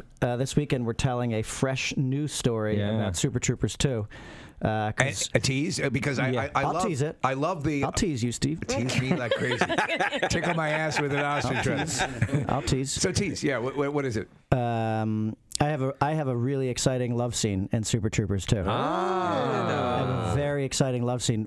It's... Which Carlito's Way member do you look like? No, it's me with my mustache, but I'm going mustache to mustache with Rodney Farva. Wow. Kevin and I have a love scene together. Yeah. Really? We have a thing. Yeah, we make out in this movie. Yeah, we can't really give away how it happens, but it does happen. Yeah, I love that. I love because I was watching a lot of your stuff, and there's an elaborate Patrick Swayze encounter story that I thought was hilarious. And you, Steve, are a huge Patrick Swayze fan. We're all Kevin and I are both big Patrick Swayze fans, but Kevin missed his opportunity to meet him because he was over at the free buffet table. But you had a moment. The window opened for a second, and Kevin was not Open there bar, for it. dude. What I loved about it is that you guys are, because you guys, you obviously have this degree of success, but you're just the same sort of guys that we all would be in the same situation. When you meet someone you're sort of a fanboy for, and you realized in short order that you were that annoying fan. Oh yeah, totally. Yeah. No, we were like, we saw Swayze, and we ran down the list. Like we were like, all right, what should we say to Swayze? And we ran down the list. Yeah, Point Break, Young Blood, Dirty Dancing, Roadhouse. Yeah, we Next were of zipping Kin. through all the movies. You were trying to pick the movie to lead with because you wanted to set the tone. I was just gonna have him just like talk about every single movie he ever made.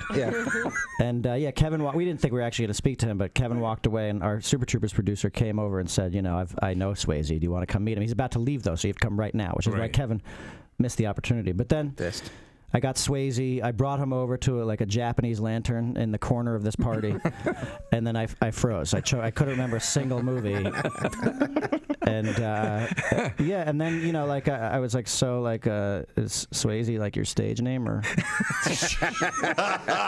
And you saw him do the nondiscreet security hand movement that.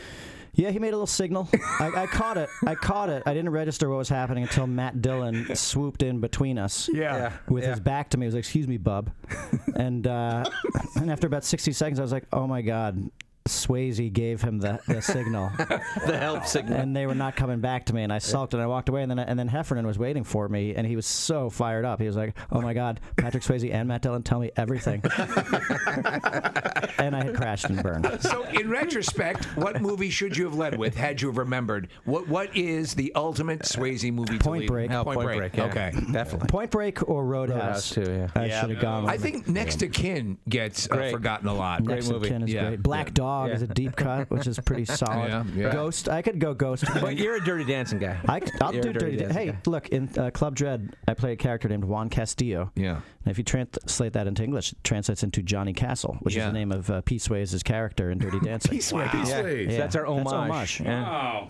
Sofia Vergara's attorney, this is a follow-up, spoke out about the reports the actress is being sued by her own embryos and an ongoing legal battle with former fiancé Nick Loeb. Are they going to put the embryos on stand? I'm wondering if that's a bold legal maneuver or not, and if they'll try it, but we'll wait and see. The Right to Live lawsuit was filed on behalf of the fertilized eggs, listed as plaintiffs Emma and Isabella on Tuesday in Louisiana.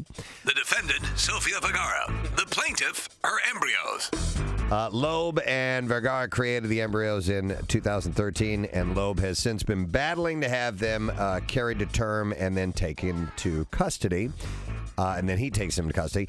The latest maneuver, this is according to her attorney, this latest maneuver is nothing more than another attempt on the part of Mr. Loeb to keep himself in the public eye by keeping himself linked to Miss Vergara. You notice that's always what lawyers say. This is another attempt at publicity. Another shameless attempt. They always go there. We have every intention of putting the embryos up on the stand, and I will cross-examine them vigorously. So there's the... Look at you. You're not even developed. You have no arms or legs. You're simply an embryo. You're a gelatinous mass, and you show up here without even wearing a suit. You insult the court's system. I think you should be held in contempt. Yeah. Mm-hmm. Not entertain this circus. Loeb's suit comes just 1 week before it judge. Besides that, you left a slimy trail all the way up to the stand. And everyone else will now slip in it. And that might be a lawsuit. That could be another right lawsuit in the making. And I am frankly shocked that the court would allow this to happen. We ask that anyone taking the stand, please clean up their slimy trails after them. These from the Geeter bag. Oh, these are, what are these? These are Anderson peanut butter filled pretzel nuggets. That's what Casey snacks. So the Geeter sends, sometimes you get these baskets that have, Jerry Blavitt, sends these great baskets, but sometimes people will send these baskets where there's nothing good. Right. And it's a wonderful gesture. His baskets always have a lot of great stuff in them. Yeah. Mm-hmm. I like the tower. Like you get all That's those really little good. boxes. I do like that. Yeah. You know who does that? Harry and David. Yes. Oh, yeah. Oh, yeah. And they got the... They have a very good with the holidays. He's the number one place in the shop. It's a holiday season upon you. Harry and the David are very good. Nick became full-blown, Shogun. Yeah. Excuse me. I'm interested in purchasing a tower of a delectable for holiday season. 93.3 WMMR. Thank you very much, Kathy. Nick, I'm glad you pulled up this webpage because we found this out last week. Steve Coatsy. Yeah. Is retiring. Oh, man. Yeah, 40 years he's been with the Flyers organization. But it was announced on Friday, I think. Yeah, wasn't it? the show had ended on Friday when we got the word, and Coatsy's just the best. And maybe we'll get a chance to see him tomorrow night. And Scotty Hartnell said he's going to stop by this week as well. But Coatsy's just such a great dude, and I'm glad he's going out on his terms. Yeah, he's cool. I've had a chance to hang out with him on a couple occasions. He's fun. He's a funny guy. Exactly. But that's sad to hear anyway. But wanted to pass that along. So many people are retiring. Like, come on, man. I know. Come on. Come on. All right, let's do the Bizarre File. We'll do that right now. WMMR presents Preston and Steve's Bizarre File. All right, brought to you by A.D. Moyer Lumber, trusted expert since 1939. A.D. Moyer Lumber is your professional source for decks, windows, doors, kitchens, millwork, and more. And you can visit them on the web at admoyer.com. All right, here's a bit of a revenge story. All right. That took some time. So 2 men, this is a pretty wild story, were convicted of murdering a California man because he caused a DUI crash that hurt one of them. The defendants, Robert Manor, who is 54, and Victor Merle Gray, who is 53, face a possible sentence of life in prison without the possibility of parole. Prosecutors said the victim, Raymond Wright, had been a DUI driver who caused a 2011 crash in which Manor and his wife were badly injured. The felony case ended with Wright serving jail time and probation. However, Manor held a grudge against the victim for years and put his plan for revenge into motion in 2018. So this is, 7 years later. Yeah.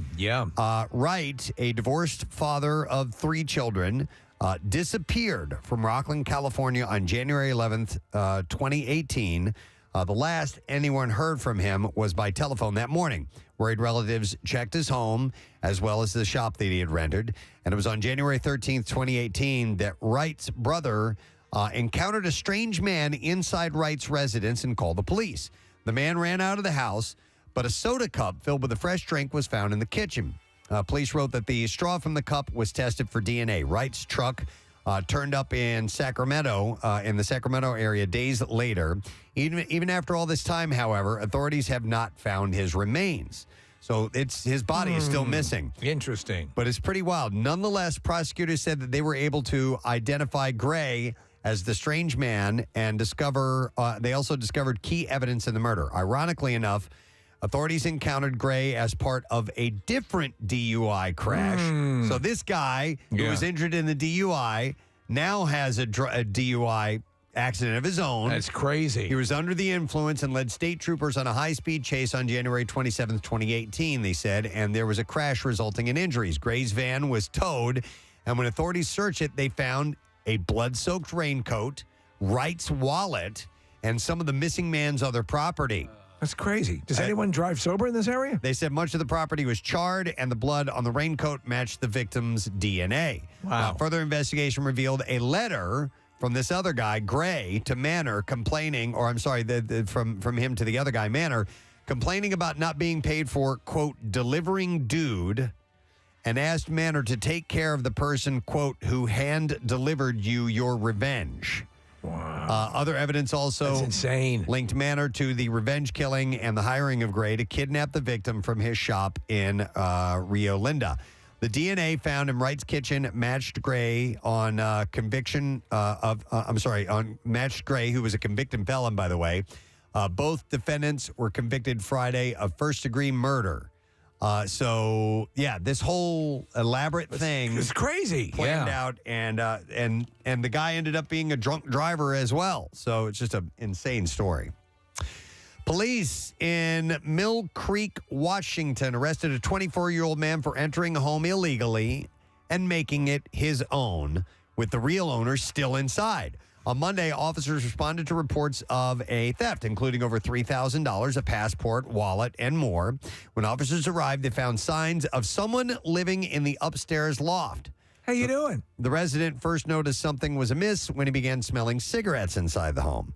Officers removed a makeshift bed, drug paraphernalia, and half-eaten food. Hi. But there was still no culprit. They didn't find the guy. They just found signs of someone. Signs of someone being there. Officers advised the homeowners that the person responsible would return, and he did. On Tuesday, police again were called to the home, which had been locked from the inside. Did my Omaha Steaks ever arrive? Officers say they found 24-year-old Daniel Tomioga inside of the home, along with all the items he allegedly stole. Tomioga was arrested with meth and 11 fentanyl pills on him, and he was booked into jail for residential burglary and drug possession. But he was living there without the other guy knowing. And the smoke smell helped tip him off. And eventually they found him, yeah.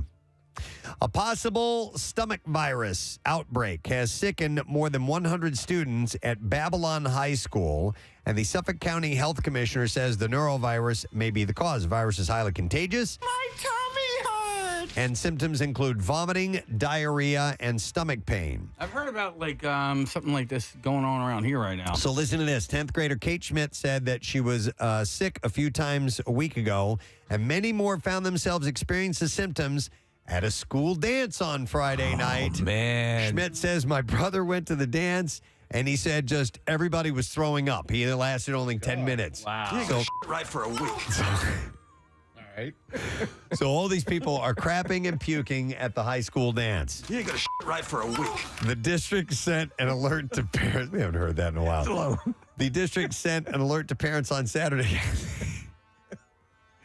asking them to keep their children home if they were having stomach issues. So You ain't gonna right for a week. must have been a messy dance. It was. Yeah. Babylon was, so that's right in my hood, that area. Babylon, Brentwood. Actually, the Babylon town hall was where I got my marriage license. Oh, really? Memories. And we had diarrhea. Yeah. A St. Paul man is charged with murder after prosecutors say he stabbed his wife repeatedly while attending Bible study at their home. Or actually, it was at the home of a family member. Is this in the Bible? 40-year-old Robert Castillo was wanted on an active warrant from the Department of Corrections for failing to appear on charges. He assaulted a prison guard at the time of his arrest on Tuesday. Go after the poor guy for multitasking. Police were dispatched to a home on reports of a stabbing. When officers arrived, they found a 41-year-old woman lying on the floor of the home, bleeding from her torso, chest, and arms. Nearby, several people were detaining Castillo, who was on the floor. While being transported to the jail, the defendant reportedly asked an officer, is she going to be okay?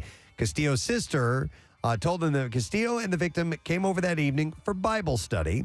They sat together on a couch and were acting like everything was normal. Then the defendant allegedly held the victim's hand, kissed her, and whispered something into her ear. At that point, the witness says the victim shook her head no, and Castillo responded by pulling his hunting knife and stabbing her an estimated 20 times. 20 times? But there were people around? Yeah. Why did no one intercede? Oh, they did. Okay. They got him. But, I mean, you can stab pretty quickly, and they probably didn't know what was going on at first. Yeah. A group of family members jumped up and pulled the defendant off his wife and held him down until police arrived. Other witnesses in the home told a similar version of events, also showing that Castillo and the victim currently were not together as they were having marital problems. When asked what happened with the victim at the house, the defendant reportedly replied, I don't want to discuss. I don't want to talk about it. The victim, she had stab wounds on the left side of her chest that pierced her heart, along with additional sharp forced injuries to her face, chest, and upper extremities. The criminal complaint against Castillo, prosecutors say, has 8 prior felony convictions, including one for beating the mother of his child with a hammer. Oh, my God. And another for repeatedly stabbing a roommate. Good God. I'm going to guess he doesn't pay attention in Bible class. Yeah. I'd say he's not really in it. You're not into this, are you, buddy? He could be sentenced to 40 years in prison. That's messed up. Sorry, I'll try not to end on these horrible stories. Well, that's all there are. There's a lot of them. But, yeah, and I've got more to go. We'll get to them tomorrow. All right, let's take a break. We'll come back. We'll get some lighter stuff. We'll find out if you've been paying attention because we'll ask a lesson question from today's program with a prize to give away in association with that. So we'll come back in a moment. Stay with us. Preston and Steve on 93.3 WMMR. Brownie. Here. The chocolate to cover the blueberry. I said the blueberry. Blueberry? We don't have any blueberries. Son of a bitch. I know where you were coming to avenge me. He really did. He got very emotional. I like the popcorn with the chocolate. Oh, you got to do the. You like the blueberries, right? The Harry and David dark chocolate covered blueberries. And here's the difference. Here's where it all comes down to. They're actual blueberries covered in dark chocolate, as opposed to blueberry mush.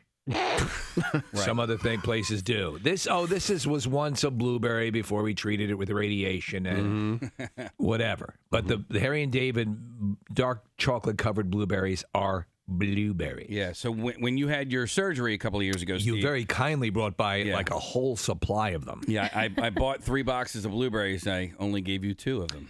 Mate, I'm only learning about that now. Yeah. Now I regret having the surgery. Is this a Harry David? He has, Steve, he had dishonored you. You make me rose face. In front of Harry and David, I will kill you. You have dishonored my tower of chocolate covered popcorn. Nick, that was just so guttural, so raw. Your Holy crap. If that doesn't tell you how cold it is. I mean, it's like an alien. I don't swear even- to God, I don't it's know like what a thing from another planet. Two sets of eyes. Is that 2 or 3? So to describe, just a moment. We had a number one. It just looked like a black mass that walked in through the door here, and then as this thing got closer, we realized that it's actually Pierre Robert. I thought it was Sasquatch. He's wearing a huge, thick, down black jacket. He has, of course, his hair flying out all over the place, and he has a huge hat on that's fuzzy, all kinds of fur all over it, which is fake, I'm sure. And then he has a pair of sunglasses, and then on top of that are a pair of spectacles. And his mouth is opening and closing. Well, I'm trying to get a word in. I'm just describing for the audience what we're seeing here. He's trying to breathe. So it's cold out. Baby. Yeah. I got to play that from Dean Martin later today. But I found this hat somewhere in my travels, and I go, this hat will make me look like a Ruski, and then I can hack into the U.S. political system. And this actually makes you look. Who's the guy who's saying, I just want to stop and tell you how I Yakov feel Smirnoff? about you? Do you remember that guy, the Canadian guy who was super hairy? I never saw him. I know the song. Yeah, it's just an amazing. You do look like Sasquatch with bad eyesight. I could be totally speaking out my ass here, but Steve, do they do prescription sunglasses these days? They absolutely do. Claire has, my wife has them, and they're absolutely manageable and doable. what are you laughing at? These people are laughing at your multiple sets of glasses. People that give me funny looks while I'm driving because I'll have my sunglasses on and then my reading glasses below my sunglasses. All right, this is the guy, Gino Vanelli. Gino Vanelli is who she was That's who talking you about. look like. That song. And yes, it does look like him. Well, there you have it. For your love. Yeah. He's a handsome devil just like me. Wait, Yeah. so are your eyes dilated right now? No. Oh. I could take them off. Yeah, you can take them off. There you go. Yeah, there. You look like a Sasquatch safecracker.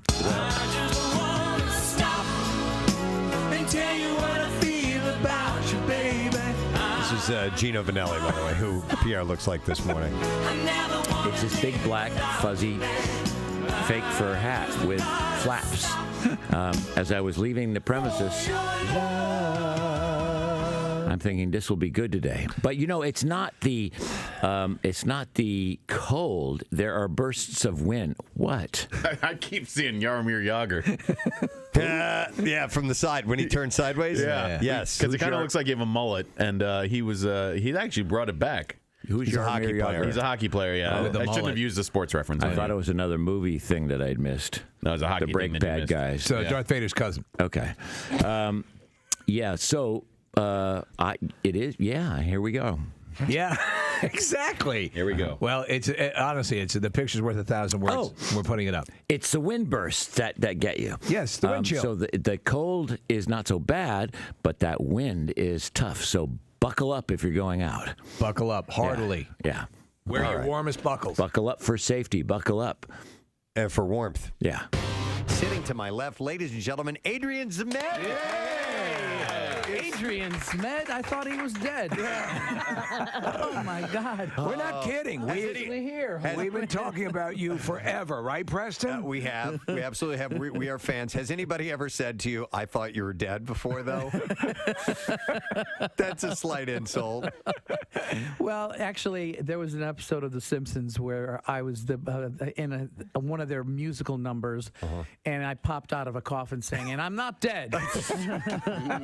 Here you are in this play, and again, Middletown, and it's two couples, and there's sort of there's some comedy, there's some sadness, but it's the way they've grown over the years. And what drew you to this? Exactly that. I'm used to, I've been through the Eastern Seaboard so many times with musicals. And I'm used to just being drenched in sweat by the end of the show and doing it. And then I read this play, and it was such a simple play. It's just about two couples who have dinner every Friday night for 33 years. Right. They're best friends, and they're normal people, and life happens to them. Mm-hmm. And it truly is a roller coaster of emotions. I mean, we suck you in by all our little charming quirks that the couples have and everything, and then life happens. There are tragedies in life that you have to deal with, relationship problems with your spouse and everything. But what is the great fascinating thing about this play is that the words speak for themselves. I'm actually first generation Romanian, so my family came, to America for their kids to, be doctors and lawyers, and I come up to my dad and say I'm going to be an actor. And it's like, the funny thing about him is I won him over. I literally out of acting school, I got one of the last national tours of the original Grease, and we were playing in my hometown of Chicago. You were playing Zuko? Yeah, I was playing Danny, and we were going into a very big theater into Chicago, and there was and nobody really knew very much about Grease at that time. Right. The movie had not come out yet. It was just a hit on Broadway, and there were a few national tours. So the company manager said, "Look, we're having a lot of trouble with this opening night. We're going to paper the house. Tell your dad that you can invite the entire congregation." So, oh man, that's a I didn't mention that my father is a priest, an Orthodox priest. Right, they can get married. And Greece is Eastern Orthodox priests can get married. Yeah. Greece is very profane. Oh God, yeah. 10:23 Monday morning with Preston and Steve Show. Cool Word of the Week prize this week with Montage Mountain. I'll get you the details coming up, but you'll be set for a season, which is pretty awesome. We have other things to give away for now, though. We're going to do the lesson question. We have a $100 gift card to Nebraska to give away. Oh, my God. Yeah, so the question I need to ask is food related. What kind of division should every governmental agency have? 215-263 WMMR was uttered only about an hour ago. Let's see if you were listening then. Call now. What kind of division should every governmental agency have? 215-263 WMMR. If you heard that, you know the answer. Call right now. The trash business is a gold mine. 93.3 WMMR with Preston and Steve's Hollywood Trash. Brought to you this morning by Family and Company Jewelers. Planning on getting engaged? Go see Angelo and the team at Family and Company Jewelers. Get her the perfect engagement ring, a ring from Family and Company, South Jersey's diamond destination. What's up this morning, Steve? Well, Emily Ratajkowski was seen passionately making out with Harry Styles in front of a Tokyo nightclub on Saturday night. Ratajkowski told Japanese reporters that Styles is well-equipped and likened sex with him to being fingered by Godzilla. Oh, wow. My God. Dick Van Dyke, sporting 2 stitches on his chin after his recent car crash, but claiming it is, quote, no big deal. At 97 years old, Van Dyke is more prone to injury and, in fact, recently ended up in a wheelchair after a fart. Oh, my God. And finally, Jane Fonda claiming that, I had never heard about this, but Jennifer Lopez never apologized for cutting her eye during the filming of a slap scene in the movie Monster-in-Law. Lopez says she considers them even after she paid $12 to see 80 for Brady. That's your Hollywood Trash. On IT, we will see if someone does know the answer to this question. What kind of division should every governmental agency have? And the call we're going to go to is Chris. Hey, Chris, good morning. Good morning. All right, Chris, lay it on us. What kind of division should every governmental agency have? Would that be a bagel division? The bagel division. You're correct. Hang on, bud. We're going to give you a $100 gift card to Nebraska. And this Easter, celebrate at Nebraska in Horsham with unique Rodizio-style dining experience. And you can they have brunch and dinner seating available. For reservations, go to Nebraska.com. Now, Preston and Steve's Music News on 93.3 WMMR. Yeah. All right, this morning it is brought to you by Zane Western. Save up to 50% on boots during the March boot sale at Zane Western. It's Zane Western apparel and work gear in Piles Grove, New Jersey. Online at zanewestern.com. Matt Cameron has denied reports from The Sun that he will be filling in for Taylor Hawkins when the Foo Fighters hit the road this spring. Kind of sad to hear that. Yeah, the Pearl Jam drummer wrote in his Instagram story on Saturday, FYI, the internet rumors are false. I have not joined the Foos. Dave and the gang are going to kick off their North American tour May 24th at the Bank of New Hampshire Pavilion in Guilford, New Hampshire. I don't know exactly who's going to be sitting behind the kit, but I'm sure that information will be coming pretty soon, since that's kicking off in May. Speaking of Taylor Hawkins, in commemoration of the one-year anniversary of his death on March 25th, the Belgian band Black Box Revelation enlisted 100 drummers to film a collaborative live performance of the Foo Fighters classic My Hero. Cool. In tribute to Taylor.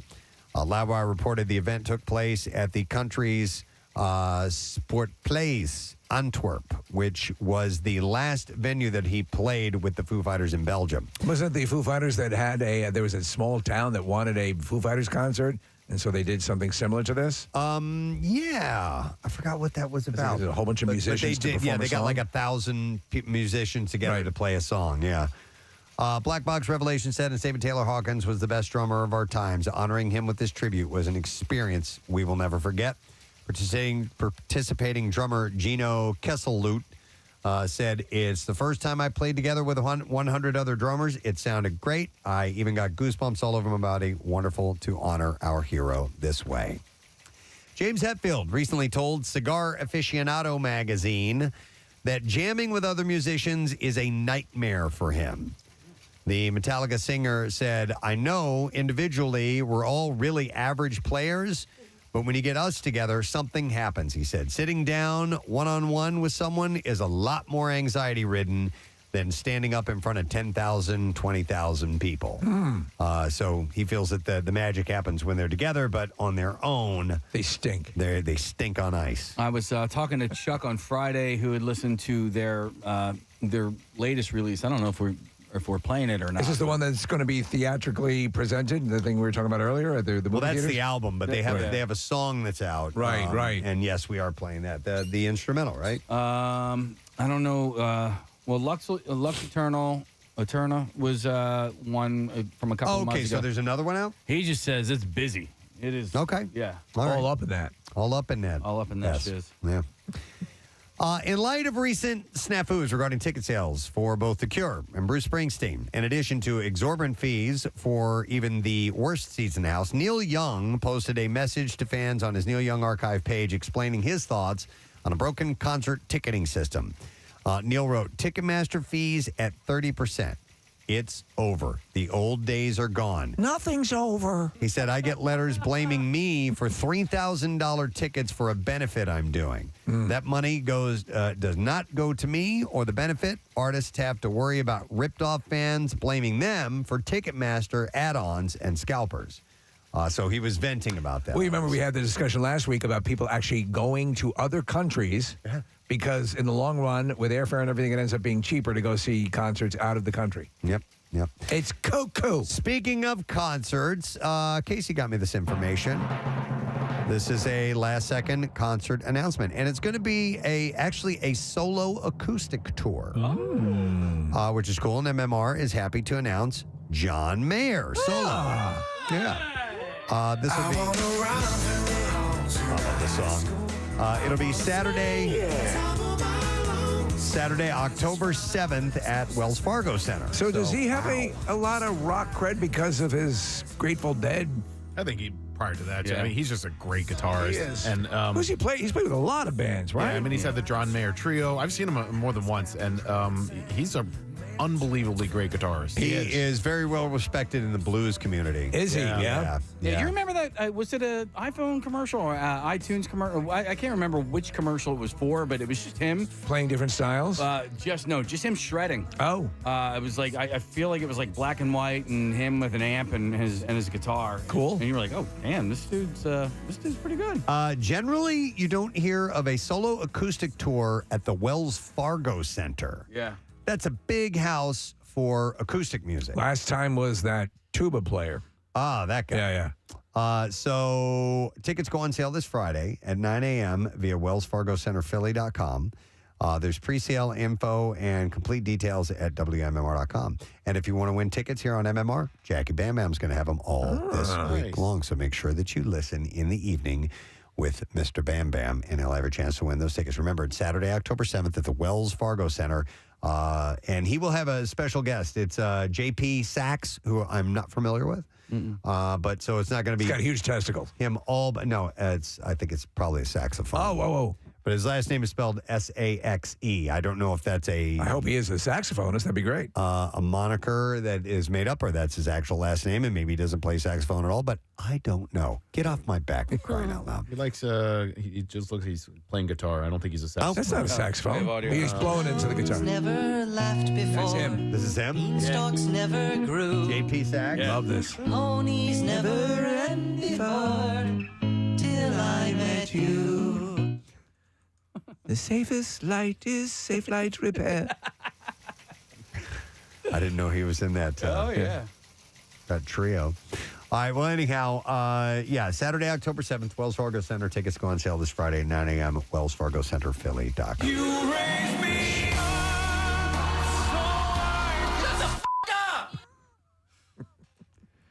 Had to have that in there. Yes. Yeah. I know. Are we still working on Josh Groban? I don't know. Somebody might. I don't know. He's Sweeney Todd, right? Yeah. What? On Broadway. So he's got That's something what he's to promote doing right now? Right now, right this Oh. very second. Okay, cool. All right, well, listen, let's take a break, come back, wrap it up. Very cool Word of the Week prize. We'll tell you all about it when we return, so stay with us. Preston and Steve on 93.3 WMMR. Back on their lives in high school. So he brings down the congregation. So there were 500 Romanian people screaming and yelling, and they had their gypsy violins, and they were going singing the act. Every time I came out, there was a big cheer.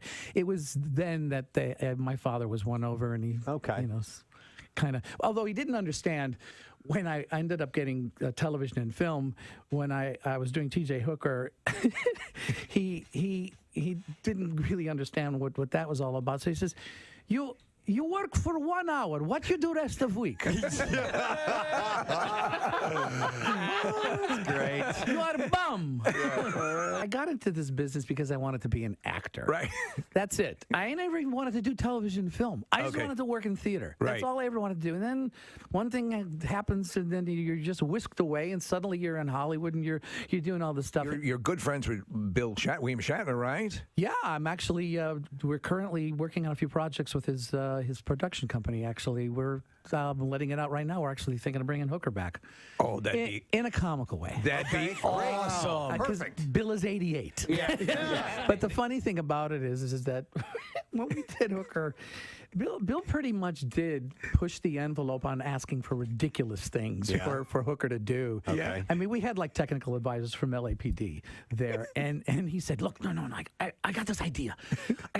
How about I just run over to the helicopter, and as it's going up, I just grab onto the rung of the helicopter, and when we're up in the air, I take my gun out and I go, bring it down." And the TA standing there going, nobody would ever do that. The top text here says, "Poor man's Travolta, my ass." Yeah. He made Bachelor Party, which is an absolute, it's one of my favorite films, and you have one of the best lines in the movie, I think personally. Look at the cans on that bingo. Well, you're telling him, man, I really would love to have a relationship. I would love to have this relationship that you have, and someday I'll have kids and be happy. And hey, look at that hands on that bit of us. You know that movie. Tom and I lived very close to each other. So we lived in Studio City, and the soundstage that we were shooting this at was in Culver City. So it was a pretty good distance to go on the 405 freeway. And you've been on Bosom Buddies, right? Yes, yes. I played Johnny Midnight, his boyhood friend from camp. So you knew him? Yeah. And we'd carpool to work because we could go in the carpool lane and everything. And as every day after we get in the car and we go, our careers are over. Our careers are really over. What are we doing? This is going to be terrible. No. All we did was show up for 13 hours a day and goof off. Almost nothing of what the script originally was in there. We just ad-libbed. We just goofed off. And honestly, some of the funniest scenes in the movie never made it into the movie because we had gotten an X rating. There's a horse scene. There's a horse a donkey show. Let me tell you about this. The donkey actually died. What? They brought him back to life. No. They literally shot him with some shot of something for him to go, and then he keeled over. And his heart stopped. Oh my God! And we've got all these people. There's like 100 extras. Many of the girls are half naked and everything. We're all standing there going, "Oh my God! They killed the donkey!" Dear Lord, you resurrected a donkey, Adrian Cement? And they did the whole adrenaline thing. You know what I mean? They put the Oh my in his God. heart, and he came back. The donkey snorts 3 lines of coke. You definitely could. It's a real good kids movie. You know, I'm really proud. You're thinking your career is over, but no. And then, honestly, when we saw the first cut, it was like, Tom and I looked at each other. This is funny. What the hell happened? Is there any chance you could go back and re-release a director's cut by any chance, or is it too late? Back then, they didn't save that kind of footage. Now they do all the time. And they do it all the time because of everything they do. But honestly, there was one scene that was absolutely hysterical. So we're the bachelor, the party's not going very well. The hookers haven't showed up.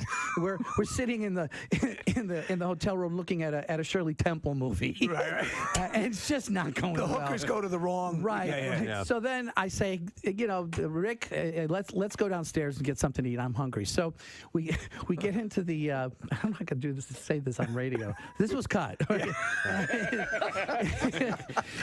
I said, sit in this booth. This is the best booth in the place. So he sits in there, and all of a sudden you hear a zipper sound. His eyes light up. Right. There's a girl underneath who is taking care of him, going to give him a happy ending of some sort. So I, saying my gift to you. Yeah. And we see the minister who's going to marry him walk into the restaurant and go, "Oh, Father, over here, come on, over here." So he comes to the edge and he starts having a conversation with us, and Tom's going, "Oh, Jesus. Oh, Mother of God. Oh, Mother Mary and Joseph." Oh, he's writhing and everything. And I say, he always says grace before he eats. So.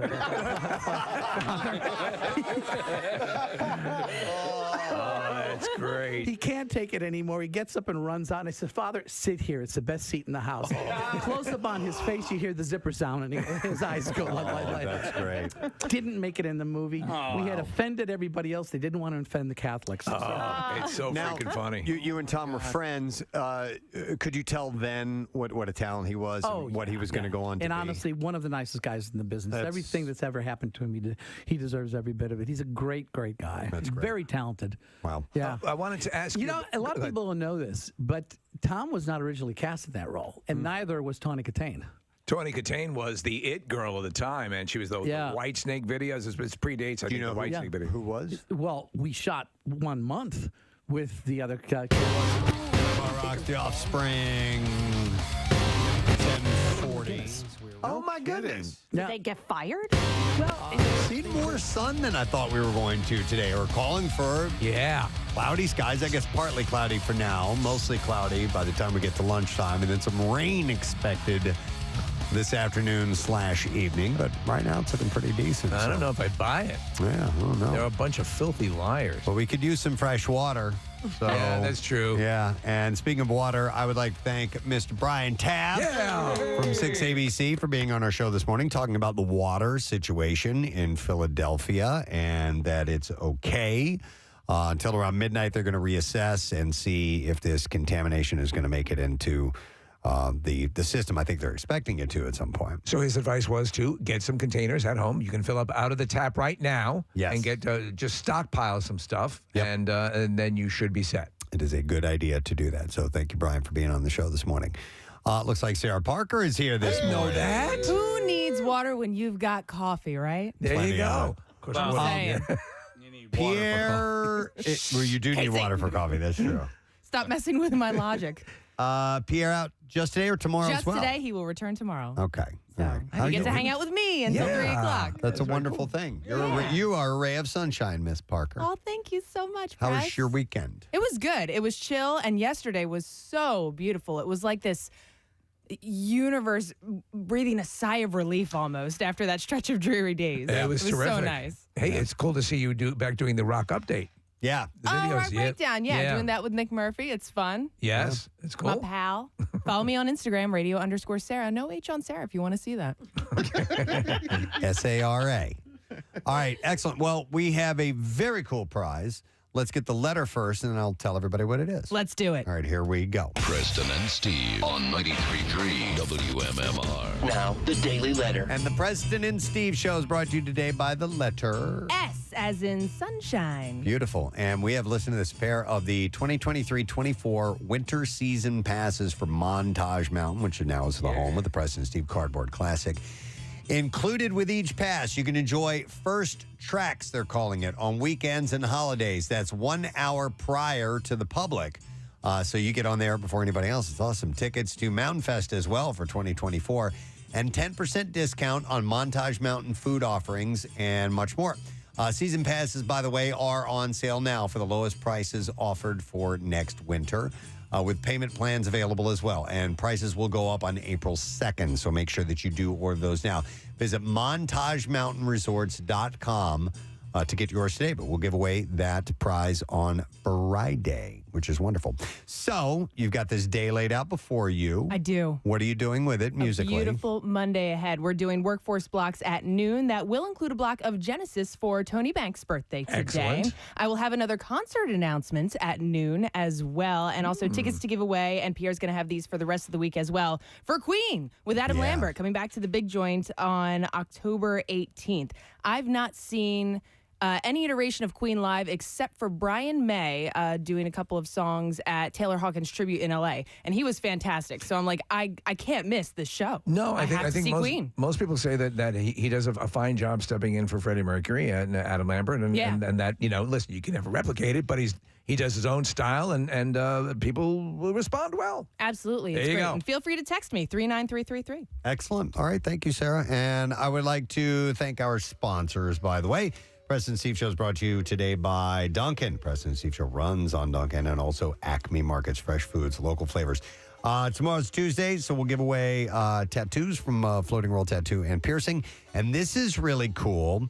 Kola Bikini, who is from Ted Lasso, will be on the show. And he plays the team captain, and the character is escaping my mind right now. Gary Lauer, maybe? No, it's not. It's not Gary Lauer. Oh, What is his man. character's We're name? going to get it. I haven't started watching the new season because my wife and I have been out of sync. Yeah. So I'm waiting until we can sit down and watch it together. Isaac. Thank you, Isaac, who is the captain of the team. So he's going to be on the show tomorrow. That is awesome. That is cool. Will that be our first Ted Lasso interview? I think so. Oh, that's awesome. Yeah. I'm looking forward to it. All right, that is it. We are done. Rage on and have a great day.